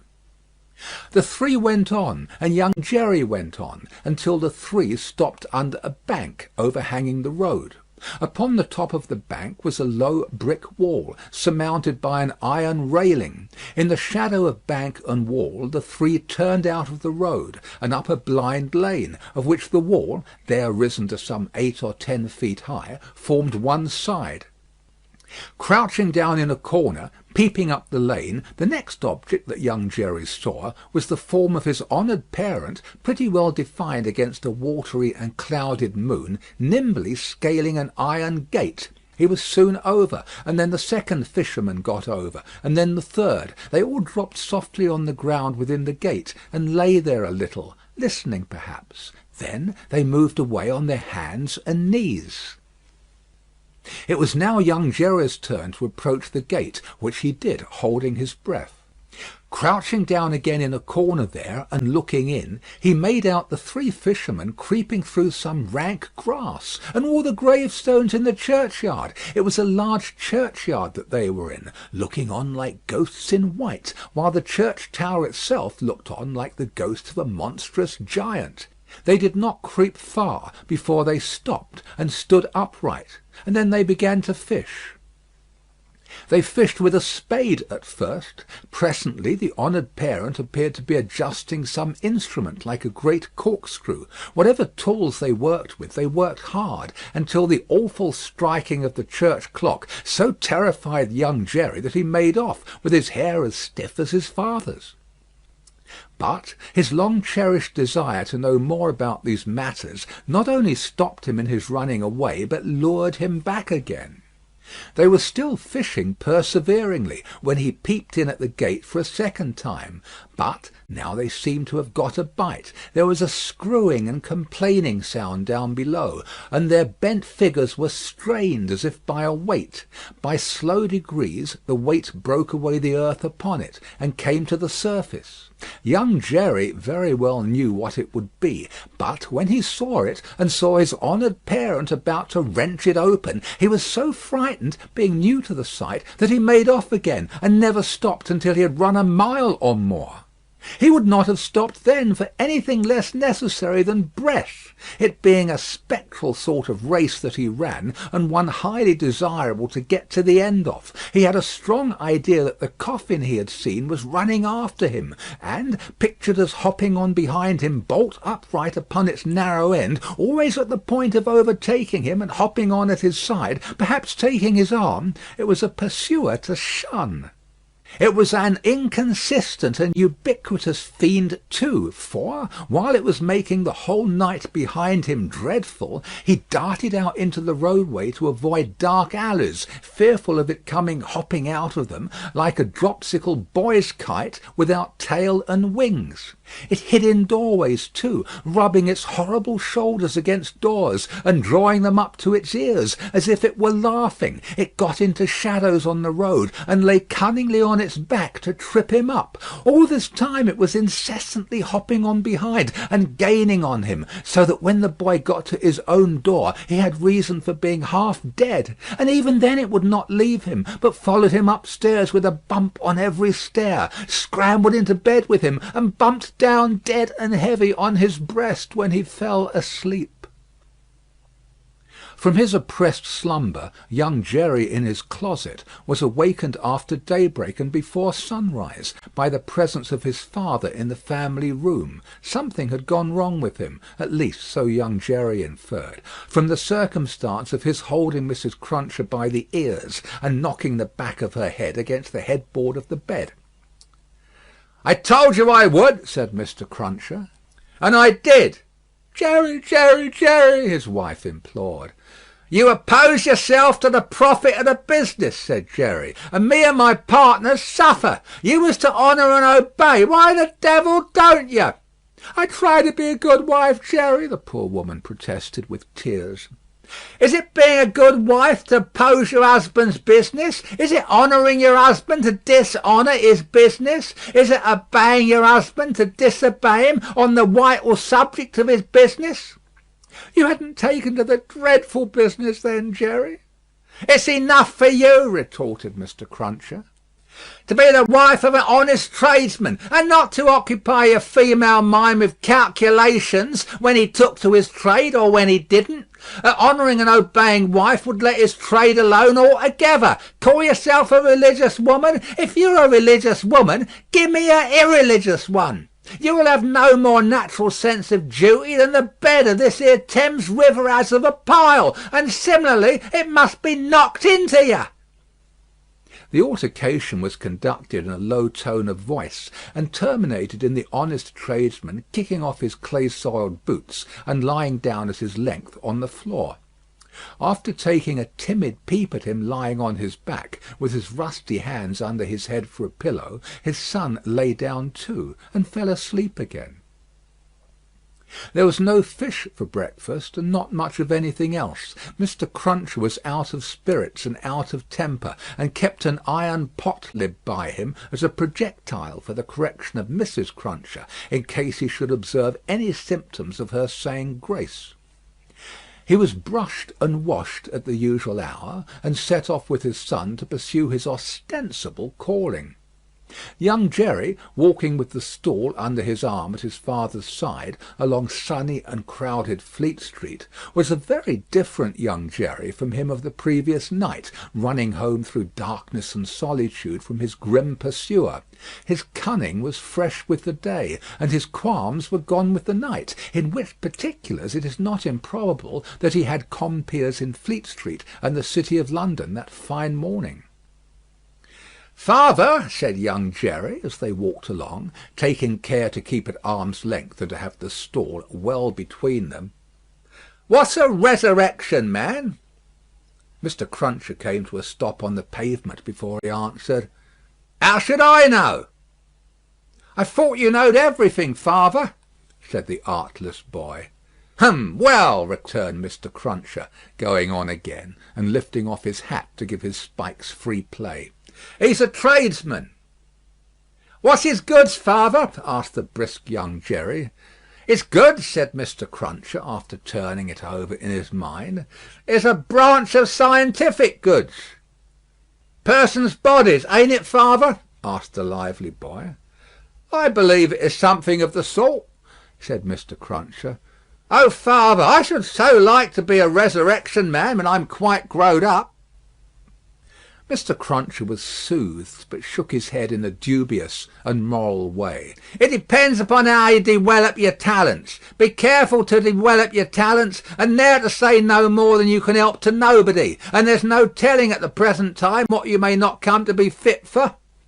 As young Jerry, thus encouraged, went on a few yards in advance, to plant the stall in the shadow of the bar, Mr. Cruncher added to himself, "Jerry, you honest tradesman, there's hope what that boy will yet be a blessing to you, and a recompense to you for his mother." End of Book 2, Chapter 14. Chapter 15. Knitting. There had been earlier drinking than usual in the wine shop of Monsieur Defarge. As early as 6 o'clock in the morning, sallow faces peeping through its barred windows had descried other faces within, bending over measures of wine. Monsieur Defarge sold a very thin wine at the best of times, but it would seem to have been an unusually thin wine that he sold at this time. A sour wine, moreover, or a souring, for its influence on the mood of those who drank it was to make them gloomy. No vivacious bacchanalian flame leaped out of the pressed grape of Monsieur Defarge, but a smouldering fire that burnt in the dark lay hidden in the dregs of it. This had been the third morning in succession on which there had been early drinking at the wine shop of Monsieur Defarge. It had begun on Monday, and here was Wednesday come. There had been more of early brooding than drinking, for many men had listened and whispered and slunk about there from the time of the opening of the door, who could not have laid a piece of money on the counter to save their souls. These were to the full as interested in the place, however, as if they could have commanded whole barrels of wine, and they glided from seat to seat, and from corner to corner, swallowing talk in lieu of drink with greedy looks. Notwithstanding an unusual flow of company, the master of the wine shop was not visible. He was not missed, for nobody who crossed the threshold looked for him. Nobody asked for him. Nobody wondered to see only Madame Defarge in her seat, presiding over the distribution of wine, with a bowl of battered small coins before her, as much defaced and beaten out of their original impress as the small coinage of humanity from whose ragged pockets they had come. A suspended interest and a prevalent absence of mind were perhaps observed by the spies who looked in at the wine shop, as they looked in at every place, high and low, from the king's palace to the criminal's jail. games at cards languished, players at dominoes musingly built towers with them, drinkers drew figures on the table with spilt drops of wine. Madame Defarge herself picked out the pattern on her sleeve with her toothpick, and saw and heard something inaudible and invisible a long way off. Thus Saint Antoine in this vinous feature of his until midday. It was high noontide when two dusty men passed through his streets and under his swinging lamps, of whom one was Monsieur Defarge, the other a mender of roads in a blue cap. All adust and athirst, the two entered the wine shop. Their arrival had lighted a kind of fire in the breast of Saint Antoine, fast spreading as they came along, which stirred and flickered in flames of faces at most doors and windows. Yet no one had followed them, and no man spoke when they entered the wine shop, though the eyes of every man there were turned upon them. "Good day, gentlemen," said Monsieur Defarge. It may have been a signal for loosening the general tongue. It elicited an answering chorus of "Good day." "It is bad weather, gentlemen," said Defarge, shaking his head. Upon which every man looked at his neighbour, and then all cast down their eyes and sat silent, except one man, who got up and went out. "My wife," said Defarge aloud, addressing Madame Defarge, "I have travelled certain leagues with this good mender of roads, called Jacques. I met him by accident a day and a half's journey out of Paris. He is a good child, this mender of roads, called Jacques. Give him to drink, my wife." A second man got up and went out. Madame Defarge set wine before the mender of roads called Jacques, who doffed his blue cap to the company, and drank. In the breast of his blouse he carried some coarse dark bread. He ate of this between whiles, and sat munching and drinking near Madame Defarge's counter. A third man got up and went out. Defarge refreshed himself with a draught of wine, but he took less than was given to the stranger, as being himself a man to whom it was no rarity, and stood waiting until the countryman had made his breakfast. He looked at no one present, and no one now looked at him, not even Madame Defarge, who had taken up her knitting and was at work. "Have you finished your repast, friend?" he asked, in due season. "Yes, thank you." "Come, then, you shall see the apartment that I told you could occupy. It will suit you to a marvel." Out of the wine shop into the street, out of the street into a courtyard, out of the courtyard up a steep staircase, out of the staircase into a garret, formerly the garret where a white-haired man sat on a low bench, stooping forward and very busy, making shoes. No white-haired man was there now, but the three men were there who had gone out of the wine shop singly, and between them and the white-haired man afar off was the one small link, that they had once looked in at him through the chinks in the wall. Defarge closed the door carefully, and spoke in a subdued voice. "Jacques 1, Jacques 2, Jacques 3. This is the witness encountered by appointment by me, Jacques 4. He will tell you all. Speak, Jacques 5." The mender of roads, blue cap in hand, wiped his swarthy forehead with it, and said, "Where shall I commence, monsieur?" "Commence," was Monsieur Defarge's not unreasonable reply, "at the commencement." "I saw him then, messieurs," began the mender of roads, "a year ago this running summer, underneath the carriage of the Marquis, hanging by the chain. Behold the manner of it. I leaving my work on the road, the sun going to bed, the carriage of the Marquis slowly ascending the hill, he hanging by the chain, like this." Again the mender of roads went through the whole performance, in which he ought to have been perfect by that time, seeing that it had been the infallible resource and indispensable entertainment of his village during a whole year. Jacques 1 struck in, and asked if he had ever seen the man before. "Never," answered the mender of roads, recovering his perpendicular. Jacques Three demanded how he afterwards recognised him then. "By his tall figure," said the mender of roads, softly, and with his finger at his nose. When Monsieur the Marquis demands that evening, "Say, what is he like?" I make response, "Tall as a spectre." "You should have said short as a dwarf," returned Jacques Two. But what did I know? The deed was not then accomplished, neither did he confide in me. Observe, under those circumstances even, I do not offer my testimony. Monsieur the Marquis indicates me with his finger, standing near our little fountain, and says, "To me bring that rascal." My faith, messieurs, I offer nothing. "He is right there, Jacques," murmured Defarge to him who had interrupted. "Go on." "Good," said the mender of roads with an air of mystery. "The tall man is lost, and he is sought. How many months? 9, 10, 11?" "No matter the number," said Defarge. "He is well hidden, but at last he is unluckily found. Go on." "I am again at work upon the hillside, and the sun is again about to go to bed.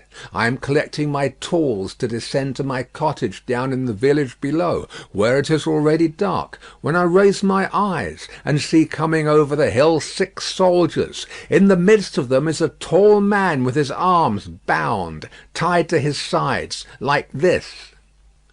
With the aid of his indispensable cap, he represented a man with his elbows bound fast at his hips, with cords that were knotted behind him. "I stand aside, messieurs, by my heap of stones, to see the soldiers and their prisoner pass, for it is a solitary road that, where any spectacle is well worth looking at. And at first, as they approach, I see no more than that they are 6 soldiers with a tall man bound, and that they are almost black to my sight, except on the side of the sun going to bed, where they have a red edge, messieurs. Also, I see that their long shadows are on the hollow ridge on the opposite side of the road, and are on the hill above it, and are like the shadows of giants. Also, I see that they are covered with dust, and that the dust moves with them as they come, tramp, tramp. But when they advance quite near to me, I recognise the tall man, and he recognises me. Ah, but he will be well content to precipitate himself over the hillside once again, as on the evening when he and I first encountered, close to the same spot." He described it as if he were there, and it was evident that he saw it vividly. Perhaps he had not seen much in his life. "I do not show the soldiers that I recognise the tall man. He does not show the soldiers that he recognises me. We do it, and we know it, with our eyes. "Come on," says the chief of that company, pointing to the village. "Bring him fast to his tomb," and they bring him faster. I follow. His arms are swelled because of being bound so tight. His wooden shoes are large and clumsy, and he is lame. Because he is lame, and consequently slow, they drive him with their guns, like this. He imitated the action of a man's being impelled forward by the butt ends of muskets. As they descend the hill like madmen running a race, he falls. They laugh and pick him up again. His face is bleeding and covered with dust, but he cannot touch it. Thereupon they laugh again. They bring him into the village. All the village runs to look. They take him past the mill and up to the prison. All the village sees the prison gate open in the darkness of the night, and swallow him, like this. He opened his mouth as wide as he could, and shut it with the sounding snap of his teeth. Observant of his unwillingness to mar the effect by opening it again, Defarge said, "Go on, Jacques." "All the village," pursued the mender of roads on tiptoe, and in a low voice, "withdraws. All the village whispers by the fountain. All the village sleeps. All the village dreams of that unhappy one within the locks and bars of the prison on the crag, and never to come out of it except to perish. In the morning, with my tools upon my shoulder, eating my morsel of black bread as I go, I make a circuit by the prison on my way to my work. There I see him, high up behind the bars of the lofty iron cage, bloody and dusty as last night, looking through. He has no hand free to wave to me. I dare not call to him. He regards me like a dead man." Defarge and the three glanced darkly at one another. The looks of all of them were dark, repressed, and revengeful as they listened to the countryman's story. The manner of all of them, while it was secret, was authoritative too. They had the air of a rough tribunal, Jacques 1 and 2 sitting on the old pallet bed, each with his chin resting on his hand and his eyes intent on the road mender; Jacques 3 equally intent, on one knee behind them, with his agitated hand always gliding over the network of fine nerves about his mouth and nose; Defarge standing between them and the narrator, whom he had stationed in the light of the window, by turns looking from him to them, and from them to him. "Go on, Jacques," said Defarge.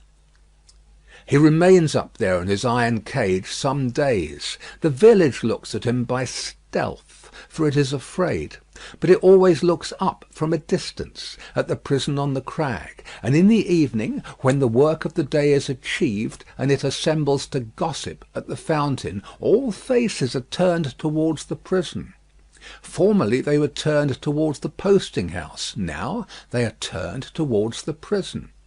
They whisper at the fountain that although condemned to death he will not be executed. They say that petitions have been presented in Paris, showing that he was enraged and made mad by the death of his child. They say that a petition has been presented to the king himself.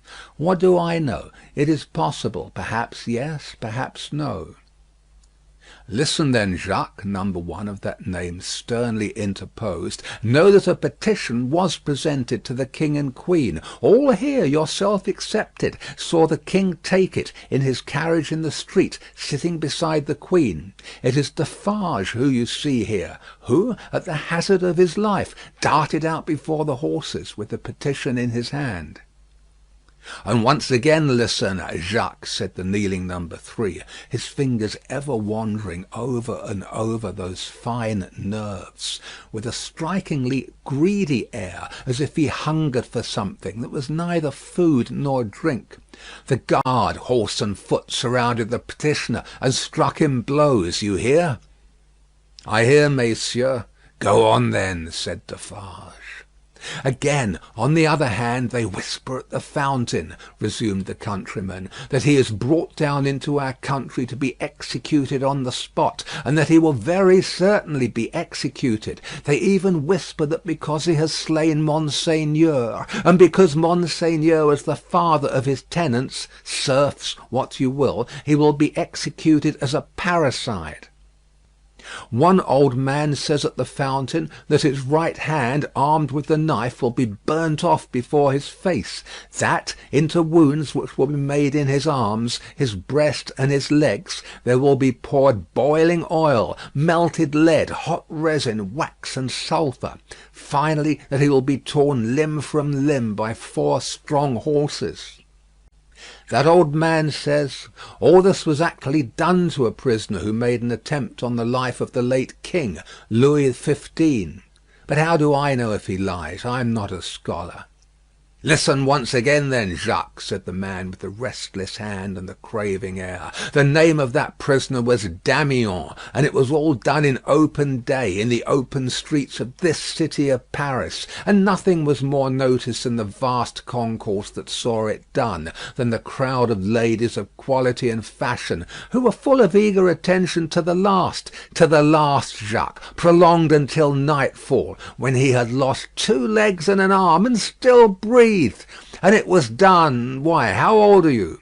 35, said the mender of roads, who looked 60. "It was done when you were more than 10 years old. You might have seen it." "Enough," said Defarge, with grim impatience. "Long live the devil. Go on."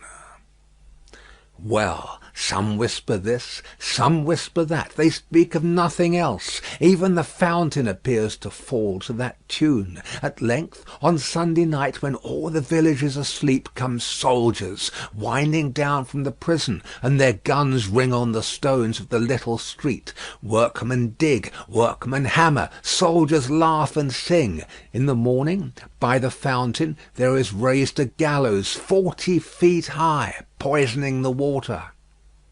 The mender of roads looked through rather than at the low ceiling, and pointed as if he saw the gallows somewhere in the sky.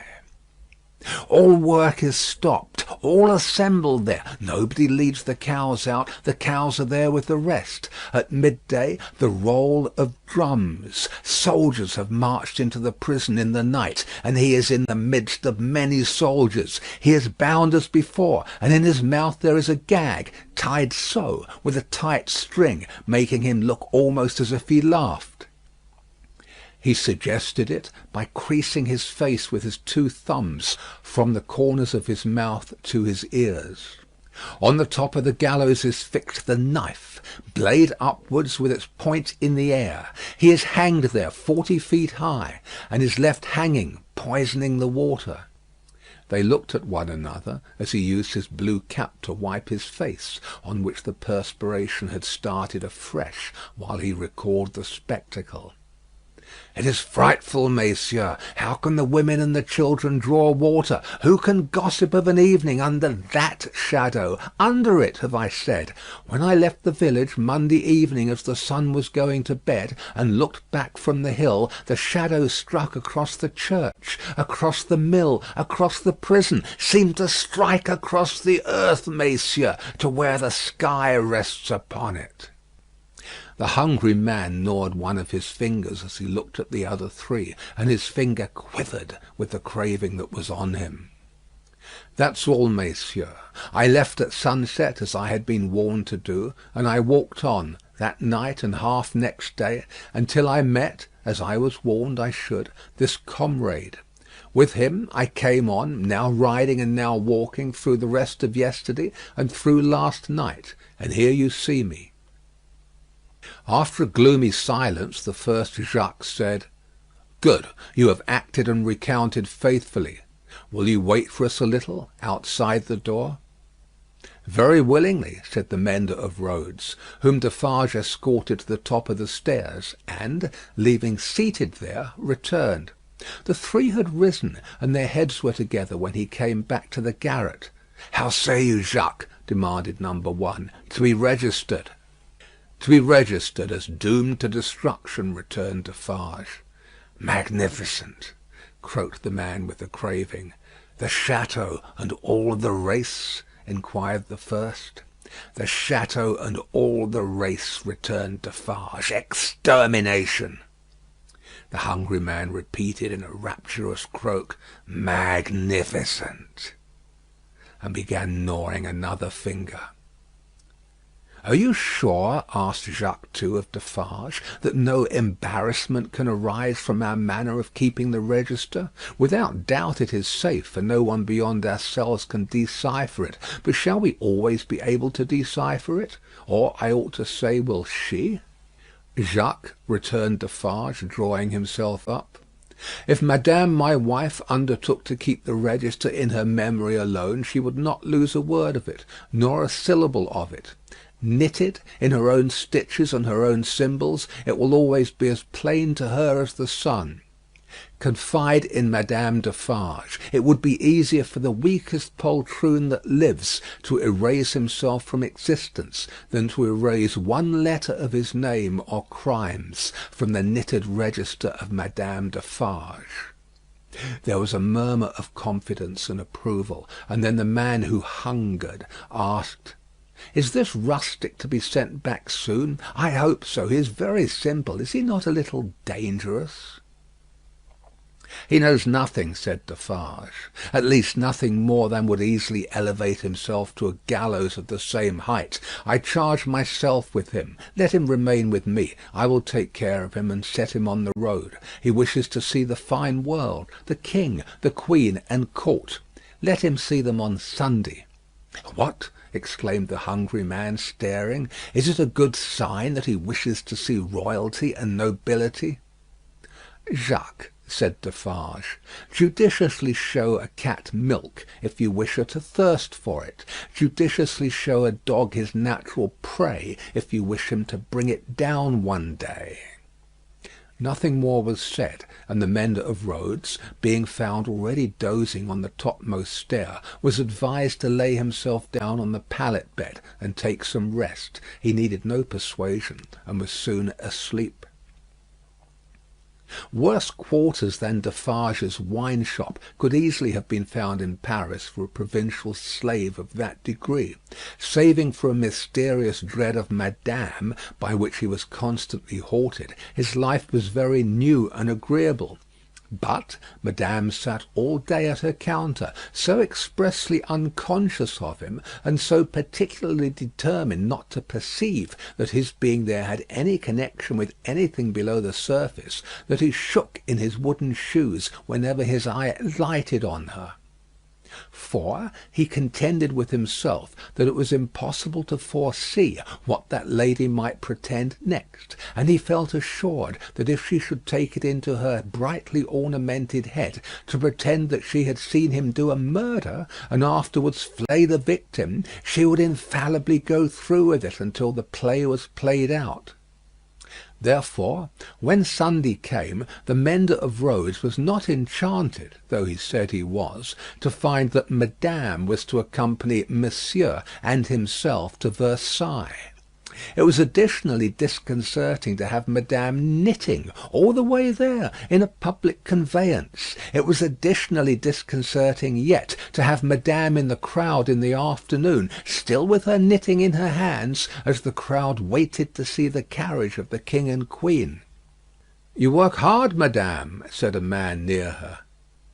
"Yes," answered Madame Defarge, "I have a good deal to do." "What do you make, Madame?" "Many things." "For instance?" "For instance," returned Madame Defarge composedly, "shrouds." The man moved a little further away as soon as he could, and the mender of roads fanned himself with his blue cap, feeling it mightily close and oppressive. If he needed a king and queen to restore him, he was fortunate in having his remedy at hand, for soon the large-faced king and the fair-faced queen came in their golden coach, attended by the shining bull's-eye of their court, a glittering multitude of laughing ladies and fine lords, and in jewels and silks and powder and splendour, and elegantly spurning figures and handsomely disdainful faces of both sexes. The mender of roads bathed himself, so much to his temporary intoxication, that he cried, "Long live the king! Long live the queen! Long live everybody and everything!" as if he had never heard of ubiquitous Jacques in his time. Then there were gardens, courtyards, terraces, fountains, green banks, more king and queen, more bull's-eye, more lords and ladies, more long live they all, until he absolutely wept with sentiment. During the whole of this scene, which lasted some 3 hours, he had plenty of shouting and weeping and sentimental company, and throughout Defarge held him by the collar, as if to restrain him from flying at the objects of his brief devotion and tearing them to pieces. "Bravo!" said Defarge, clapping him on the back when it was over like a patron. "You are a good boy." The mender of roads was now coming to himself, and was mistrustful of having made a mistake in his late demonstrations. But no. "You are the fellow we want," said Defarge in his ear. "You make these fools believe that it will last for ever. Then they are the more insolent, and it is the nearer ended." "Hey!" cried the mender of roads reflectively. "That's true. These fools know nothing, while they despise your breath, and would stop it for ever and ever, in you or in 100 like you, rather than in one of their own horses or dogs. They only know what your breath tells them. Let it deceive them then a little longer. It cannot deceive them too much." Madame Defarge looked superciliously at the client, and nodded in confirmation. "As to you," said she, "you would shout and shed tears for anything if it made a show and a noise. Say, would you not?" "Truly, madame, I think so, for the moment." "If you were shown a great heap of dolls, and were set upon them to pluck them to pieces, and despoil them for your own advantage, you would pick out the richest and gayest. Say, would you not?" "Truly, yes, madame." "Yes, and if you were shown a flock of birds unable to fly, and were set upon them to strip them of their feathers for your own advantage, you would set upon the birds of the finest feathers, would you not?" "It is true, madame." "You have seen both dolls and birds to-day," said Madame Defarge, with a wave of her hand towards the place where they had last been apparent. "Now, go home." End of chapter 15 of Book 2.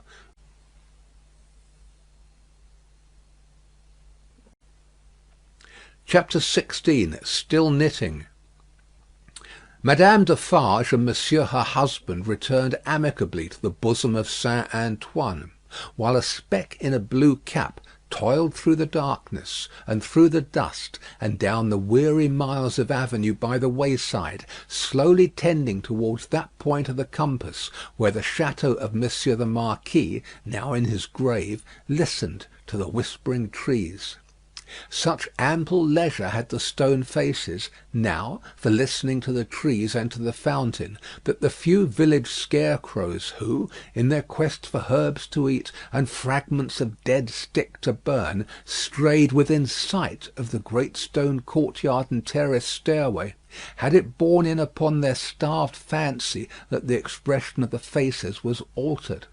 A rumour just lived in the village, had a faint and bare existence there, as its people had, that when the knife struck home the faces changed, from faces of pride to faces of anger and pain; also that when that dangling figure was hauled up 40 feet above the fountain, they changed again, and bore a cruel look of being avenged, which they would henceforth bear for ever. In the stone face above the great window of the bedchamber where the murder was done, 2 fine dints were pointed out in the sculptured nose, which everybody recognised, and which nobody had seen of old. And on the scarce occasions when 2 or 3 ragged peasants emerged from the crowd to take a hurried peep at Monsieur the Marquis petrified, a skinny finger would not have pointed to them for a minute before they all started away among the moss and leaves, like the more fortunate hares who could find a living there. Chateau and hut, stone face and dangling figure, the red stain on the stone floor, and the pure water in the village well, thousands of acres of land, a whole province of France, all France itself, lay under the night sky, concentrated into a faint hairbreadth line. So does a whole world, with all its greatnesses and littlenesses, lie in a twinkling star; and as mere human knowledge can split a ray of light and analyse the manner of its composition, so sublimer intelligences may read in the feeble shining of this earth of ours every thought and act, every vice and virtue of every responsible creature on it. The Defarges, husband and wife, came lumbering under the starlight in their public vehicle to that gate of Paris whereunto their journey naturally tended. There was the usual stoppage at the barrier guard-house, and the usual lanterns came glancing forth for the usual examination and inquiry. Monsieur Defarge alighted, knowing 1 or 2 of the soldiery there, and 1 of the police. The latter he was intimate with, and affectionately embraced. When Saint Antoine had again enfolded the Defarges in his dusky wings, and they, having finally alighted near the saint's boundaries, were picking their way on foot through the black mud and offal of his streets, Madame Defarge spoke to her husband. "Say then, my friend, what did Jacques of the police tell thee?" "Very little to-night, but all he knows. There is another spy commissioned for our quarter." There may be many more, for all that he can say, but he knows of one. "Eh well," said Madame Defarge, raising her eyebrows with a cool business air. "It is necessary to register him. How do they call that man?" "He is English." "So much the better. His name?" "Bassard," said Defarge, making it French by pronunciation. But he had been so careful to get it accurately that he then spelt it with perfect correctness. "Barsad," repeated Madame. "Good. Christian name?" "John." "John Barsad," repeated Madame, after murmuring it once to herself. "Good. His appearance, is it known?" "Age about 40 years, height about 5 feet 9, black hair, complexion dark, generally rather handsome visage, eyes dark, face thin, long and sallow, nose aquiline but not straight, having a peculiar inclination towards the left cheek, expression therefore sinister." "Eh, my faith, it is a portrait," said Madame, laughing. "He shall be registered to-morrow." They turned into the wine shop, which was closed, for it was midnight, and where Madame Defarge immediately took her post at her desk, counted the small moneys that had been taken during her absence, examined the stock, went through the entries in the book, made other entries of her own, checked the serving man in every possible way, and finally dismissed him to bed. Then she turned out the contents of the bowl of money for the second time, and began knotting them up in her handkerchief in a chain of separate knots for safe keeping through the night. All this while Defarge, with his pipe in his mouth, walked up and down, complacently admiring but never interfering; in which condition, indeed, as to the business and his domestic affairs, he walked up and down through life. The night was hot, and the shop, close shut and surrounded by so foul a neighbourhood, was ill-smelling. Monsieur Defarge's olfactory sense was by no means delicate, but the stock of wine smelt much stronger than it ever tasted, and so did the stock of rum and brandy and aniseed. He whiffed the compound of scents anyway, as he put down his smoked-out pipe. "You are fatigued," said Madame, raising her glance as she knotted the money. "There are only the usual odours." "I am a little tired," her husband acknowledged. "You are a little depressed too," said Madame, whose quick eyes had never been so intent on the accounts, but they had had a ray or two for him. "Oh, the men, the men!" "But, my dear," began Defarge. "But, my dear," repeated Madame, nodding firmly. "But, my dear, you are faint of heart to-night, my dear." "Well, then," said Defarge, as if a thought were wrung out of his breast, "it is a long time." "It is a long time," repeated his wife. "And when is it not a long time? Vengeance and retribution require a long time. It is the rule." "It does not take a long time to strike a man with lightning," said Defarge. "How long," demanded Madame composedly, "does it take to make and store the lightning? Tell me." Defarge raised his head thoughtfully, as if there were something in that too. "It does not take a long time," said Madame, "for an earthquake to swallow a town. Eh, well? Tell me how long it takes to repair the earthquake." "A long time, I suppose," said Defarge. "But when it is ready, it takes place and grinds to pieces everything before it. In the meantime it is always preparing, though it is not seen or heard. That is your consolation. Keep it." She tied a knot with flashing eyes, as if it throttled a foe. "I tell thee," said Madame, extending her right hand for emphasis, "that although it is a long time on the road, it is on the road and coming. I tell thee it never retreats and never stops. I tell thee it is always advancing. Look around and consider the lives of all the world that we know. Consider the faces of all the world that we know. Consider the rage and discontent to which the Jacquerie addresses itself with more and more of certainty every hour. Can such things last? Bah! I mock you." "My brave wife," returned Lafarge, standing before her with his head a little bent and his hands clasped at his back, like a docile and attentive pupil before his catechist, "I do not question all this. But it has lasted a long time, and it is possible, you know well, my wife, it is possible that it may not come during our lives." "Eh, well, how then?" demanded Madame, tying another knot, as if there were another enemy strangled. "Well," said Defarge, with a half complaining and half apologetic shrug, "we shall not see the triumph." "We shall have helped it," returned Madame, with her extended hand in strong action. "Nothing that we do is done in vain. I believe with all my soul that we shall see the triumph. But even if not, even if I knew certainly not, show me the neck of an aristocrat and tyrant, and still I would—" Then Madame, with her teeth set, tied a very terrible knot indeed. "Hold!" cried Defarge, reddening a little, as if he felt charged with cowardice. "I too, my dear, will stop at nothing." "Yes, but it is your weakness that you sometimes need to see your victim in your opportunity, to sustain you. Sustain yourself without that. When the time comes, let loose the tiger and the devil, but wait for the time with the tiger and the devil chained, not shown, yet always ready." Madame enforced the conclusion of this piece of advice by striking her little counter with her chain of money, as if she knocked its brains out, and then gathering the heavy handkerchief under her arm in a serene manner, and observing that it was time to go to bed.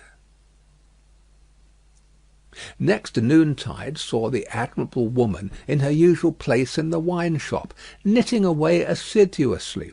A rose lay beside her, and if she now and then glanced at the flower, it was with no infraction of her usual preoccupied air. There were a few customers, drinking or not drinking, standing or seated, sprinkled about. The day was very hot, and heaps of flies, who were extending their inquisitive and adventurous perquisitions into all the glutinous little glasses near Madame, fell dead at the bottom. Their decease made no impression on the other flies out promenading, who looked at them in the coolest manner, as if they themselves were elephants or something as far removed, until they met the same fate. Curious to consider how heedless flies are. Perhaps they thought as much at court that sunny summer day. A figure entering at the door threw a shadow on Madame Defarge, which she felt to be a new one. She laid down her knitting and began to pin her rose in her headdress before she looked at the figure. It was curious. The moment Madame Defarge took up the rose, the customers ceased talking, and began gradually to drop out of the wine shop. "Good day, madame," said the new comer. "Good day, monsieur." She said it aloud, but added to herself as she resumed her knitting, "Ha! Good day. Age about 40, height about 5 feet 9, black hair, generally rather handsome visage, complexion dark, eyes dark, thin, long and sallow face, aquiline nose but not straight, having a peculiar inclination towards the left cheek, which imparts a sinister expression. Good day, one and all." "Have the goodness to give me a little glass of old cognac, and a mouthful of cool fresh water, madame." Madame complied with a polite air. "Marvellous cognac this, madame." It was the first time it had ever been so complimented, and Madame Defarge knew enough of its antecedents to know better. She said, however, that the cognac was flattered, and she took up her knitting. The visitor watched her fingers for a few moments, and took the opportunity of observing the place in general. "You knit with great skill, madame." "I am accustomed to it. A pretty pattern too." "You think so?" said Madame, looking at him with a smile. "Decidedly. May one ask what it is for?" "Pastime," said Madame, still looking at him with a smile, while her fingers moved nimbly. "Not for use?" "That depends. I may find a use for it one day. If I do, well," said Madame, drawing a breath, and nodding her head with a stern kind of coquetry, "I'll use it." It was remarkable, but the taste of Saint Antoine seemed to be decidedly opposed to a rose on the headdress of Madame Defarge. Two men had entered separately, and had been about to order drink, when, catching sight of that novelty, they faltered, made a pretence of looking about as if for some friend who was not there, and went away. Nor, of those who had been there when this visitor entered, was there one left. They had all dropped off. The spy had kept his eyes open, but had been able to detect no sign. They had lounged away in a poverty-stricken, purposeless, accidental manner, quite natural and unimpeachable. "John," thought Madame, checking off her work as her fingers knitted and her eyes looked at the stranger. "Stay long enough, and I shall knit Barsad before you go." "You have a husband, Madame?" "I have." "Children?" "No children." "Business seems bad?" "Business is very bad. The people are so poor." "Ah, the unfortunate, miserable people, so oppressed too, as you say." "As you say," Madame retorted, correcting him, and deftly knitting an extra something into his name that boded him no good. "Pardon me. Certainly it was I who said so, but you naturally think so, of course." "I think?" returned Madame in a high voice. "I and my husband have enough to do to keep this wine shop open without thinking. All we think here is how to live. That is the subject we think of, and it gives us from morning to night enough to think about, without embarrassing our heads concerning others. I think for others? No, no." The spy, who was there to pick up any crumbs he could find or make, did not allow his baffled state to express itself in his sinister face, but stood with an air of gossiping gallantry, leaning his elbow on Madame Defarge's little counter, and occasionally sipping his cognac. "A bad business this, Madame, of Gaspard's execution. Ah, the poor Gaspard!" with a sigh of great compassion. "My faith," returned Madame, coolly and lightly, "if people use knives for such purposes, they have to pay for it. He knew beforehand what the price of his luxury was. He has paid the price." "I believe," said the spy, dropping his soft voice to a tone that invited confidence, and expressing an injured revolutionary susceptibility in every muscle of his wicked face, "I believe there is much compassion and anger in this neighbourhood touching the poor fellow, and between ourselves." "Is there?" asked Madame vacantly. "Is there not?" "Here is my husband," said Madame Defarge. As the keeper of the wine shop entered at the door, the spy saluted him by touching his hat, and saying with an engaging smile, "Good day, Jacques." Defarge stopped short and stared at him. "Good day, Jacques," the spy repeated, with not quite so much confidence, or quite so easy a smile under the stare. "You deceive yourself, monsieur," returned the keeper of the wine shop. "You mistake me for another. That is not my name. I am Ernest Defarge." "It is all the same," said the spy airily, but discomfited too. "Good day." "Good day," answered Defarge, dryly. "I was saying to Madame, with whom I had the pleasure of chatting when you entered, that they tell me there is, and no wonder, much sympathy and anger in Saint Antoine touching the unhappy fate of poor Gaspard." "No one has told me so," said Defarge, shaking his head. "I know nothing of it." Having said it, he passed behind the little counter, and stood with his hand on the back of his wife's chair, looking over that barrier at the person to whom they were both opposed, and whom either of them would have shot with the greatest satisfaction. The spy, well used to his business, did not change his unconscious attitude, but drained his little glass of cognac, took a sip of fresh water, and asked for another glass of cognac. Madame Defarge poured it out for him, took to her knitting again, and hummed a little song over it. "You seem to know this quarter well, that is to say, better than I do," observed Defarge. "Not at all; but I hope to know it better. I am so profoundly interested in its miserable inhabitants." "Ha!" muttered Defarge. "The pleasure of conversing with you, Monsieur Defarge, recalls to me," pursued the spy, "that I have the honour of cherishing some interesting associations with your name." "Indeed," said Defarge, with much indifference. "Yes, indeed. When Doctor Manette was released, you, his old domestic, had the charge of him. I know. He was delivered to you. You see I am informed of the circumstances?" "Such is the fact, certainly," said Defarge. He had had it conveyed to him, in an accidental touch of his wife's elbow as she knitted and warbled, that he would do best to answer, but always with brevity. "It was to you," said the spy, "that his daughter came, and it was from your care that his daughter took him, accompanied by a neat brown monsieur, how is he called in a little wig lorry, of the Bank of Telson and Company, over to England." "Such is the fact," repeated Defarge. "Very interesting remembrances," said the spy. "I have known Doctor Manette and his daughter in England." "Yes," said Defarge. "You don't hear much about them now?" said the spy. "No," said Defarge.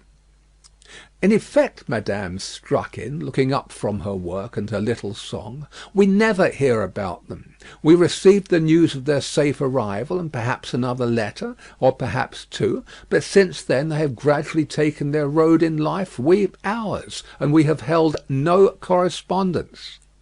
"Perfectly so, madame," replied the spy. "She is going to be married." "Going?" echoed Madame. "She was pretty enough to have been married long ago. You English are cold, it seems to me." "Oh, you know I am English?" "I perceive your tongue is," returned Madame; "and what the tongue is, I suppose the man is." He did not take the identification as a compliment, but he made the best of it, and turned it off with a laugh. After sipping his cognac to the end, he added, "Yes, Miss Manette is going to be married, but not to an Englishman; to one who, like herself, is French by birth. And speaking of Gaspard, ah, poor Gaspard, it was cruel, cruel.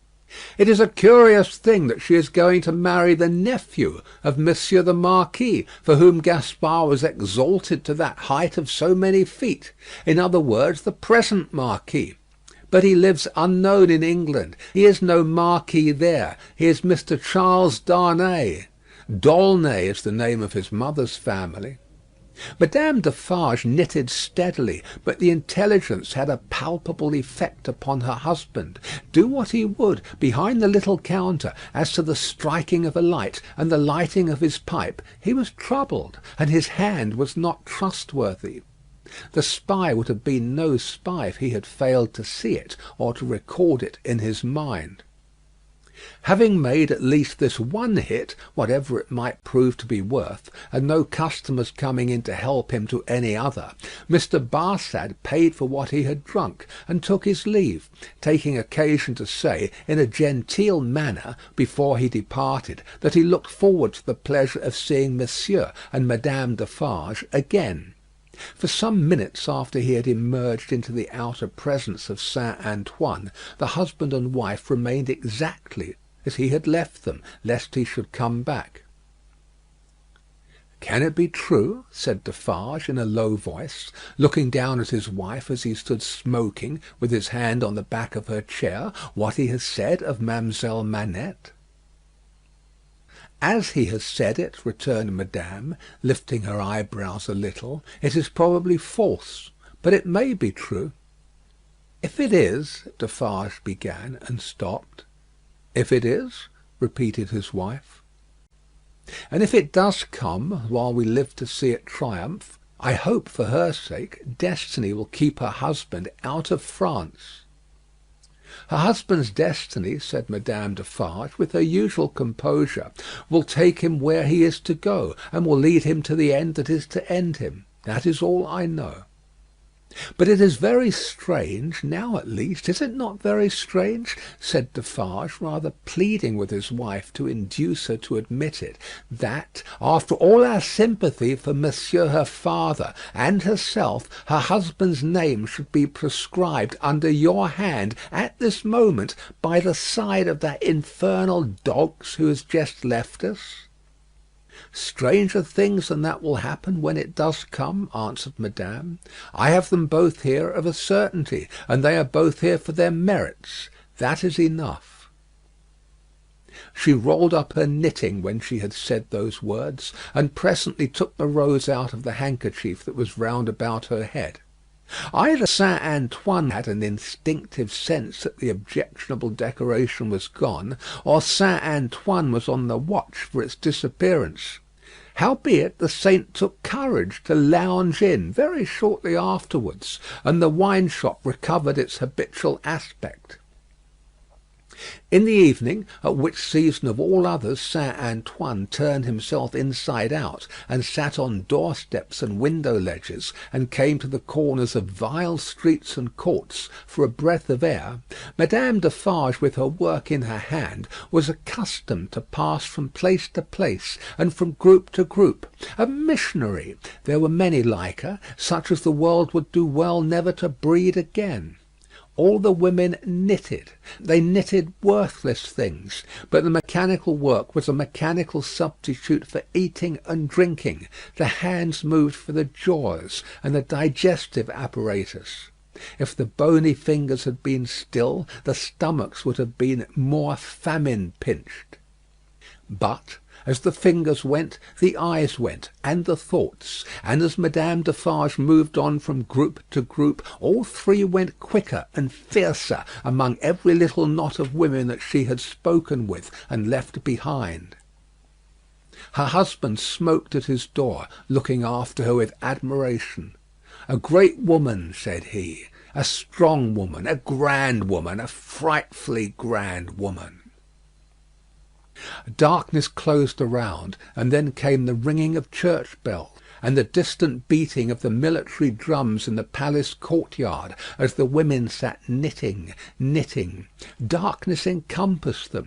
Another darkness was closing in as surely, when the church bells, then ringing pleasantly in many an airy steeple over France, should be melted into thundering cannon, when the military drums should be beating to drown a wretched voice, that night all potent as the voice of power and plenty, freedom and life.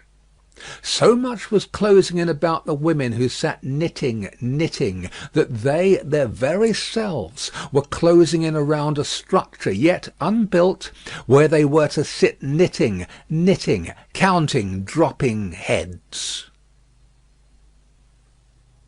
End of Book 2, Chapter 16.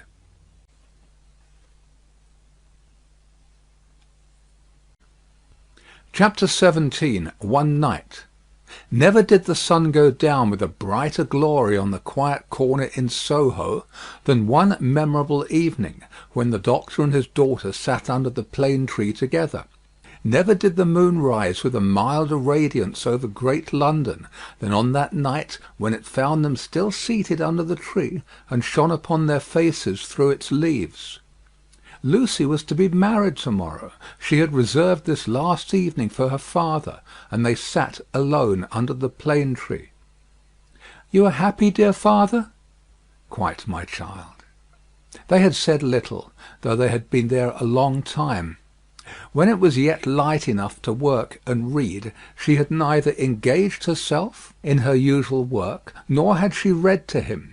She had employed herself in both ways, at his side under the tree, many and many a time, but this time was not quite like any other, and nothing could make it so. "And I am very happy to-night, dear father. I am deeply happy in the love that heaven has so blessed, my love for Charles, and Charles' love for me.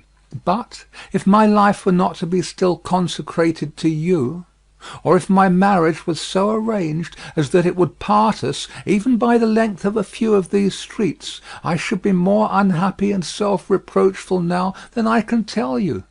Even as it is—" Even as it were, she could not command her voice. In the sad moonlight she clasped him by the neck and laid her face upon his breast. In the moonlight, which is always sad, as the light of the sun itself is, as the light called human life is, at its coming and going. "Dearest dear, can you tell me this last time that you feel quite sure no new affections of mine and no new duties of mine will ever interpose between us? I know it well, but do you know it? In your own heart do you feel quite certain?" Her father answered with a cheerful firmness of conviction he could scarcely have assumed. "Quite sure, my darling. More than that," he added, as he tenderly kissed her, "my future is far brighter, Lucie, seen through your marriage, than it could have been, nay, than it ever was without it. If I could hope that, my father—" "Believe it, love. Indeed it is so. Consider how natural and how plain it is, my dear, that it should be so. You, devoted and young, cannot fully appreciate the anxiety I have felt that your life should not be wasted." She moved her hand towards his lips, but he took it in his and repeated the word. "Wasted, my child, should not be wasted, struck aside from the natural order of things, for my sake. Your unselfishness cannot entirely comprehend how much my mind has gone on this, but only ask yourself, how could my happiness be perfect while yours was incomplete? If I had never seen Charles, my father, I should have been quite happy with you." He smiled at her unconscious admission that she would have been unhappy without Charles, having seen him, and replied, "My child, you did see him, and it is Charles. If it had not been Charles, it would have been another; or if it had been no other, I should have been the cause, and then the dark part of my life would have cast its shadow beyond myself, and would have fallen on you." It was the first time, except at the trial, of her ever hearing him refer to the period of his suffering. It gave her a strange, a new sensation, while his words were in her ears, and she remembered it long afterwards. "See," said the doctor of Beauvais, raising his hand towards the moon, "I have looked at her from my prison window, when I could not bear her light. I have looked at her when it has been such torture to me to think of her shining upon what I had lost, that I have beaten my head against my prison walls. I have looked at her in a state so dun and lethargic that I have thought of nothing but the number of horizontal lines I could draw across her at the full, and the number of perpendicular lines with which I could intersect them." He added in his inward and pondering manner, as he looked at the moon, "It was 20 either way, I remember, and the 20th was difficult to squeeze in." The strange thrill with which she heard him go back to that time deepened as he dwelt upon it. But there was nothing to shock her in the manner of his reference. He only seemed to contrast his present cheerfulness and felicity with the dire endurance that was over. "I have looked at her, speculating thousands of times upon the unborn child from whom I had been rent, whether it was alive, whether it had been born alive, or the poor mother's shock had killed it, whether it was a son who would some day avenge his father. There was a time in my imprisonment when my desire for vengeance was unbearable. Whether it was a son who would never know his father's story, who might even live to weigh the possibility of his father's having disappeared of his own will and act; whether it was a daughter who would grow to be a woman. She drew closer to him and kissed his cheek and his hand. I have pictured my daughter to myself as perfectly forgetful of me, rather altogether ignorant of me and unconscious of me. I have cast up the years of her age, year after year. I have seen her married to a man who knew nothing of my fate. I have altogether perished from the remembrance of the living, and in the next generation my place was a blank. My father, even to hear that you had such thoughts of a daughter who never existed, strikes to my heart as if I had been that child. You, Lucie? It is out of the consolation and restoration you have brought to me that these remembrances arise, and pass between us and the moon on this last night. What did I say just now? She knew nothing of you. She cared nothing for you. So, but on other moonlight nights, when the sadness and the silence have touched me in a different way, have affected me with something as like a sorrowful sense of peace as any emotion that had pain for its foundations could, I have imagined her as coming to me in my cell, and leading me out into the freedom beyond the fortress. I have seen her image in the moonlight often, as I now see you, except that I never held her in my arms. It stood between the little grated window and the door. But you understand that that was not the child I am speaking of? The figure was not the image, the fancy?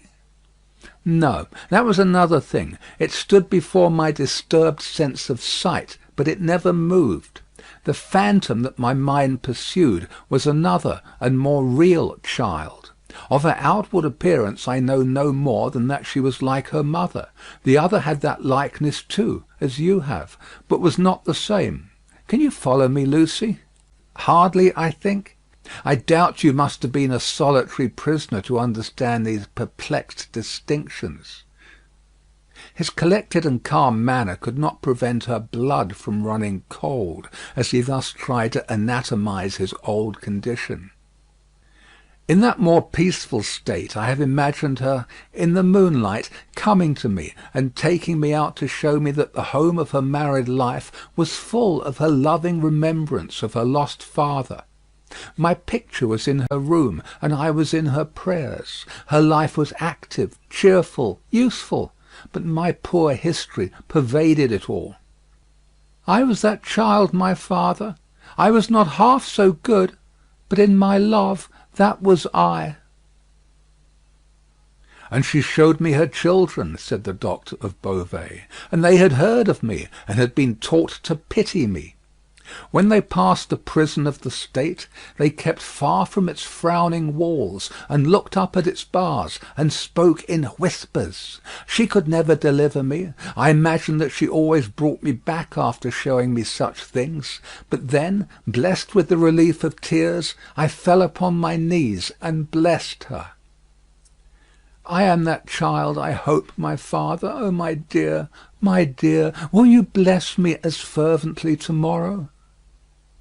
Lucie, I recall these old troubles in the reason that I have tonight for loving you better than words can tell, and thanking God for my great happiness. My thoughts, when they were wildest, never rose near the happiness that I have known with you, and that we have before us. He embraced her, solemnly commended her to heaven, and humbly thanked heaven for having bestowed her on him. By and by they went into the house. There was no one bidden to the marriage but Mr. Lorry. There was even to be no bridesmaid but the gaunt Miss Pross. The marriage was to make no change in their place of residence. They had been able to extend it by taking to themselves the upper rooms formerly belonging to the apocryphal invisible lodger, and they desired nothing more. Doctor Manette was very cheerful at the little supper. They were only 3 at table, and Miss Pross made the third. He regretted that Charles was not there, was more than half disposed to object to the loving little plot that kept him away, and drank to him affectionately. So the time came for him to bid Lucie good night, and they separated. But in the stillness of the 3rd hour of the morning, Lucie came downstairs again, and stole into his room, not free from unshaped fears beforehand. All things, however, were in their places, all was quiet, and he lay asleep, his white hair picturesque on the untroubled pillow, and his hands lying quiet on the coverlet. She put her needless candle in the shadow at a distance, crept up to his bed, and put her lips to his, then leaned over him and looked at him. Into his handsome face the bitter waters of captivity had worn, but he covered up their tracks with a determination so strong that he held the mastery of them even in his sleep. A more remarkable face in its quiet, resolute, and guarded struggle with an unseen assailant was not to be beheld in all the wide dominions of sleep that night.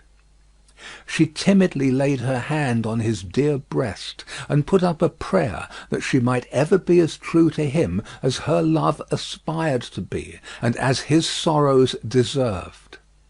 Then she withdrew her hand, and kissed his lips once more, and went away. So the sunrise came, and the shadows of the leaves of the plane tree moved upon his face as softly as her lips had moved in praying for him. End of Book 2, Chapter 17.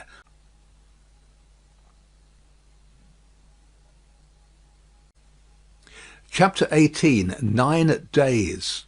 The marriage day was shining brightly, and they were ready outside the closed door of the doctor's room, where he was speaking with Charles Darnay. They were ready to go to church, the beautiful bride, Mr. Lorry, and Miss Pross, to whom the event, through a gradual process of reconcilement to the inevitable, would have been one of absolute bliss, but for the yet lingering consideration that her brother Solomon should have been the bridegroom. And so, said Mr. Lorry, who could not sufficiently admire the bride, and who had been moving round her to take in every point of her quiet, pretty dress, and so it was for this, my sweet Lucie, that I brought you across the Channel, such a baby. Lord bless me, how little I thought what I was doing, how lightly I valued the obligation I was conferring on my friend Mr. Charles.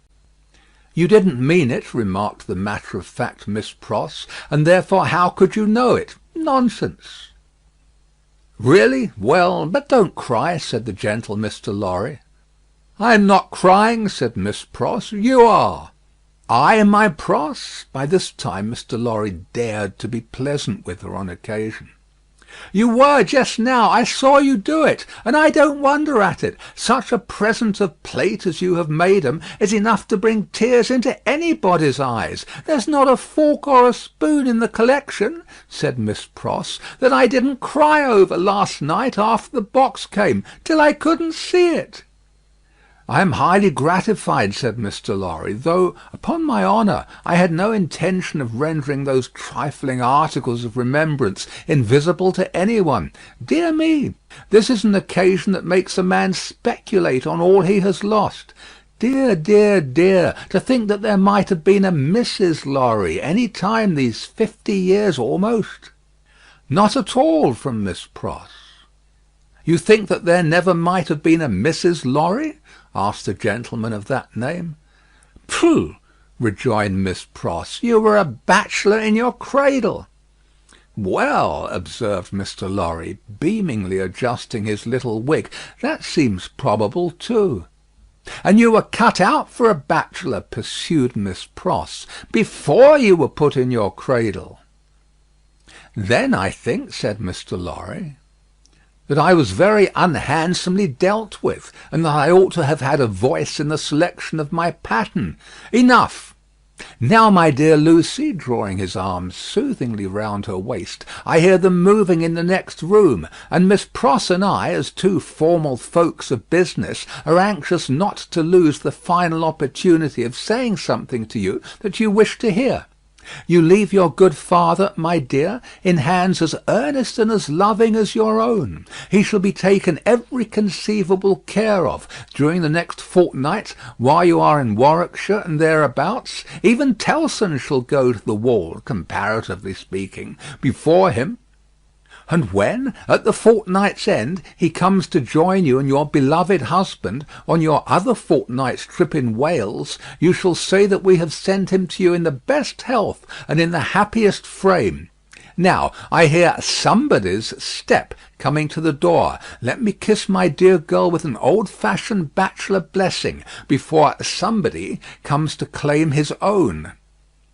For a moment he held the fair face from him, to look at the well-remembered expression on the forehead, and then laid the bright golden hair against his little brown wig with a genuine tenderness and delicacy which, if such things be old-fashioned, were as old as Adam. The door of the doctor's room opened, and he came out with Charles Darnay. He was so deadly pale, which had not been the case when they went in together, that no vestige of colour was to be seen in his face. But in the composure of his manner he was unaltered, except that to the shrewd glance of Mr. Lorry it disclosed some shadowy indication that the old air of avoidance and dread had lately passed over him like a cold wind. He gave his arm to his daughter, and took her downstairs to the chariot which Mr. Lorry had hired in honour of the day. The rest followed in another carriage, and soon, in a neighbouring church, where no strange eyes looked on, Charles Darnay and Lucie Manette were happily married. Besides the glancing tears that shone among the smiles of the little group when it was done, some diamonds, very bright and sparkling, glanced on the bride's hand, which were newly released from the dark obscurity of one of Mr. Lorry's pockets. They returned home to breakfast, and all went well, and in due course the golden hair that had mingled with the poor shoemaker's white locks in the Paris garret were mingled with them again in the morning sunlight on the threshold of the door at parting. It was a hard parting, though it was not for long. But her father cheered her, and said at last, gently disengaging himself from her enfolding arms, "Take her, Charles, she is yours." And her agitated hand waved to them from a chaise window, and she was gone. The corner being out of the way of the idle and curious, and the preparations having been very simple and few, the doctor, Mr. Lorry, and Miss Pross were left quite alone. It was when they turned into the welcome shade of the cool old hall that Mr. Lorry observed a great change to have come over the doctor, as if the golden arm uplifted there had struck him a poisoned blow. He had naturally repressed much, and some revulsion might have been expected in him when the occasion for repression was gone.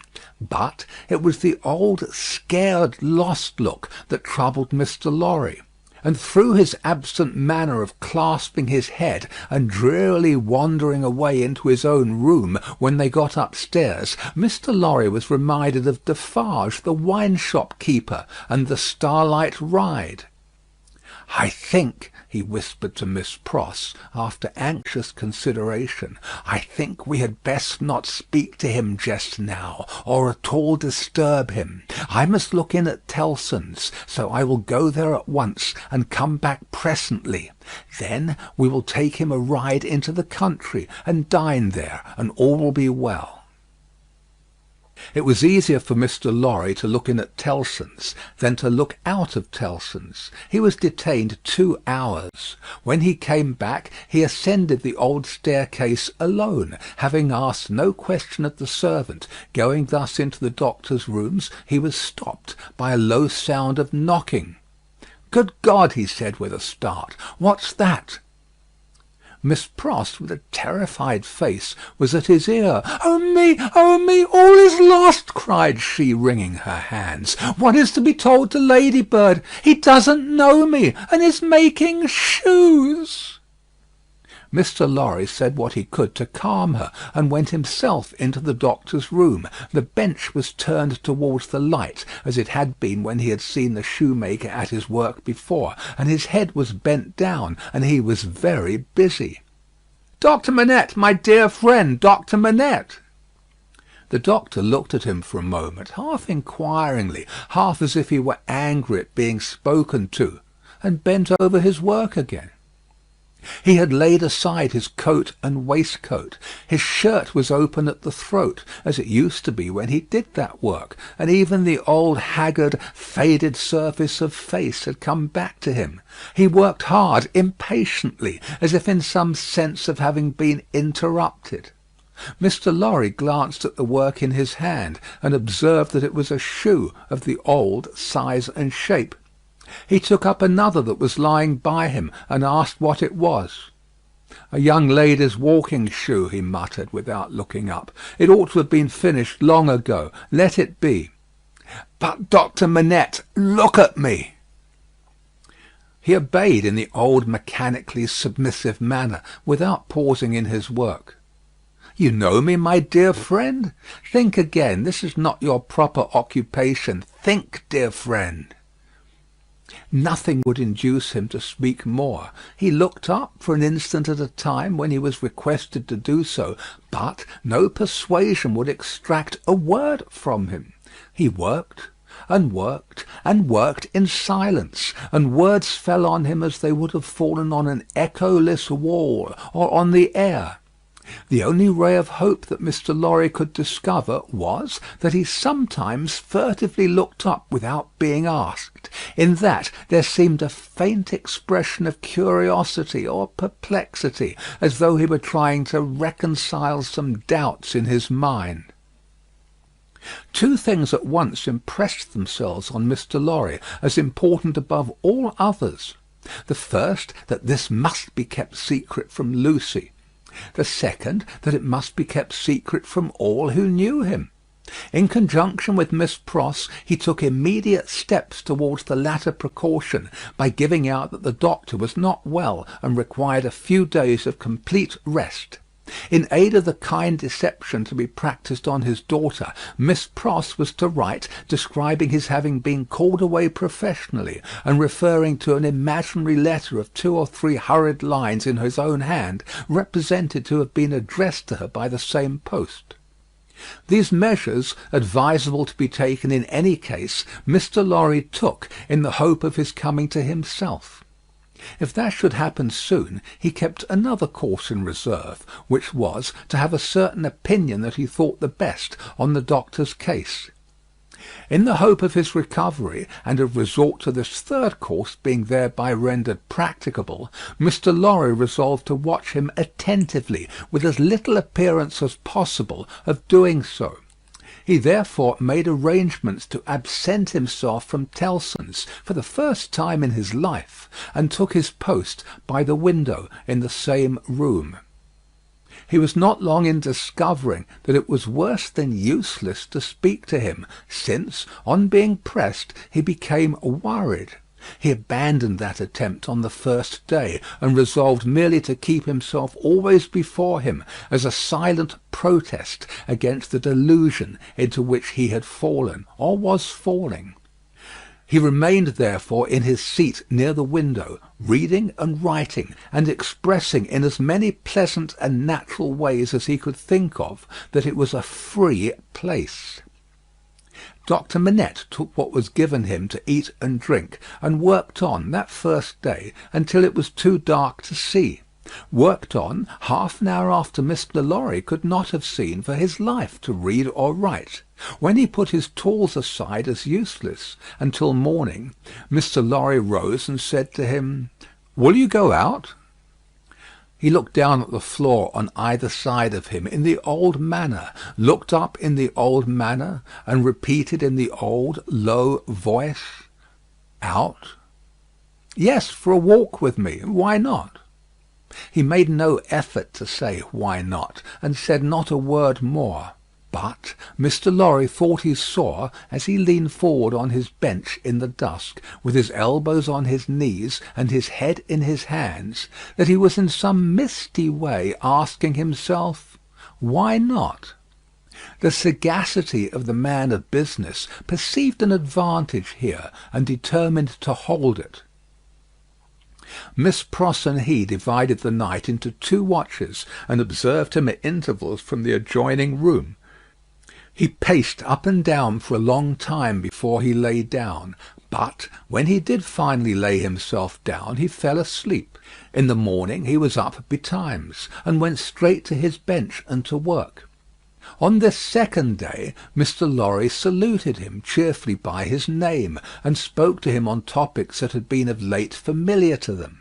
He returned no reply, but it was evident that he heard what was said, and that he thought about it, however confusedly. This encouraged Mr. Lorry to have Miss Pross in with her work several times during the day. At those times they quietly spoke of Lucie, and of her father then present, precisely in the usual manner, and as if there was nothing amiss. This was done without any demonstrative accompaniment, not long enough or often enough to harass him, and it lightened Mr. Lorry's friendly heart to believe that he looked up oftener, and that he appeared to be stirred by some perception of inconsistencies surrounding him. When it fell dark again, Mr. Lorry asked him as before, "Dear doctor, will you go out?" As before, he repeated, "Out?" "Yes, for a walk with me. Why not?" This time Mr. Lorry feigned to go out when he could extract no answer from him, and after remaining absent for an hour, returned. In the meanwhile the doctor had removed to the seat in the window, and had sat there looking down at the plane tree, but on Mr. Lorry's return he slipped away to his bench. The time went very slowly on, and Mr. Lorry's hope darkened, and his heart grew heavier again, and grew yet heavier and heavier every day. The third day came and went, the fourth, the fifth, 5 days, 6 days, 7 days, 8 days, 9 days. With a hope ever darkening, and with a heart always growing heavier and heavier, Mr. Lorry passed through this anxious time. The secret was well kept, and Lucie was unconscious and happy. But he could not fail to observe that the shoemaker, whose hand had been a little out at first, was growing dreadfully skilful, and that he had never been so intent on his work, and that his hands had never been so nimble and expert as in the dusk of the 9th evening. End of Book 2, Chapter 18.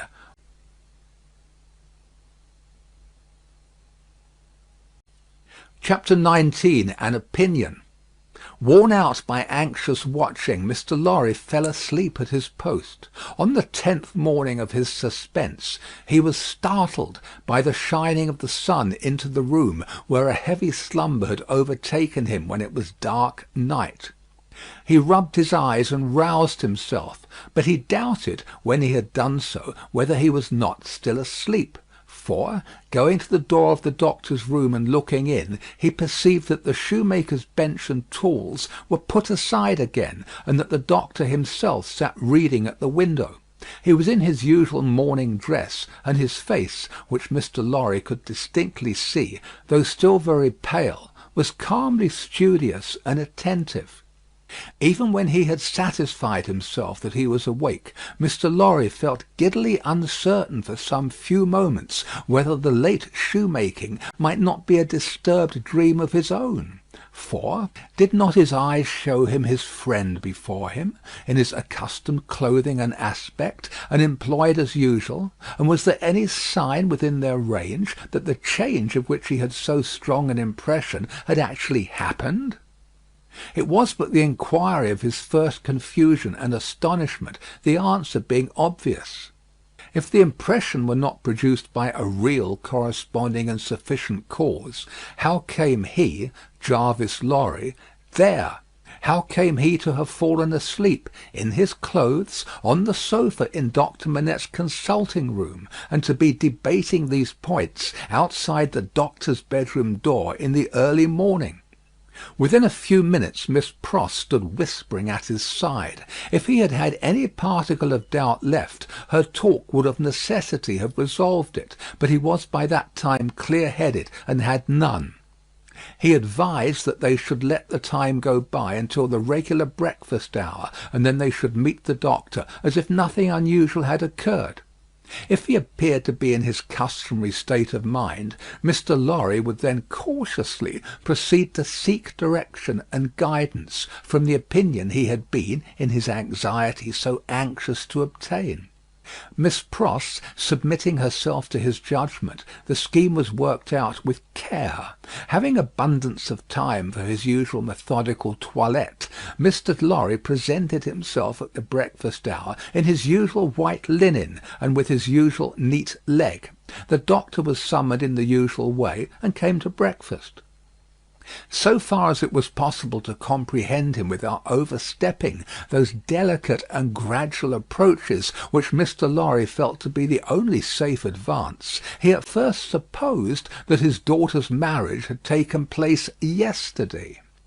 An incidental allusion, purposely thrown out, to the day of the week and the day of the month, set him thinking and counting, and evidently made him uneasy. In all other respects, however, he was so composedly himself that Mr. Lorry determined to have the aid he sought, and that aid was his own. Therefore, when the breakfast was done and cleared away, and he and the doctor were left together, Mr. Lorry said feelingly, "My dear Manette, I am anxious to have your opinion, in confidence, on a very curious case in which I am deeply interested. That is to say, it is very curious to me, perhaps. To your better information it may be less so." Glancing at his hands, which were discoloured by his late work, the doctor looked troubled and listened attentively. He had already glanced at his hands more than once. "Doctor Manette," said Mr. Lorry, touching him affectionately on the arm, "the case is the case of a particularly dear friend of mine. Pray give your mind to it, and advise me well for his sake, and above all for his daughters, my dear Manette." "If I understand," said the doctor in a subdued tone, "some mental shock?" "Yes. Be explicit," said the doctor. "Spare no detail." Mr. Lorry saw that they understood one another, and proceeded. "My dear Manette, it is the case of an old and a prolonged shock, of great acuteness and severity to the affections, the feelings, as you express it, the mind. It is the case of a shock under which the sufferer was borne down, one cannot say for how long, because I believe he cannot calculate the time himself, and there are no other means of getting at it. It is the case of a shock from which the sufferer recovered by a process that he cannot trace himself, as I once heard him publicly relate in a striking manner. It is the case of a shock from which he has recovered so completely as to be a highly intelligent man, capable of close application of mind and great exertion of body, and of constantly making fresh additions to his stock of knowledge, which was already very large. But unfortunately there has been," he paused and took a deep breath, "a slight relapse." The doctor in a low voice asked, "Of how long duration?" 9 days and nights." "How did it show itself? I infer," glancing at his hands again, "in the resumption of some old pursuit connected with the shock?" "That is the fact." "Now, did you ever see him," asked the doctor, distinctly and collectedly, though in the same low voice, "engage in that pursuit originally?" "Once." "And when the relapse fell on him, was he in most respects, or in all respects, as he was then?" "I think in all respects." "You spoke of his daughter. Does his daughter know of the relapse?" "No. It has been kept from her, and I hope will always be kept from her. It is known only to myself, and to one other who may be trusted." The doctor grasped his hand and murmured, "That was very kind. That was very thoughtful." Mr. Lorry grasped his hand in return, and neither of the two spoke for a little while.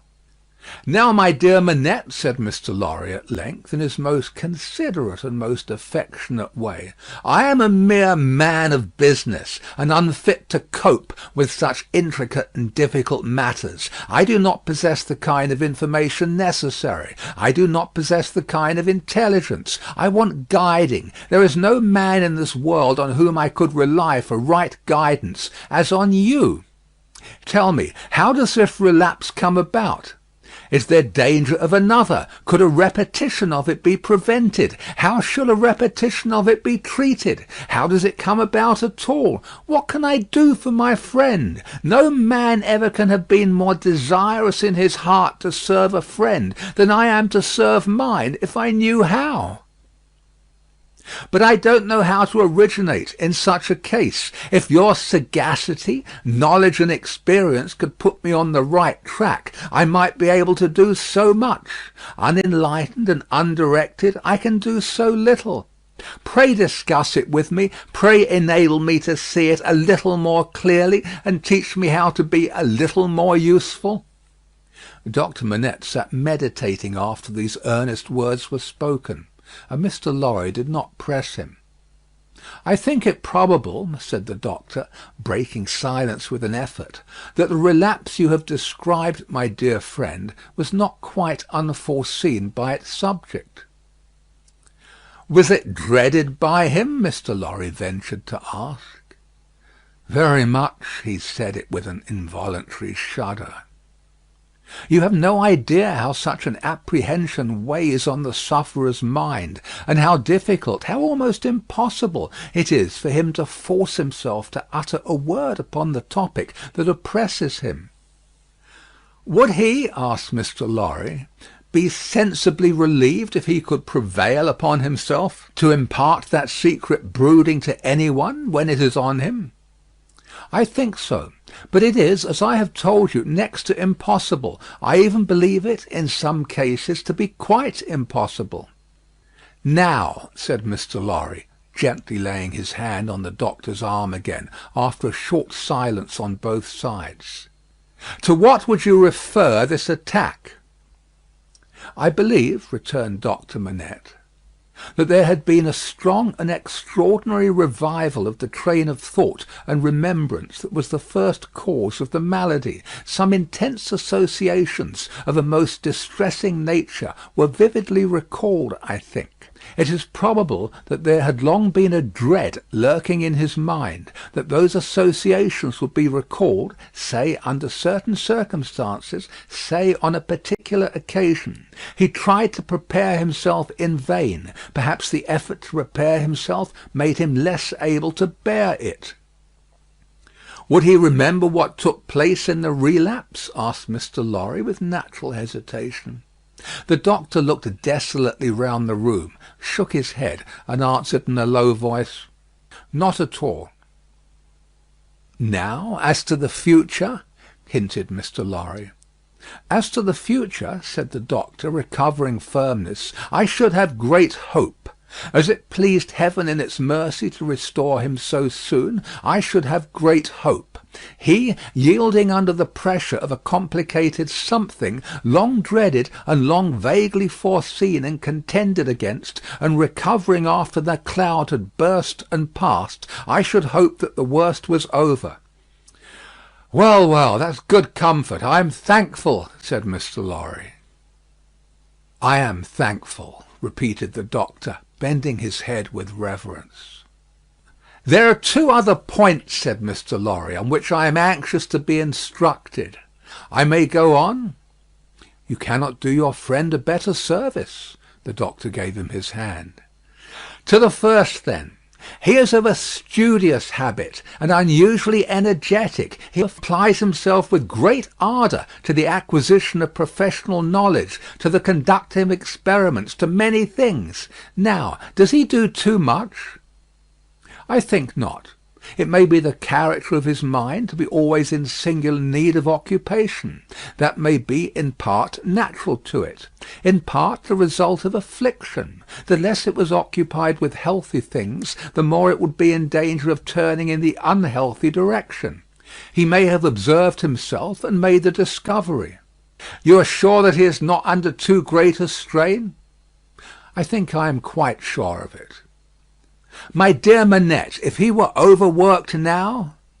"My dear Lorry, I doubt if that could easily be. There has been a violent stress in one direction, and it needs a counterweight." "Excuse me, as a persistent man of business, assuming for a moment that he was overworked, it would show itself in some renewal of this disorder?" "I do not think so. I do not think," said Doctor Manette with the firmness of self-conviction, "that anything but the one train of association would renew it. I think that henceforth nothing but some extraordinary jarring of that cord could renew it. After what has happened, and after his recovery, I find it difficult to imagine any such violent sounding of that string again. I trust, and I almost believe, that the circumstances likely to renew it are exhausted." He spoke with the diffidence of a man who knew how slight a thing would overset the delicate organisation of the mind, and yet with the confidence of a man who had slowly won his assurance out of personal endurance and distress.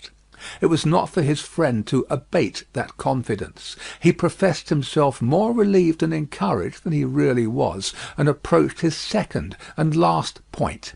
He felt it to be the most difficult of all, but, remembering his old Sunday morning conversation with Miss Pross, and remembering what he had seen in the last 9 days, he knew that he must face it.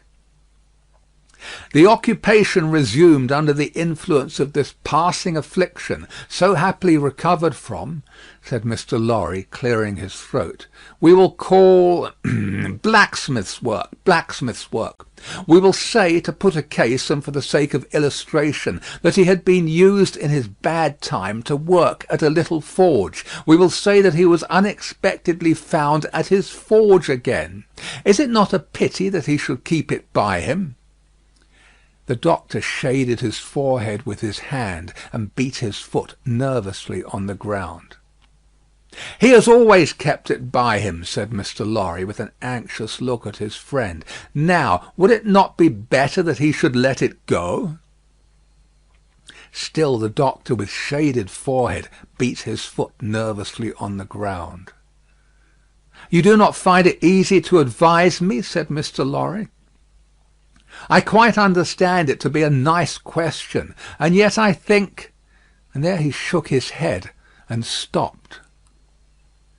"You see," said Doctor Manette, turning to him after an uneasy pause, "it is very hard to explain consistently the innermost workings of this poor man's mind. He once yearned so frightfully for that occupation, and it was so welcome when it came. No doubt it relieved his pain so much by substituting the perplexity of the fingers for the perplexity of the brain, and by substituting, as he became more practised, the ingenuity of the hands for the ingenuity of the mental torture, that he has never been able to bear the thought of putting it quite out of his reach.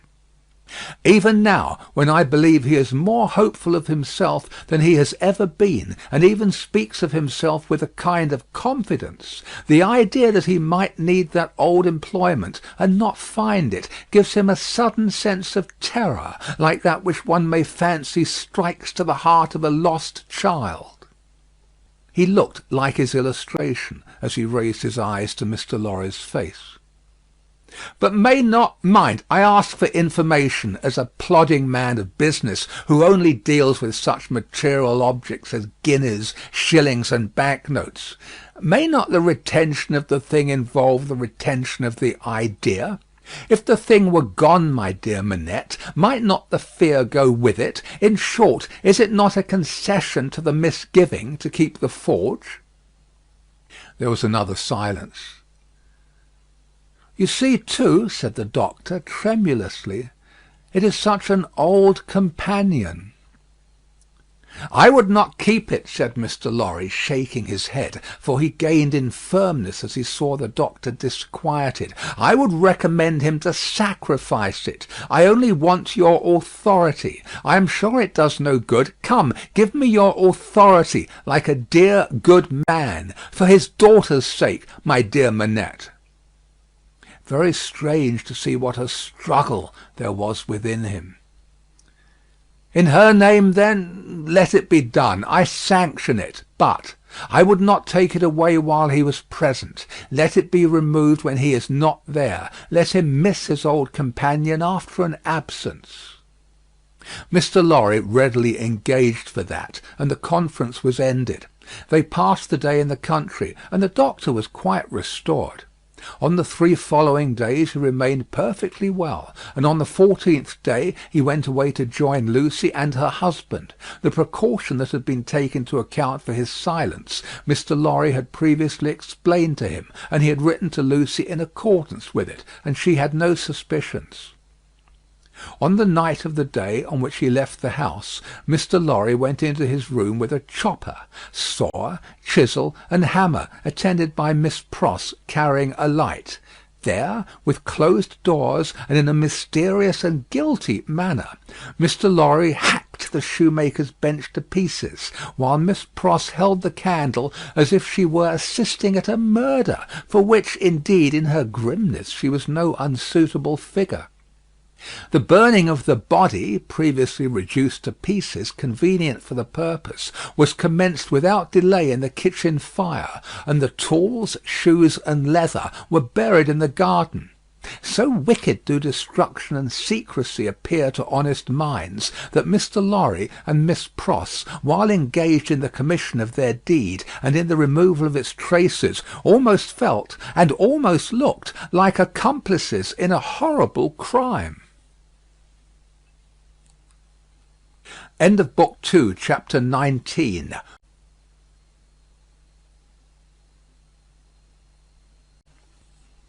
Chapter 20. A Plea.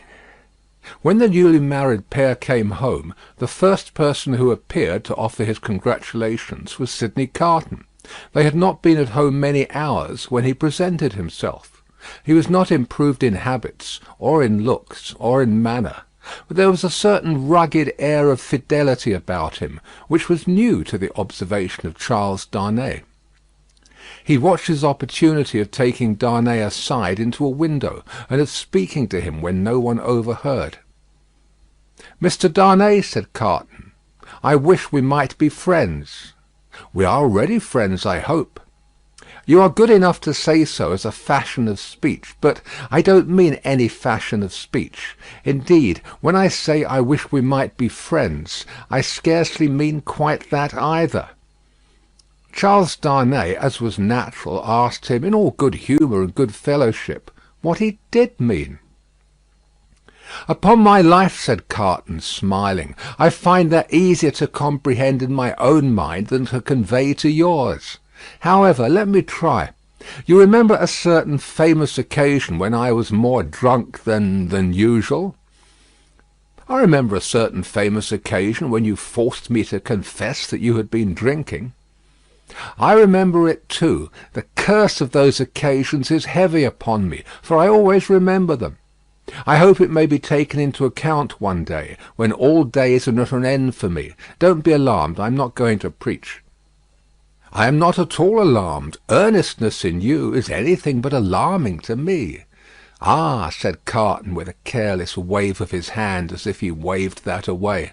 "On the drunken occasion in question, one of a large number, as you know, I was insufferable about liking you and not liking you. I wish you would forget it." "I forgot it long ago." "Fashion of speech again. But, Mr. Darnay, oblivion is not so easy to me as you represent it to be to you. I have by no means forgotten it, and a light answer does not help me to forget it."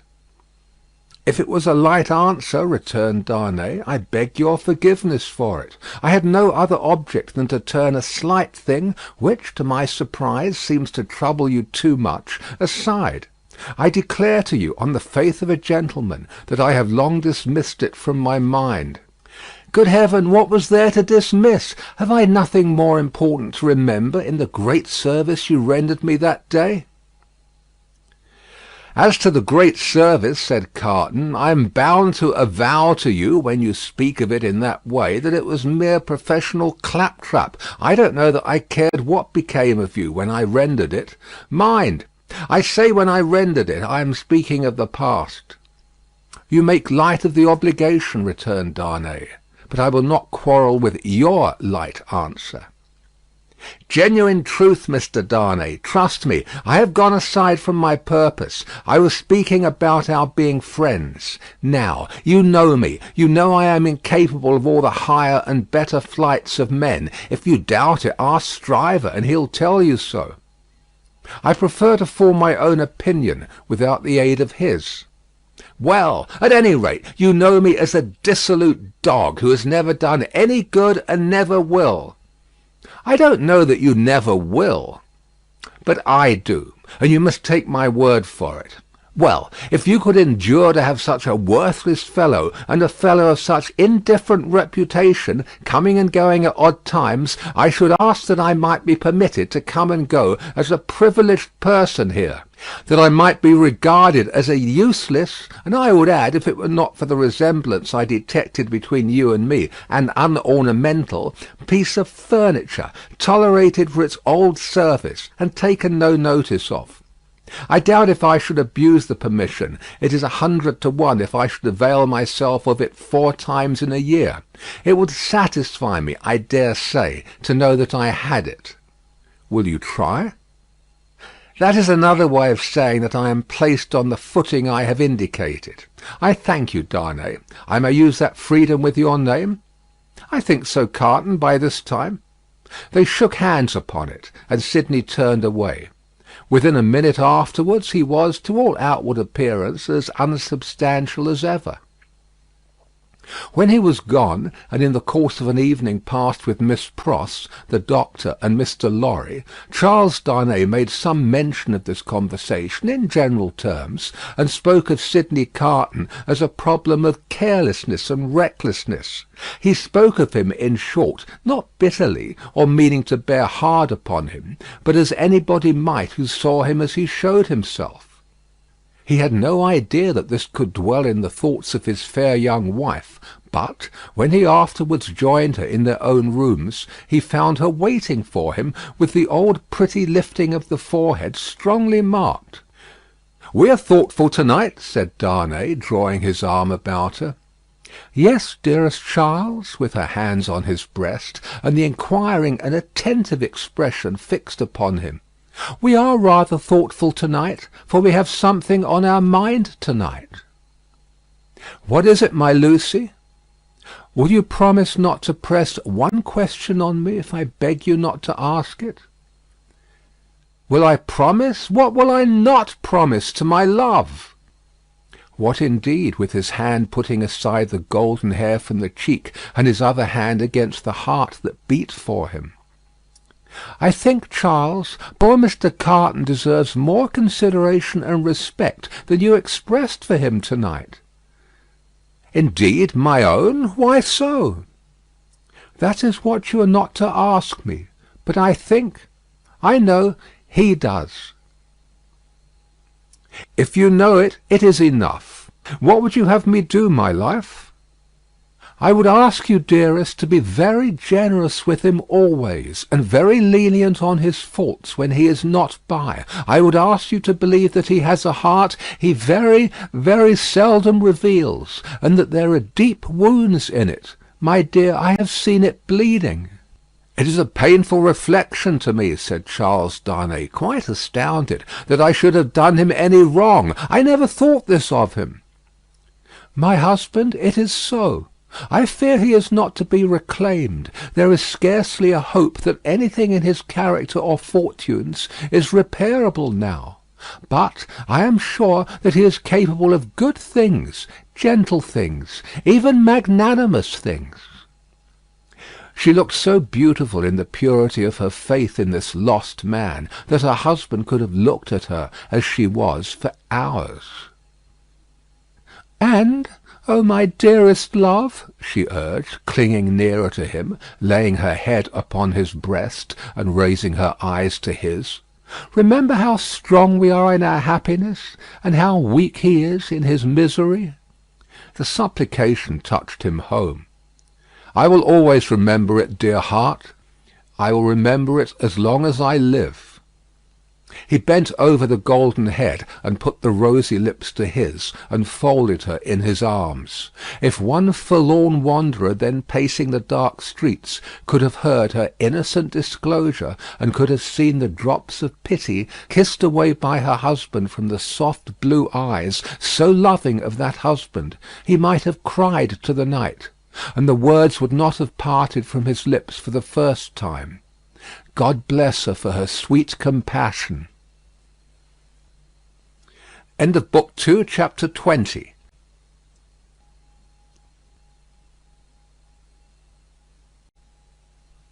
Chapter 21. Echoing Footsteps. A wonderful corner for echoes, it has been remarked, that corner where the doctor lived.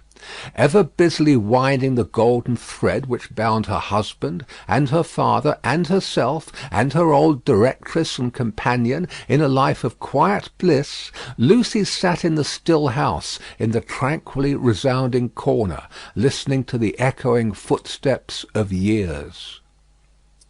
At first there were times, though she was a perfectly happy young wife, when her work would slowly fall from her hands, and her eyes would be dimmed.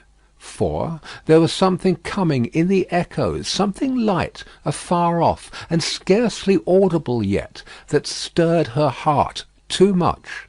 Fluttering hopes and doubts, hopes of a love as yet unknown to her, doubts of her remaining upon earth to enjoy that new delight, divided her breast. Among the echoes, then, there would arise the sound of footsteps at her own early grave, and thoughts of the husband who would be left so desolate, and who would mourn for her so much, swelled to her eyes, and broke like waves. That time passed, and her little Lucie lay on her bosom. Then, among the advancing echoes, there was the tread of her tiny feet, and the sound of her prattling words. Let greater echoes resound as they would, the young mother at the cradle side could always hear those coming. They came, and the shady house was sunny with a child's laugh, and the divine friend of children, to whom in her trouble she had confided hers, seemed to take her child in his arms, as he took the child of old, and made it a sacred joy to her. Ever busily winding the golden thread that bound them all together, weaving the service of her happy influence through the tissue of all their lives, and making it predominate nowhere, Lucie heard in the echoes of years none but friendly and soothing sounds. Her husband's step was strong and prosperous among them, her father's firm and equal. Lo, Miss Pross, in harness of string, awakening the echoes as an unruly charger, whip-corrected, snorting, and pawing the earth under the plane tree in the garden. Even when there were sounds of sorrow among the rest, they were not harsh nor cruel. Even when golden hair, like her own, lay in a halo on a pillow round the worn face of a little boy, and he said with a radiant smile, "Dear papa and mamma, I am very sorry to leave you both, and to leave my pretty sister, but I am cold, and I must go." Those were not tears all of agony that wetted his young mother's cheek as the spirit departed from her embrace that had been entrusted to it. Suffer them and forbid them not. They see my father's face. O Father, blessed words! Thus the rustling of an angel's wings got blended with the other echoes, and they were not wholly of earth, but had in them that breath of heaven. Sighs of the winds that blew over a little garden tomb were mingled with them also, and both were audible to Lucie in a hushed murmur, like the breathing of a summer sea asleep upon a sandy shore. As the little Lucie, comically studious at the task of the morning, or dressing a doll at her mother's footstool, chattered in the tongues of the two cities that were blended in her life. The echoes rarely answered to the actual tread of Sidney Carton. Some half-dozen times a year, at most, he claimed his privilege of coming in uninvited, and would sit among them through the evening as he had once done often. He never came there heated with wine.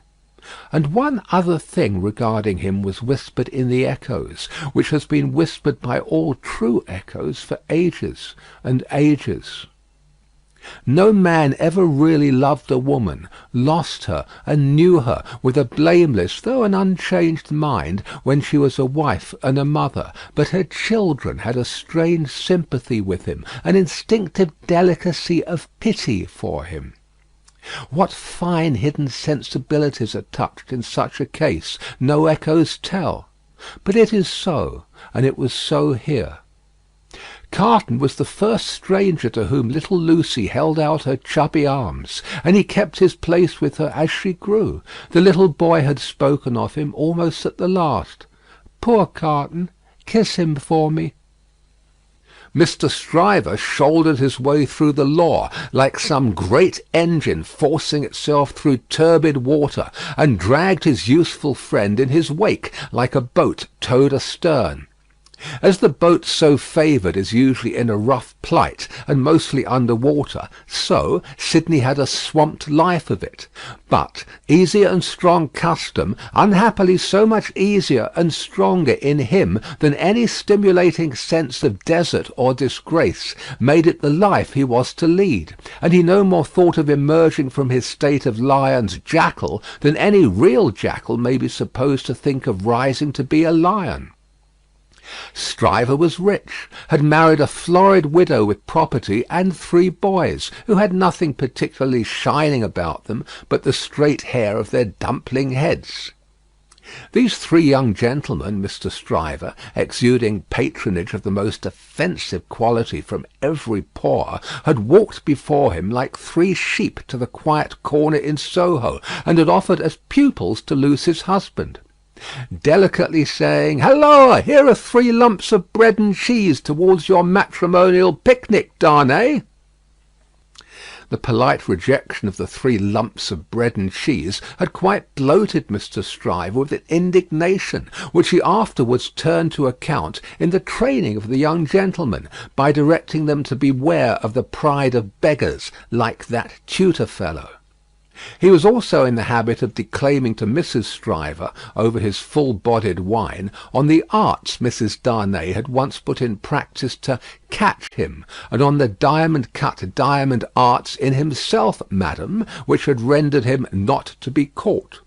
Some of his King's Bench familiars, who were occasionally parties to the full-bodied wine and the lie, excused him for the latter by saying that he had told it so often that he believed it himself, which is surely such an incorrigible aggravation of an originally bad offence as to justify any such offenders being carried off to some suitably retired spot, and there hanged out of the way.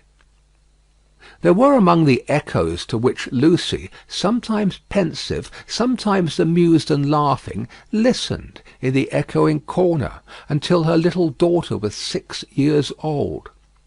How near to her heart the echoes of her child's tread came, and those of her own dear father's, always active and self-possessed, and those of her dear husband's, need not be told.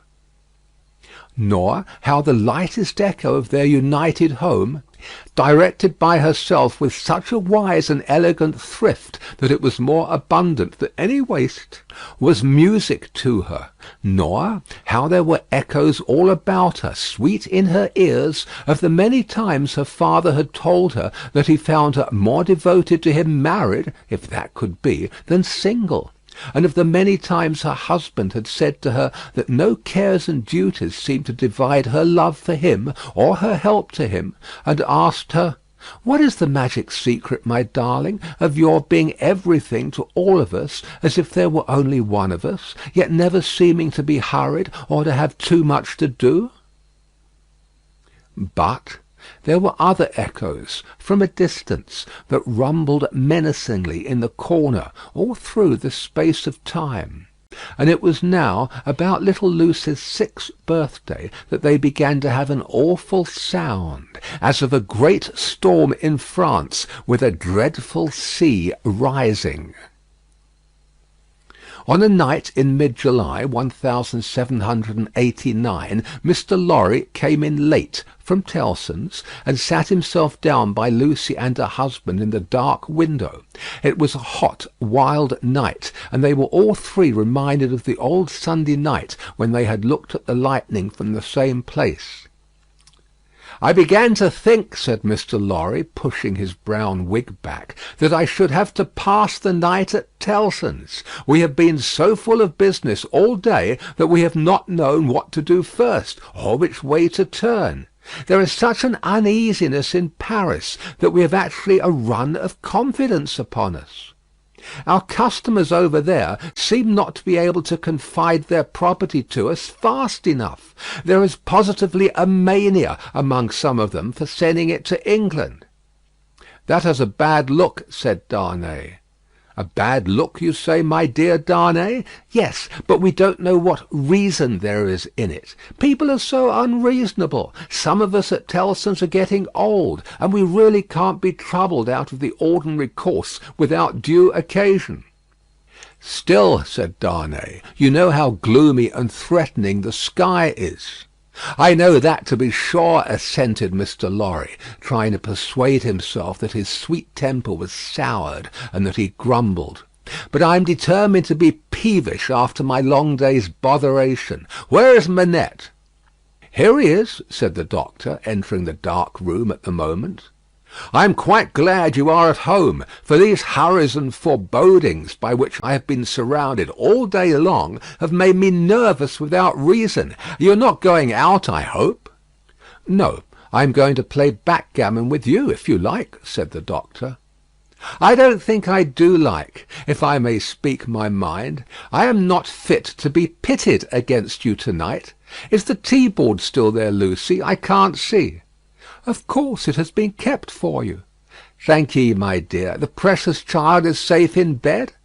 "And sleeping soundly." "That's right. All safe and well. I don't know why anything should be otherwise than safe and well here, thank God. But I have been so put out all day, and I am not as young as I was. My tea, my dear. Thank ye. Now, come and take your place in the circle, and let us sit quiet and hear the echoes about which you have your theory." "Not a theory. It was a fancy." "A fancy, then, my wise pet," said Mr. Lorry, patting her hand. "They are very numerous and very loud, though, are they not? Only hear them." Headlong, mad, and dangerous footsteps to force their way into anybody's life, footsteps not easily made clean again, if once stained red, the footsteps raging in Saint Antoine afar off as the little circle sat in the dark London window.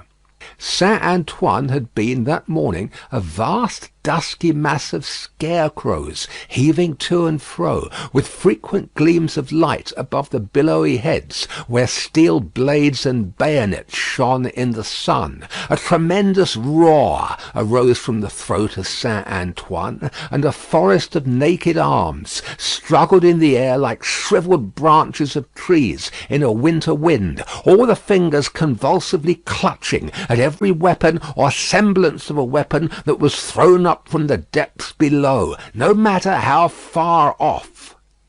Who gave them out? Whence they last came? Where they began? Through what agency they crookedly quivered and jerked, scores at a time, over the heads of the crowd, like a kind of lightning? No eye in the throng could have told. But muskets were being distributed, so were cartridges, powder and ball, bars of iron and wood, knives, axes, pikes, every weapon that distracted ingenuity could discover or devise. People who could lay hold of nothing else set themselves with bleeding hands to force stones and bricks out of their places in walls. Every pulse and heart in Saint Antoine was on high fever strain and at high fever heat. Every living creature there held life as of no account, and was demented with a passionate readiness to sacrifice it.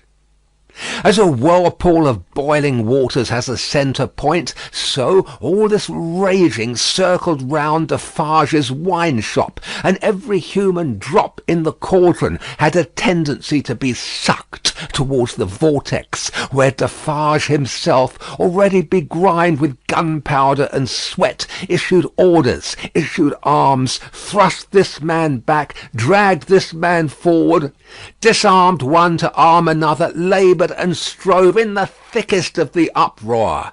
"Keep near to me, Jacques 3," cried Defarge, "and do you, Jacques 1 and 2, separate and put yourselves at the head of as many of these patriots as you can. Where is my wife?" "Eh, well, here you see me," said Madame, composed as ever, but not knitting to-day. Madame's resolute right hand was occupied with an axe, in place of the usual softer implements, and in her girdle were a pistol and a cruel knife. "Where do you go, my wife?" "I go," said Madame, "with you at present. You shall see me at the head of women by and by." "Come then," said Defarge in a resounding voice. "Patriots and friends, we are ready. The Bastille!" With a roar that sounded as if all the breath in France had been shaped into the detested word, the living sea rose, wave on wave, depth on depth, and overflowed the city to that point, alarm bells ringing, drums beating, the sea raging and thundering on its new beach. The attack began. Deep ditches, double drawbridge, massive stone walls, 8 great towers, cannon, muskets, fire and smoke. Through the fire and through the smoke, in the fire and in the smoke, for the sea cast him up against a cannon, and on the instant he became a cannoneer. Defarge of the wine shop worked like a manful soldier. 2 fierce hours.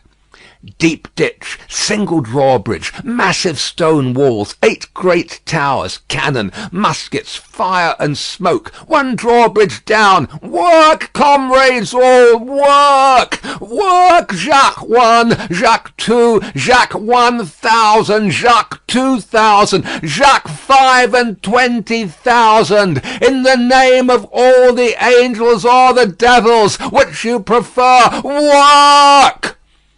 Thus Defarge of the wine shop, still at his gun, which had long grown hot. "To me, women!" cried Madame his wife. "What! We can kill as well as the men when the place is taken!" And to her, with a shrill, thirsty cry, trooping women variously armed, but all armed alike in hunger and revenge. Cannon, muskets, fire and smoke, but still the deep ditch, the single drawbridge, the massive stone walls and the 8 great towers. Slight displacements of the raging sea made by the falling wounded, flashing weapons, blazing torches, smoking waggon loads of wet straw, hard work at neighbouring barricades in all directions, shrieks, volleys, execrations, bravery without stint, boom, smash, and rattle, and the furious sounding of the living sea. But still the deep ditch, and the single drawbridge, and the massive stone walls, and the 8 great towers, and still Defarge of the wine shop at his gun, grown doubly hot by the service of 4 fierce hours. A white flag from within the fortress, and the parley, this dimly perceptible through the raging storm, nothing audible in it. Suddenly the sea rose immeasurably wider and higher, and swept Defarge of the wine shop over the lower drawbridge, past the massive stone outer walls, in among the 8 great towers, surrendered. So resistless was the force of the ocean bearing him on, that even to draw his breath or turn his head was as impracticable as if he had been struggling in the surf at the South Sea, until he was landed in the outer courtyard of the Bastille. There, against an angle of a wall, he made a struggle to look about him. Jacques 3 was nearly at his side. Madame Defarge, still heading some of her women, was visible in the inner distance, and her knife was in her hand. Everywhere was tumult, exultation, deafening and maniacal bewilderment, astounding noise, yet furious dumb show. The prisoners! The records, the secret cells, the instruments of torture, the prisoners! Of all these cries and 10,000 incoherences, the prisoners was the cry most taken up by the sea that rushed in, as if there were an eternity of people, as well as of time and space, when the foremost billows rolled past, bearing the prison officers with them, and threatening them all with instant death if any secret nook remained undisclosed. Defarge laid his strong hand on the breast of of one of these men, a man with a grey head, who had a lighted torch in his hand, separated him from the rest, and got him between himself and the wall. "Show me the north tower," said Defarge. "Quick!" "I will faithfully," replied the man, "if you will come with me. But there is no one there." "What is the meaning of 105 North Tower?" asked Defarge. "Quick!" "The meaning, monsieur?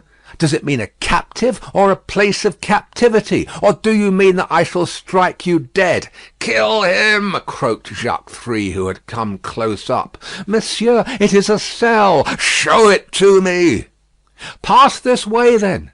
Jacques Three, with his usual craving on him, and evidently disappointed by the dialogue taking a turn that did not seem to promise bloodshed, held by Defarge's arm as he held by the turnkey's. Their three heads had been close together during this brief disclosure, and it had been as much as they could do to hear one another even then, so tremendous was the noise of the living ocean in its eruption into the fortress and its inundation of the courts and passages and staircases. All around outside, too, it beat the walls with a deep, hoarse roar, from which occasionally some partial shouts of tumult broke, and leaped into the air like spray.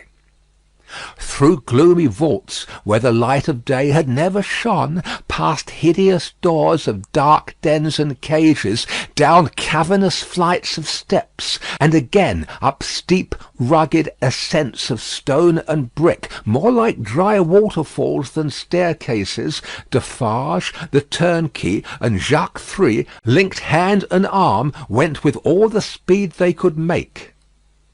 Here and there, especially at first, the inundation started on them and swept by. But when they had done descending, and were winding and climbing up a tower, they were alone. Hemmed in here by the massive thickness of walls and arches, the storm within the fortress and without was only audible to them in a dull, subdued way, as if the noise out of which they had come had almost destroyed their sense of hearing.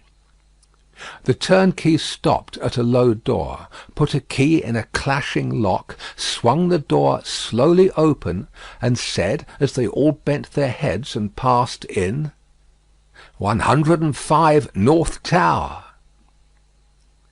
There was a small, heavily grated, unglazed window high in the wall, with a stone screen before it, so that the sky could be only seen by stooping low and looking up. There was a small chimney, heavily barred across, a few feet within. There was a heap of old feathery wood ashes on the hearth. There was a stool and table and a straw bed. There were the 4 blackened walls and a rusty iron ring in one of them.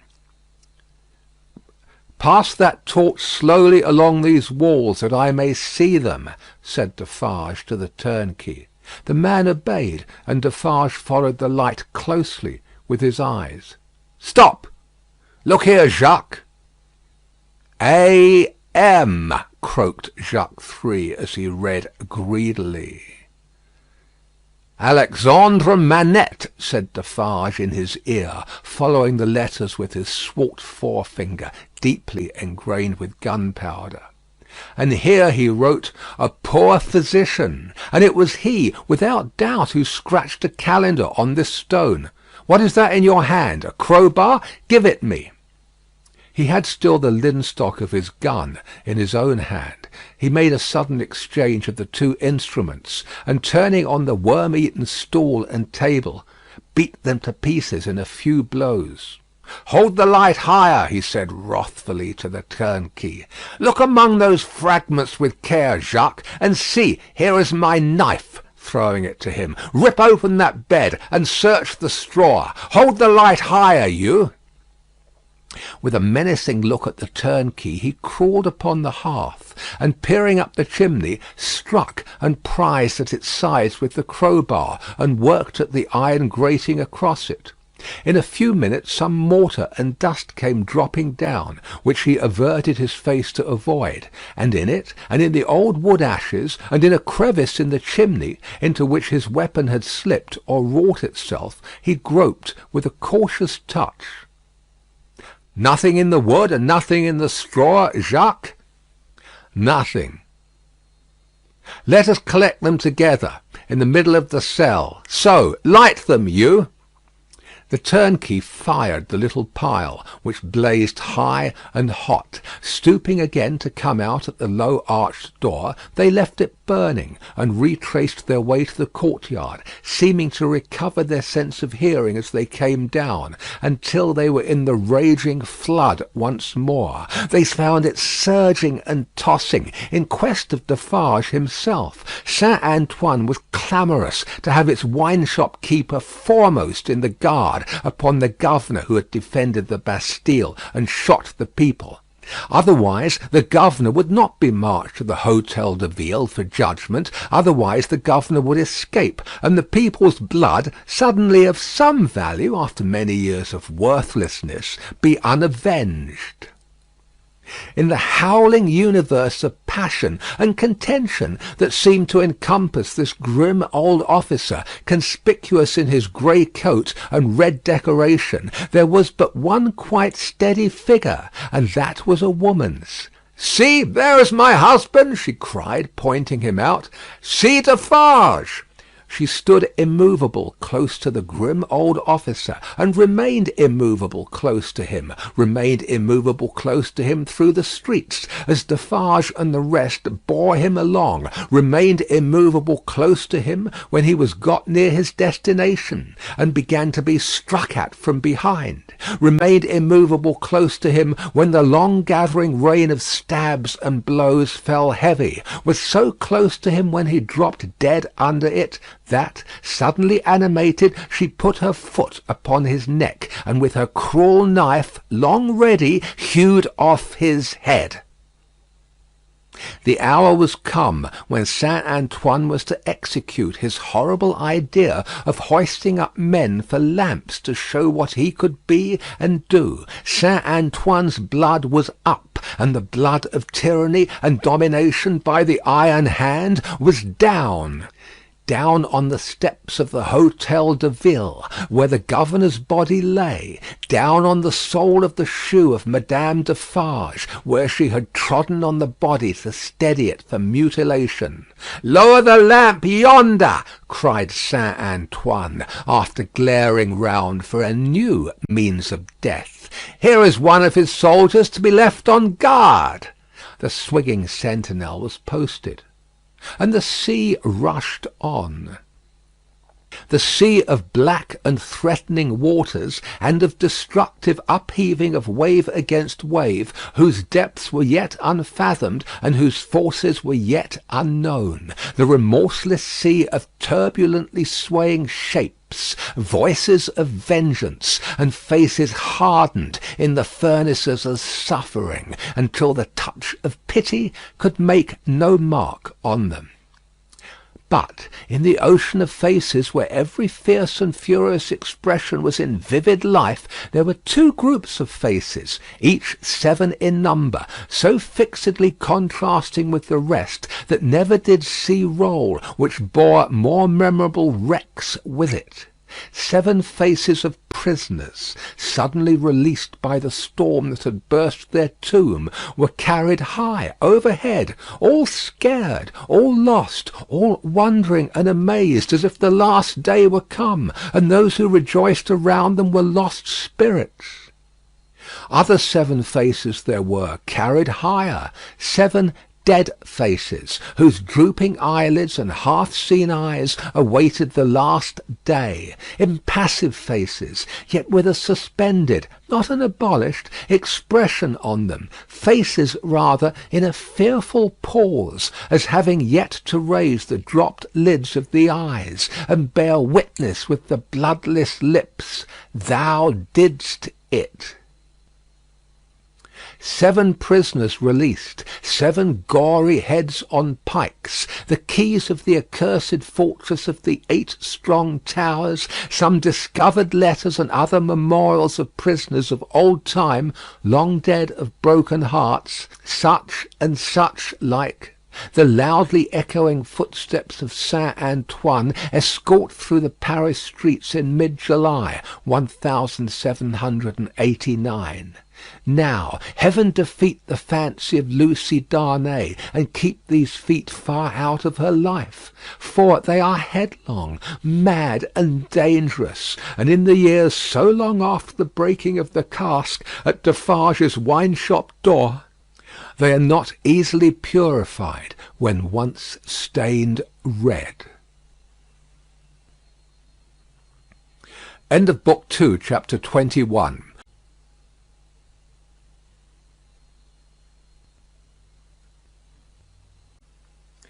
Chapter 22. The Sea Still Rises. Haggard Saint Antoine had had only one exultant week, in which to soften his modicum of hard and bitter bread to such extent as he could, with the relish of fraternal embraces and congratulations, when Madame Defarge sat at her counter, as usual, presiding over the customers. Madame Defarge wore no rose in her head, for the great brotherhood of spies had become, even in one short week, extremely chary of trusting themselves to the saint's mercies. The lamps across his streets had a portentously elastic swing with them.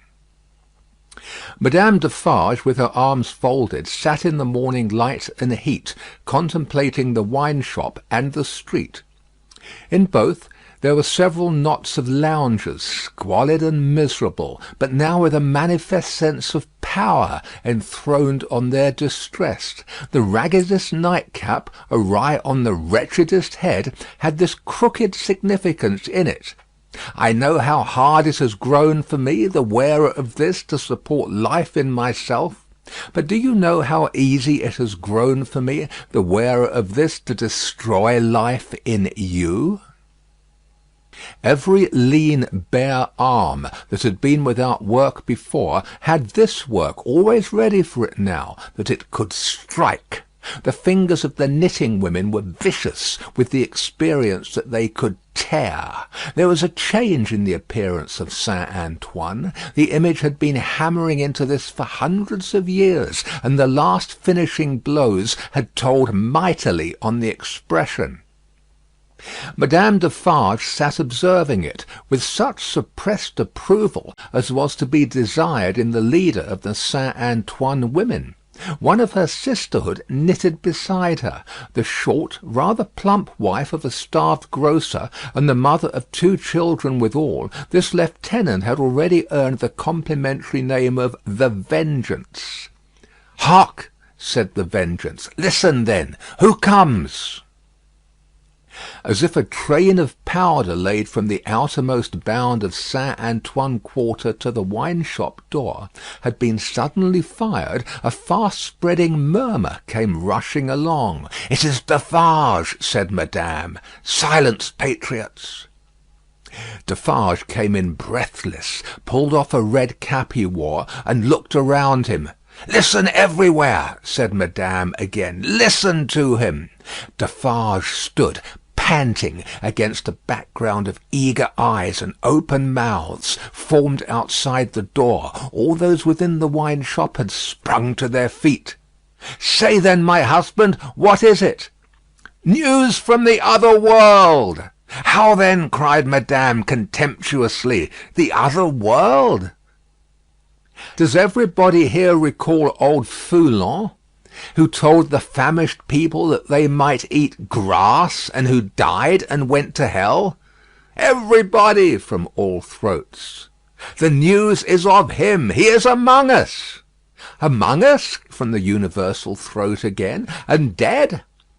Not dead. He feared us so much, and with reason, that he caused himself to be represented as dead, and had a grand mock funeral. But they have found him alive, hiding in the country, and have brought him in. I have seen him but now, on his way to the Hôtel de Ville, a prisoner. I have said that he had reason to fear us. Say all. Had he reason?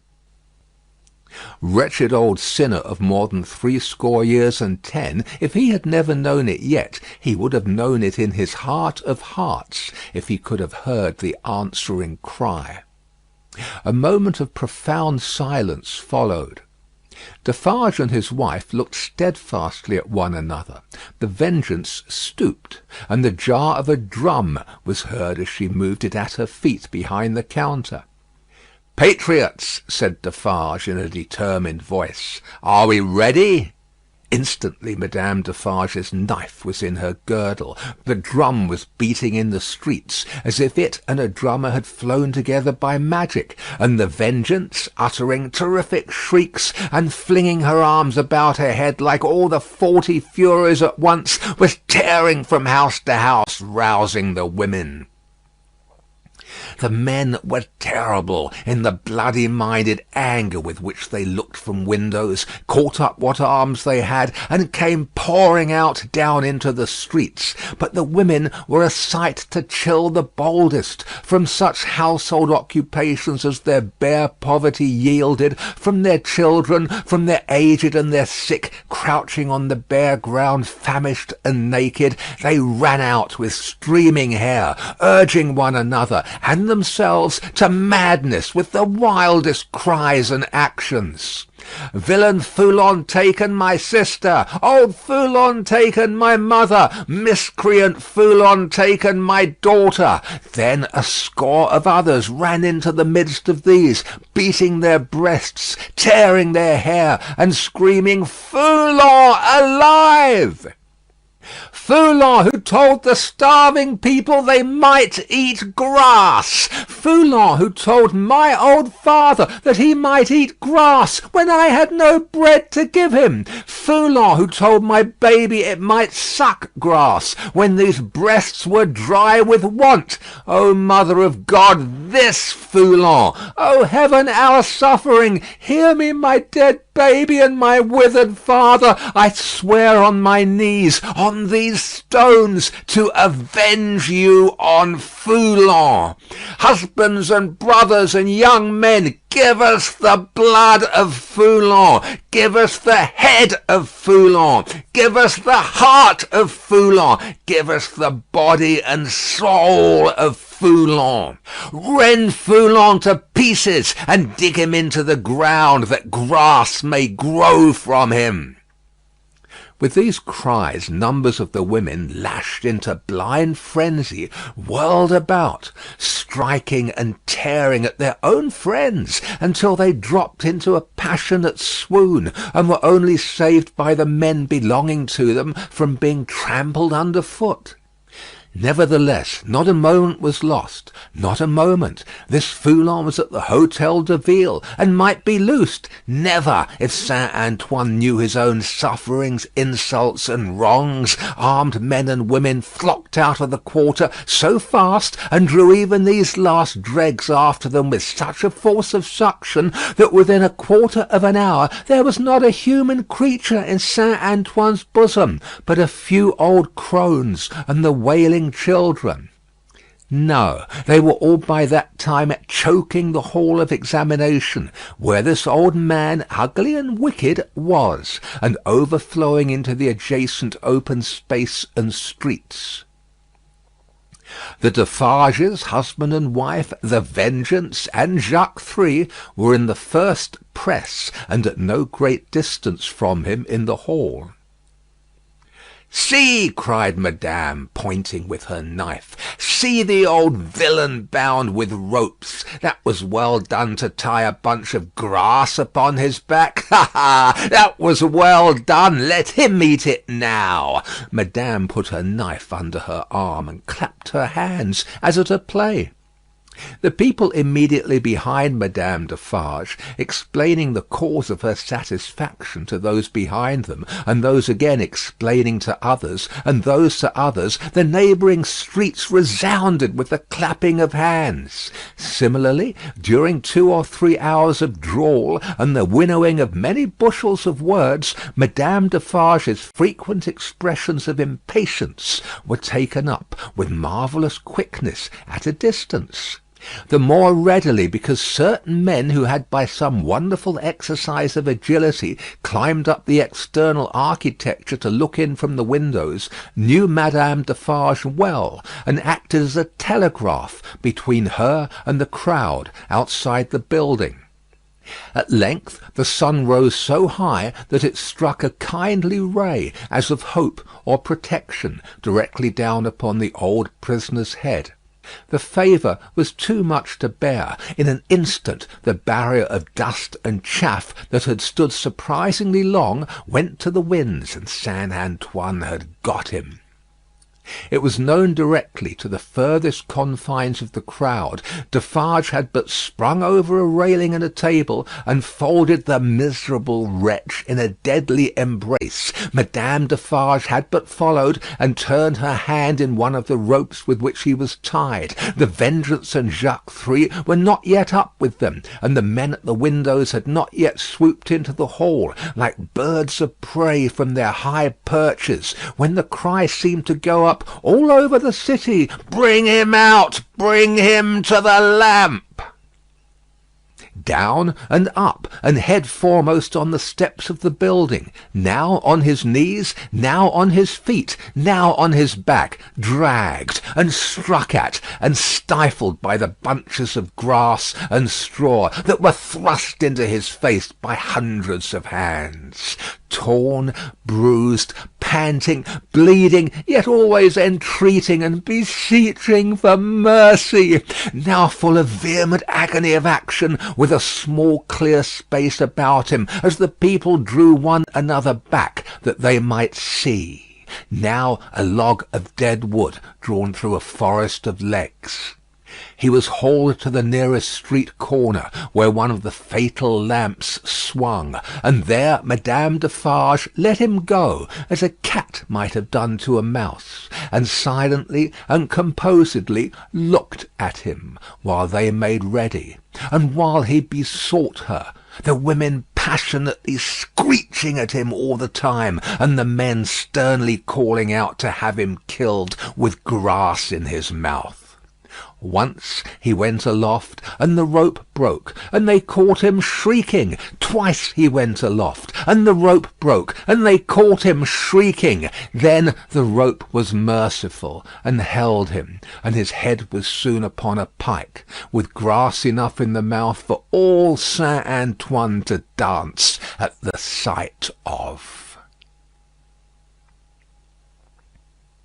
Nor was this the end of the day's bad work, for Saint Antoine so shouted and danced his angry blood up that it boiled again, on hearing when the day closed in that the son-in-law of the dispatched, another of the people's enemies and insulters, was coming into Paris under a guard 500 strong in cavalry alone. Saint Antoine wrote his crimes on flaring sheets of paper, seized him, would have torn him out of the breast of an army to bear Foulon company, set his head and heart on pikes, and carried the 3 spoils of the day in wolf procession through the streets. Not before dark night did the men and women come back to the children, wailing and breadless. Then the miserable bakers' shops were beset by long files of them, patiently waiting to buy bad bread, and while they waited with stomachs faint and empty, they beguiled the time by embracing one another on the triumphs of the day, and achieving them again in gossip.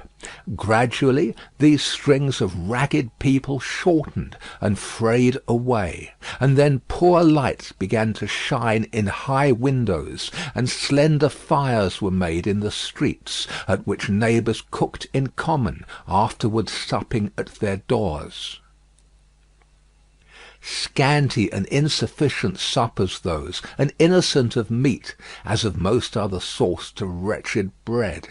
Yet human fellowship infused some nourishment into the flinty viands, and struck some sparks of cheerfulness out of them. Fathers and mothers who had had their full share in the worst of the day played gently with their meagre children, and lovers with such a world around them and before them loved and hoped.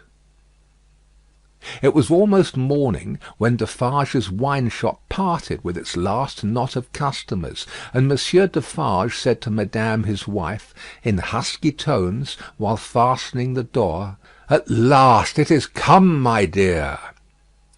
"Eh, well," returned Madame, "almost." Saint Antoine slept. The Defarges slept. Even the Vengeance slept with her starved grocer, and the drum was at rest. The drum's was the only voice in Saint Antoine that blood and hurry had not changed. The Vengeance, as custodian of the drum, could have wakened him up, and had the same speech out of him as before the Bastille fell, or old Foulon was seized. Not so with the hoarse tones of the men and women in Saint Antoine's bosom. End of Book 2, Chapter 22.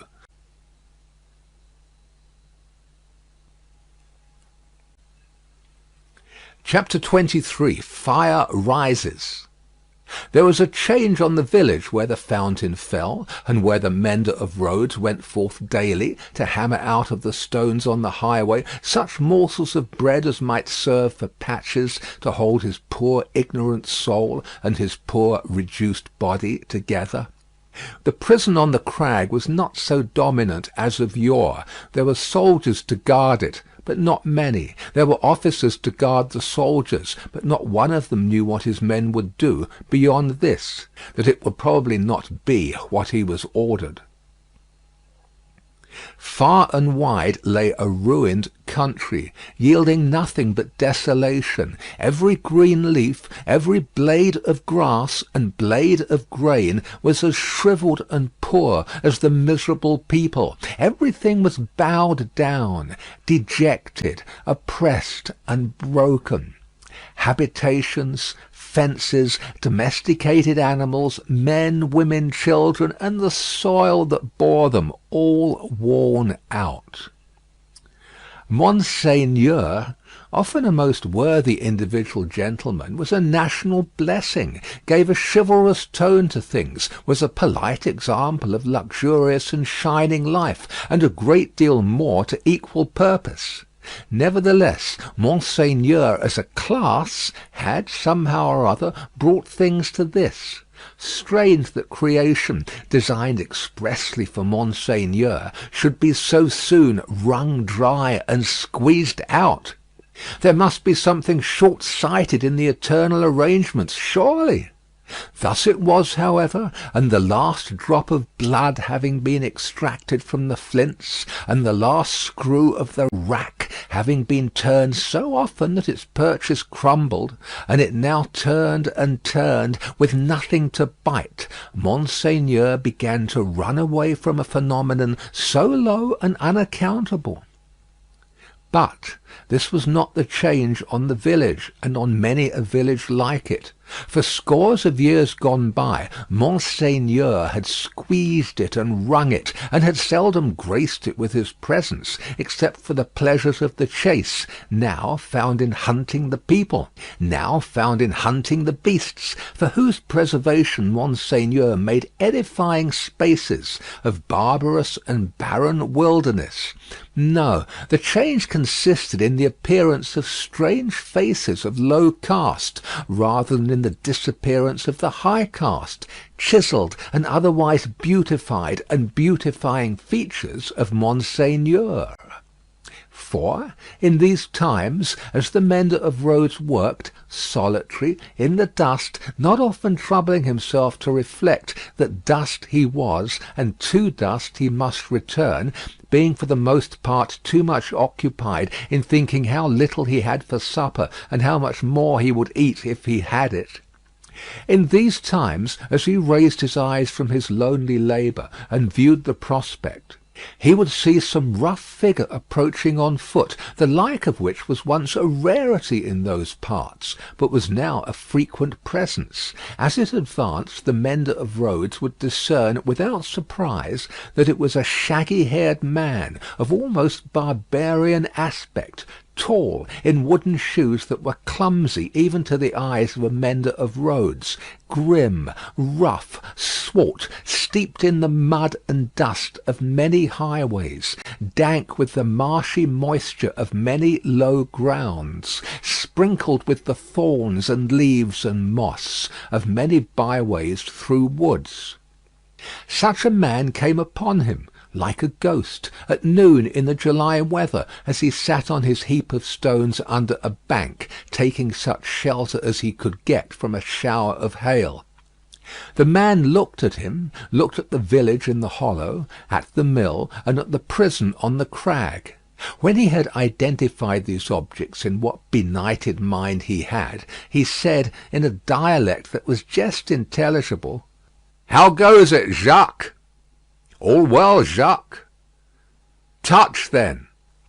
They joined hands, and the man sat down on the heap of stones. "No dinner?"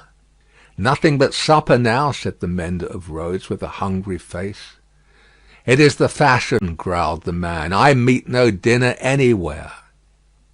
He took out a blackened pipe, filled it, lighted it with flint and steel, pulled at it until it was in a bright glow, then suddenly held it from him, and dropped something into it from between his finger and thumb, that blazed and went out in a puff of smoke.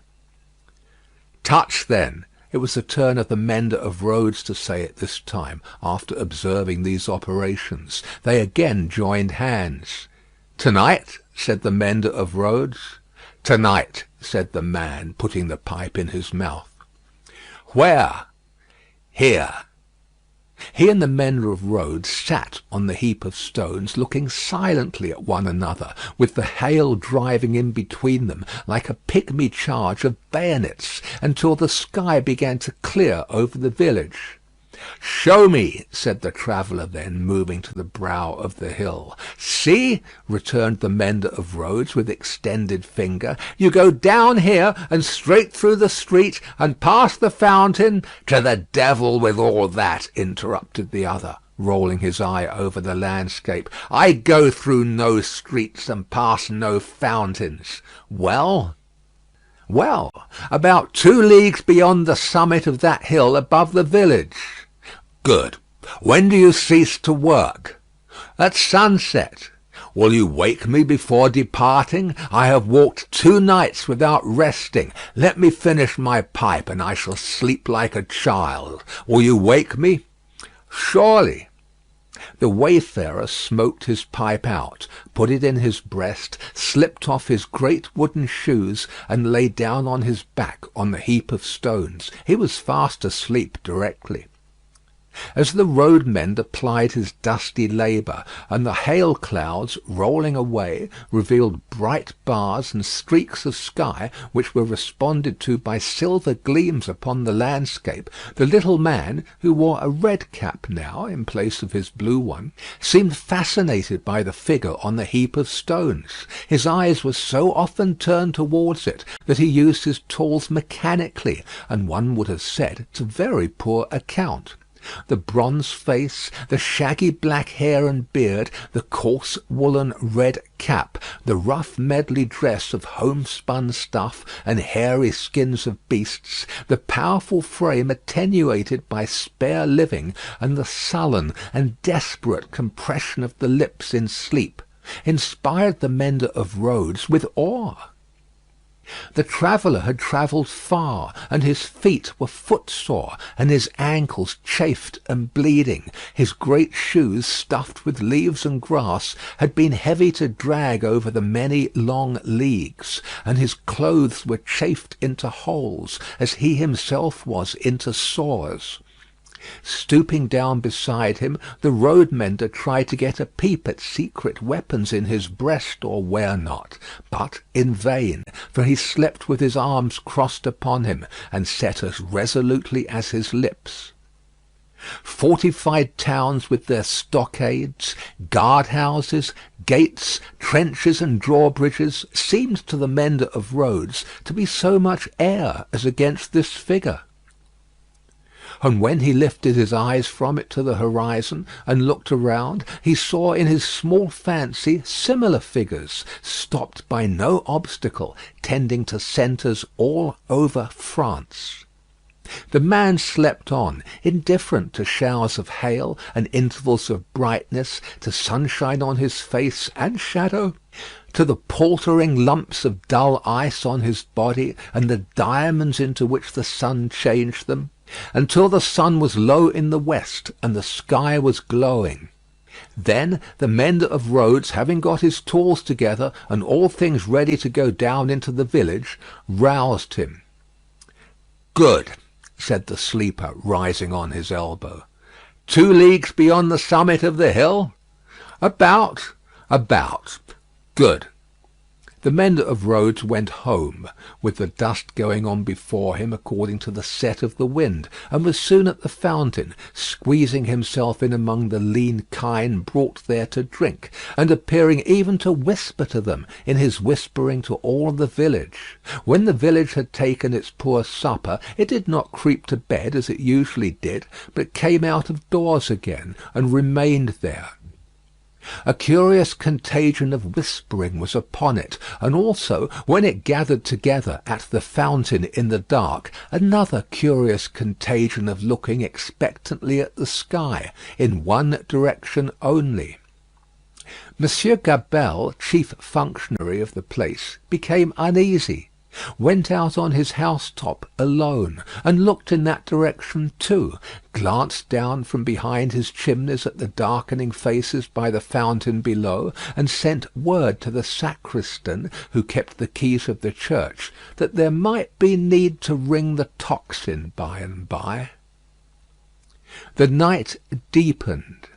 The trees environing the old château, keeping its solitary state apart, moved in a rising wind, as though they threatened the pile of building massive and dark in the gloom. Up the 2 terrace flights of steps the rain ran wildly, and beat at the great door, like a swift messenger rousing those within. Uneasy rushes of wind went through the hall, among the old spears and knives, and passed lamenting up the stairs, and shook the curtains of the bed where the last Marquis had slept. East, west, north, and south, through the woods, 4 heavy-treading, unkempt figures crushed the high grass and cracked the branches, striding on cautiously to come together in the courtyard. 4 lights broke out there and moved away in different directions, and all was black again. But not for long. Presently the château began to make itself strangely visible by some light of its own, as though it were growing luminous. Then a flickering streak played behind the architecture of the front, picking out transparent places, and showing where balustrades, arches, and windows were. Then it soared higher, and grew broader and brighter. Soon from a score of the great windows flames burst forth, and the stone faces awakened, stared out of fire. A faint murmur arose about the house from the few people who were left there, and there was a saddling of a horse and riding away. There was spurring and splashing through the darkness, and bridle was drawn in the space by the village fountain, and the horse in a foam stood at Monsieur Gabelle's door. "Help, Gabelle! Help, every one!" The tocsin rang impatiently, but other help, if there were any, there was none.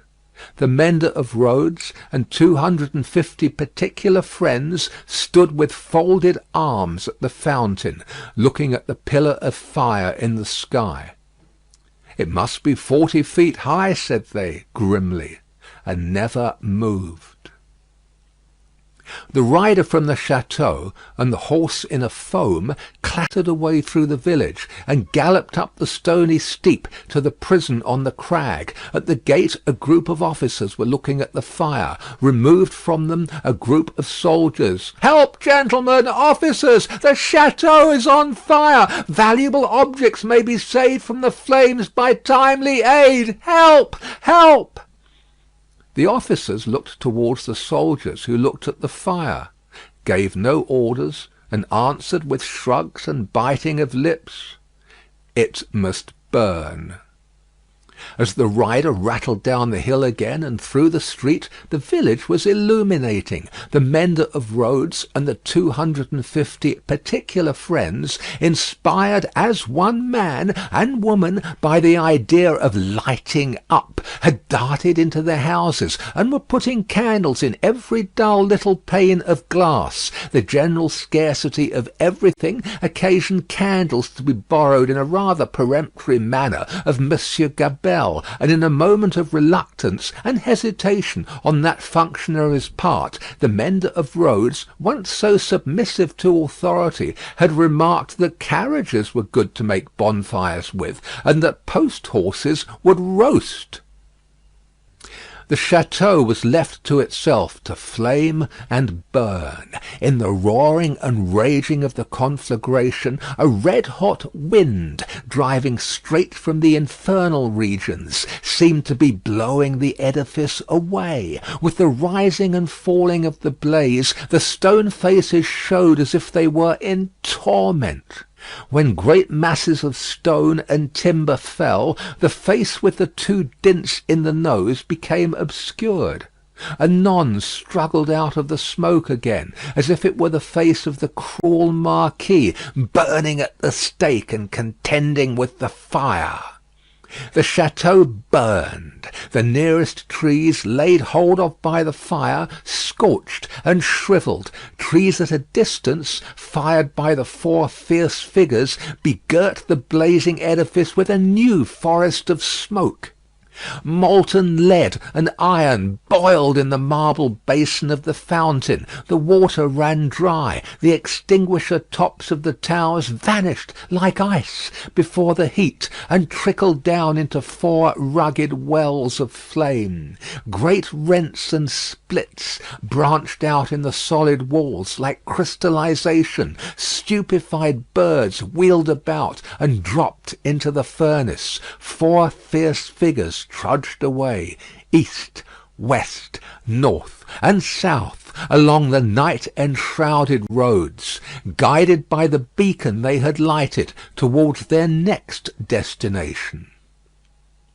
The illuminated village had seized hold of the tocsin, and, abolishing the lawful ringer, rang for joy.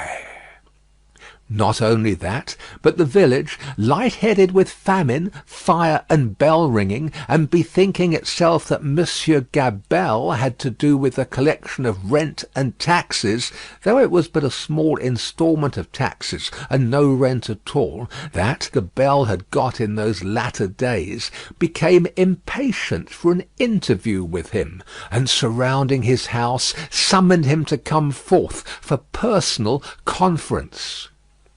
Whereupon Monsieur Gabelle did heavily bar his door, and retire to hold counsel with himself. The result of that conference was, that Gabelle again withdrew himself to his housetop, behind his stack of chimneys, this time resolved, if his door was broken in, he was a small southern man of retaliative temperament, to pitch himself head foremost over the parapet, and crush a man or two below. Probably Monsieur Gabelle passed a long night up there, with the distant château for fire and candle, and the beating at his door, combined with the joy-ringing for music. Not to mention his having an ill-omened lamp slung across the road before his posting-house gate, which the village showed a lively inclination to displace in his favour. A trying suspense to be passing a whole summer night on the brink of the black ocean, ready to take that plunge into it upon which Monsieur Gabelle had resolved. But, the friendly dawn appearing at last, and the rush candles of the village guttering out, the people happily dispersed, and Monsieur Gabelle came down, bringing his life with him for that while. Within 100 miles, and in the light of other fires, there were other functionaries, less fortunate, that night and other nights, whom the rising sun found hanging across once peaceful streets, where they had been born and bred. Also, there were other villagers and townspeople less fortunate than the mender of roads and his fellows, upon whom the functionaries and soldiery turned with success, and whom they strung up in their turn. But the fierce figures were steadily wending east, west, north, and south, be that as it would, and whosoever hung, fire burned.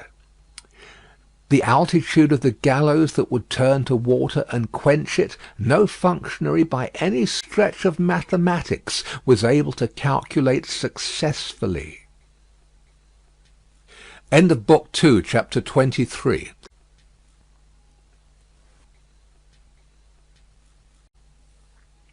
Chapter 24. Drawn to the Lodestone Rock. In such risings of fire and risings of sea, the firm earth shaken by the rushes of an angry ocean, which had now no ebb, but was always on the flow higher and higher, to the terror and wonder of the beholders on the shore, 3 years of tempest were consumed. 3 more birthdays of little Lucie had been woven by the golden thread into the peaceful tissue of the life of her home. Many a night and many a day had its inmates listened to the echoes in the corner, with hearts that failed them when they heard the thronging feet. For the footsteps had become to their minds as the footsteps of a people, tumultuous under a red flag, and with their country declared in danger, changed into wild beasts by terrible enchantment long persisted in. Monseigneur, as a class, had dissociated himself from the phenomenon of his not being appreciated, of his being so little wanted in France as to incur considerable danger of receiving his dismissal from it, and this life together. Like the fabled rustic who raised the devil with infinite pains, and was so terrified at the sight of him that he could ask the enemy no question, but immediately fled, so Monseigneur, after boldly reading the Lord's Prayer backwards for a great number of years, and performing many other potent spells for compelling the evil one, no sooner beheld him in his terrors than he took to his noble heels. The shining bull's-eye of the court was gone, or it would have been the mark for a hurricane of national bullets. It had never been a good eye to see with, had long had the mote in it of Lucifer's pride, Sardanapalus' luxury, and a mole's blindness, but it had dropped out and was gone. The court, from that exclusive inner circle to its outermost rotten ring of intrigue, corruption, and dissimulation, was all gone together. Royalty was gone, had been besieged in its palace and suspended when the last tidings came over. The August of the year 1792 was come, and Monseigneur was by this time scattered far and wide. As was natural, the headquarters and great gathering place of Monseigneur in London was Tellson's Bank. Spirits are supposed to haunt the places where their bodies most resorted, and Monseigneur without a guinea haunted the spot where his guineas used to be. Moreover, it was the spot to which such French intelligence as was most to be relied upon came quickest. Again, Tellson's was a munificent house, and extended great liberality to old customers who had fallen from their high estate. Again, those nobles who had seen the coming storm in time, and anticipating plunder or confiscation, had made provident remittances to Tellson's, were always to be heard of there by their needy brethren. To which it must be added that every newcomer from France reported himself and his tidings at Tellson's, almost as a matter of course. For such variety of reasons, Tellson's was, at that time, as to French intelligence, a kind of high exchange, and this was so well known to the public, and the inquiries made there were in consequence so numerous, that Tellson sometimes wrote the latest news out in a line or so, and posted it in the bank windows, for all who ran through Temple Bar to read. On a steaming, misty afternoon, Mr. Lorry sat at his desk, and Charles Darnay stood leaning on it, talking with him in a low voice. The penitential den once set apart for interviews with the House was now the news exchange, and was filled to overflowing. It was within half an hour or so of the time of closing. "But although you are the youngest man that ever lived," said Charles Darnay, rather hesitating, "I must still suggest to you—" "I understand that I am too old," said Mr. Lorry. "Unsettled weather, a long journey, uncertain means of travelling, a disorganized country, a city that may not even be safe for you." "My dear Charles," said Mr. Lorry, with cheerful confidence, "you touch some of the reasons for my going, not for staying away. It is safe enough for me. Nobody will care to interfere with an old fellow of hard upon 80, when there are so many people there much better worth interfering with. As to its being a disorganized city, if it were not a disorganized city there would be no occasion to send somebody from our house here to our house there, who knows the city and the business of old, and is in Tellson's confidence.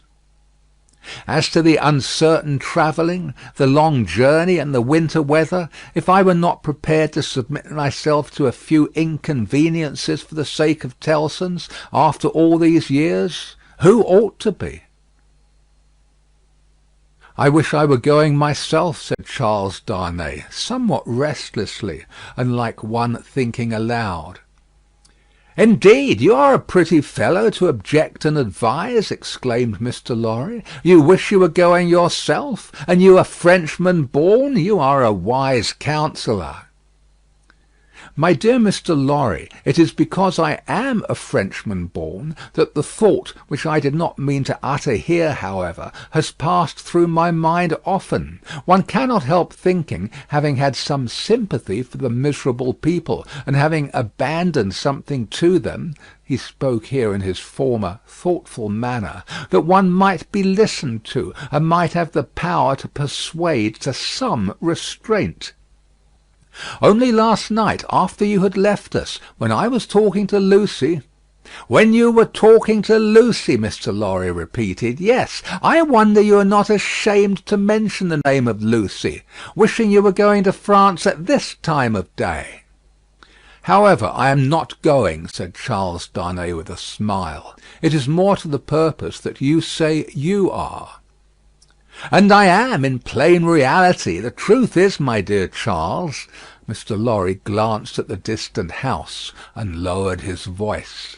"You can have no conception of the difficulty with which our business is transacted, and of the peril in which our books and papers over yonder are involved. The Lord above knows what the compromising consequences would be to numbers of people if some of our documents were seized or destroyed, and they might be at any time, you know, for who can say that Paris is not set afire to-day or sacked to-morrow? Now, a judicious selection from these with the least possible delay, and the burying of them, or otherwise getting of them out of harm's way, is within the power, without loss of precious time, of scarcely any one but myself, if any one. And shall I hang back when Tellson's knows this and says this, Tellson's whose bread I have eaten these 60 years, because I am a little stiff about the joints? Why, I am a boy, sir, to half a dozen old codgers here. How I admire the gallantry of your youthful spirit, Mr. Lorry. Tut, nonsense, sir. And, my dear Charles, said Mr. Lorry, glancing at the house again, you are to remember that getting things out of Paris at this present time, no matter what things, is next to an impossibility. Papers and precious matters were this very day brought to us here. I speak in strict confidence. It is not businesslike to whisper it, even to you.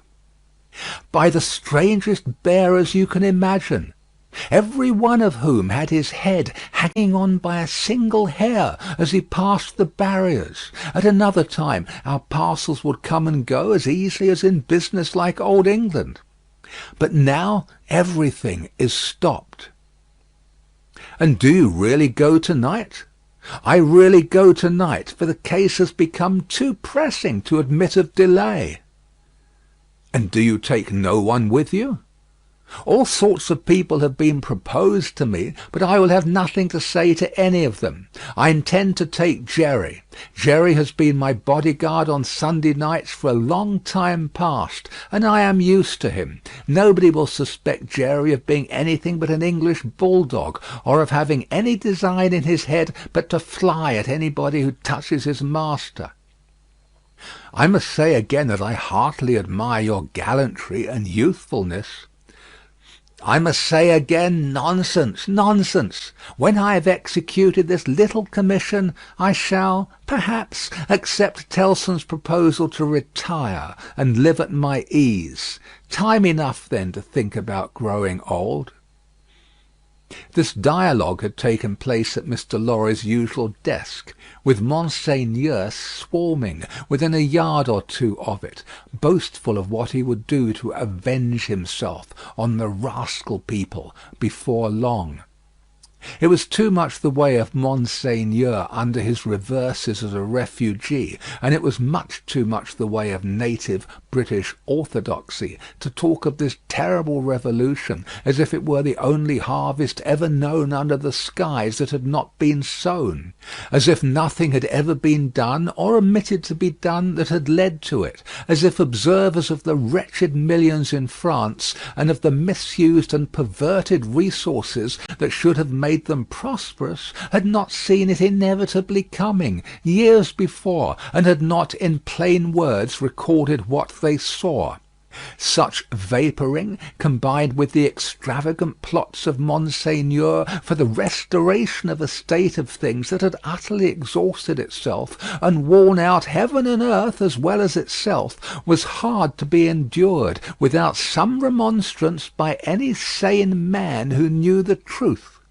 And it was such vapouring all about his ears, like a troublesome confusion of blood in his own head, added to a latent uneasiness in his mind, which had already made Charles Darnay restless, and which still kept him so.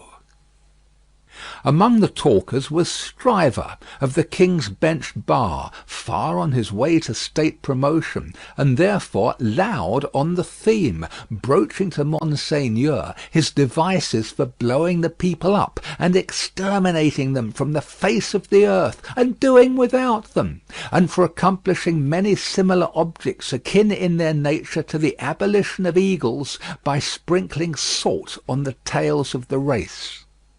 Him Darnay heard with a particular feeling of objection, and Darnay stood divided between going away that he might hear no more, and remaining to interpose his word, when the thing that was to be went on to shape itself out.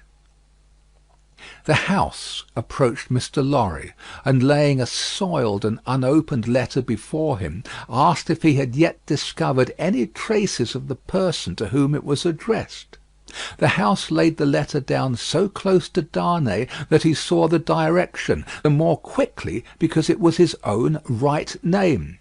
The address, turned into English, ran: "Very pressing, to Monsieur heretofore the Marquis Saint-Evremond of France, confided to the cares of Messrs. Tellson and Company, bankers, London, England." On the marriage morning Doctor Manette had made it his one urgent and express request to Charles Darnay that the secret of this name should be, unless he, the doctor, dissolved the obligation, kept inviolate between them.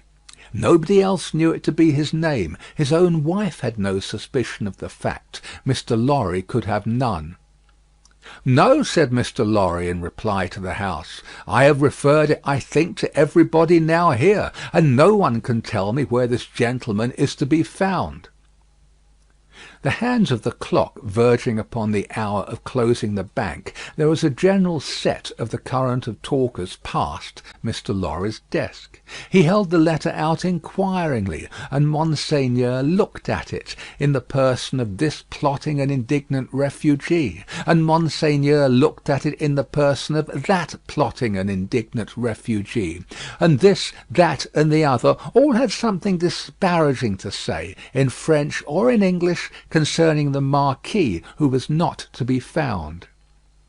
"Nephew, I believe, but in any case degenerate successor of the polished Marquis who was murdered," said one. "Happy to say I never knew him." "A craven who abandoned his post," said another. "This Monseigneur had been got out of Paris, legs uppermost and half suffocated in a load of hay, some years ago." "Infected with the new doctrines," said a third, eyeing the direction through his glass in passing. "Set himself in opposition to the last Marquis, abandoned the estates when he inherited them, and left them to the ruffian herd. They will recompense him now, I hope, as he deserves." "Hey!" cried the blatant Stryver. "Did he, though? Is that the sort of fellow? Let us look at his infamous name. Damn the fellow!" Darnay, unable to restrain himself any longer, touched Mr. Stryver on the shoulder, and said, "I know the fellow." "Do you, by Jupiter?" said Stryver. "I am sorry for it." "Why?" "Why, Mr. Darnay? D'ye hear what he said? Don't ask why in these times." "But I do ask why." "Then I tell you again, Mr. Darnay, I am sorry for it. I am sorry to hear you putting any such extraordinary questions. Here is a fellow who, infected by the most pestilent and blasphemous code of devilry that ever was known, abandoned his property to the vilest scum of the earth that ever did murder by wholesale, and you ask me why I am sorry that a man who instructs youth knows him. Well, but I'll answer you. I am sorry because I believe there is contamination in such a scoundrel. That's why." Mindful of the secret, Darnay with great difficulty checked himself, and said, "You may not understand the gentleman." "I understand how to put you in a corner, Mr. Darnay," said bully Stryver, "and I'll do it. If this fellow is a gentleman, I don't understand him. You may tell him so with my compliments. You may also tell him from me that after abandoning his worldly goods and position to this butcherly mob, I wonder he is not at the head of them. But no, gentlemen," said Stryver, looking all round and snapping his fingers, "I know something of human nature, and I tell you that you'll never find a fellow like this fellow, trusting himself to the mercies of such precious protégés. No, gentlemen, he'll always show 'em a clean pair of heels very early in the scuffle, and sneak away." With those words and a final snap of his fingers, Mr. Stryver shouldered himself into Fleet Street, amidst the general approbation of his hearers. Mr. Lorry and Charles Darnay were left alone at the desk in the general departure from the bank. "Will you take charge of the letter?" said Mr. Lorry. "You know where to deliver it?" "I do." "Will you undertake to explain that we suppose it to have been addressed here, on the chance of our knowing where to forward it, and that it has been here some time?" "I will do so.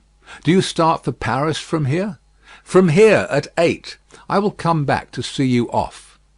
Very ill at ease with himself, and with Stryver and most other men, Darnay made the best of his way into the quiet of the Temple, opened the letter, and read it. These were its contents: "Prison of the Abbaye, Paris, June 21, 1792. Monsieur heretofore the Marquis. After having long been in danger of my life at the hands of the village, I have been seized with great violence and indignity, and brought a long journey on foot to Paris. On the road I have suffered a great deal, nor is that all. My house has been destroyed, razed to the ground.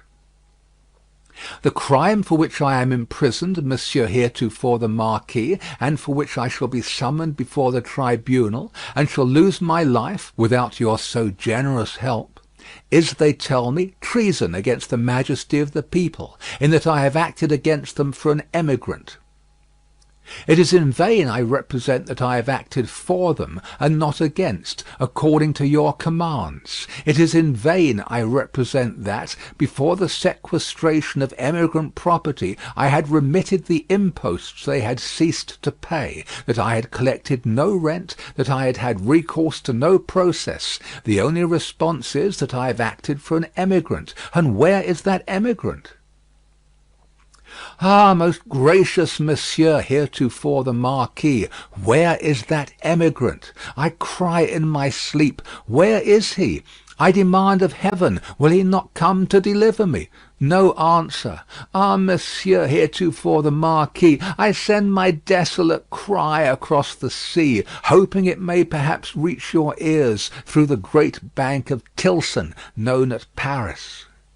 For the love of heaven, of justice, of generosity, of the honour of your noble name, I supplicate you, Monsieur heretofore the Marquis, to succour and release me. My fault is that I have been true to you. Oh, Monsieur heretofore the Marquis, I pray you, be you true to me. From this prison here of horror, whence I every hour tend nearer and nearer to destruction, I send you, Monsieur heretofore the Marquis, the assurance of my dolorous and unhappy service. Your afflicted Gabelle. The latent uneasiness in Darnay's mind was roused to vigorous life by this letter. The peril of an old servant, and a good one, whose only crime was fidelity to himself and his family, stared him so reproachfully in the face that, as he walked to and fro in the Temple, considering what to do, he almost hid his face from the passer-by.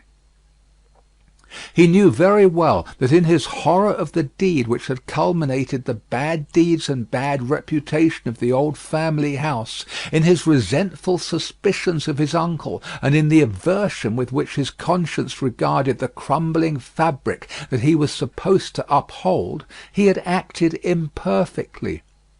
He knew very well that in his love for Lucie, his renunciation of his social place, though by no means new to his own mind, had been hurried and incomplete. He knew that he ought to have systematically worked it out and supervised it, and that he had meant to do it, and that it had never been done.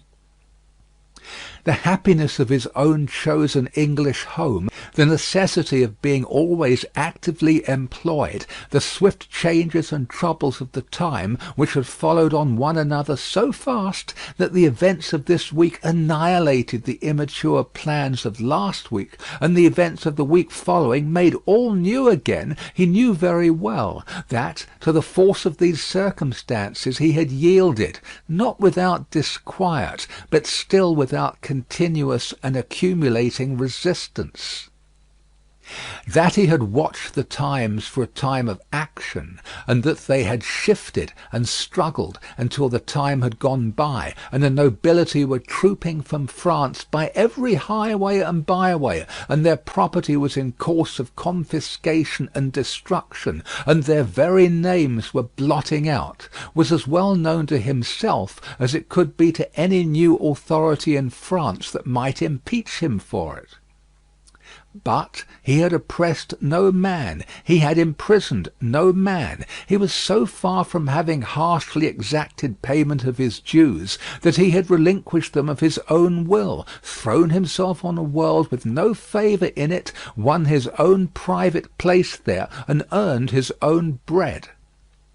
Monsieur Gabelle had held the impoverished and involved estate on written instructions to spare the people, to give them what little there was to give, such fuel as the heavy creditors would let them have in the winter, and such produce as could be saved from the same grip in the summer.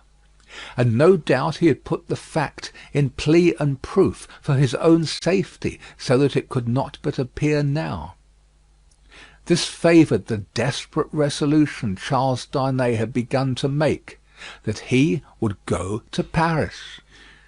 Yes, like the mariner in the old story, the winds and streams had driven him within the influence of the lodestone rock, and it was drawing him to itself, and he must go.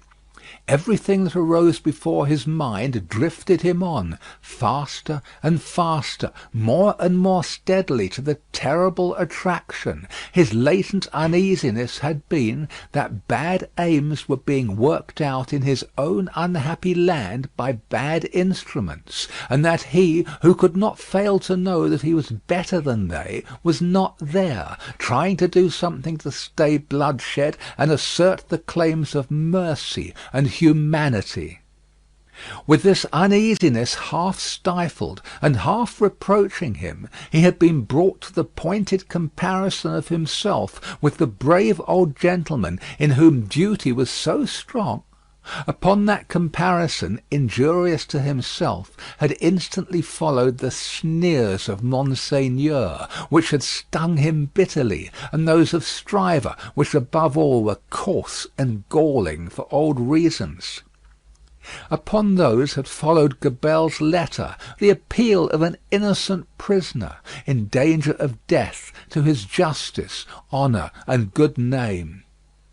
His resolution was made. He must go to Paris.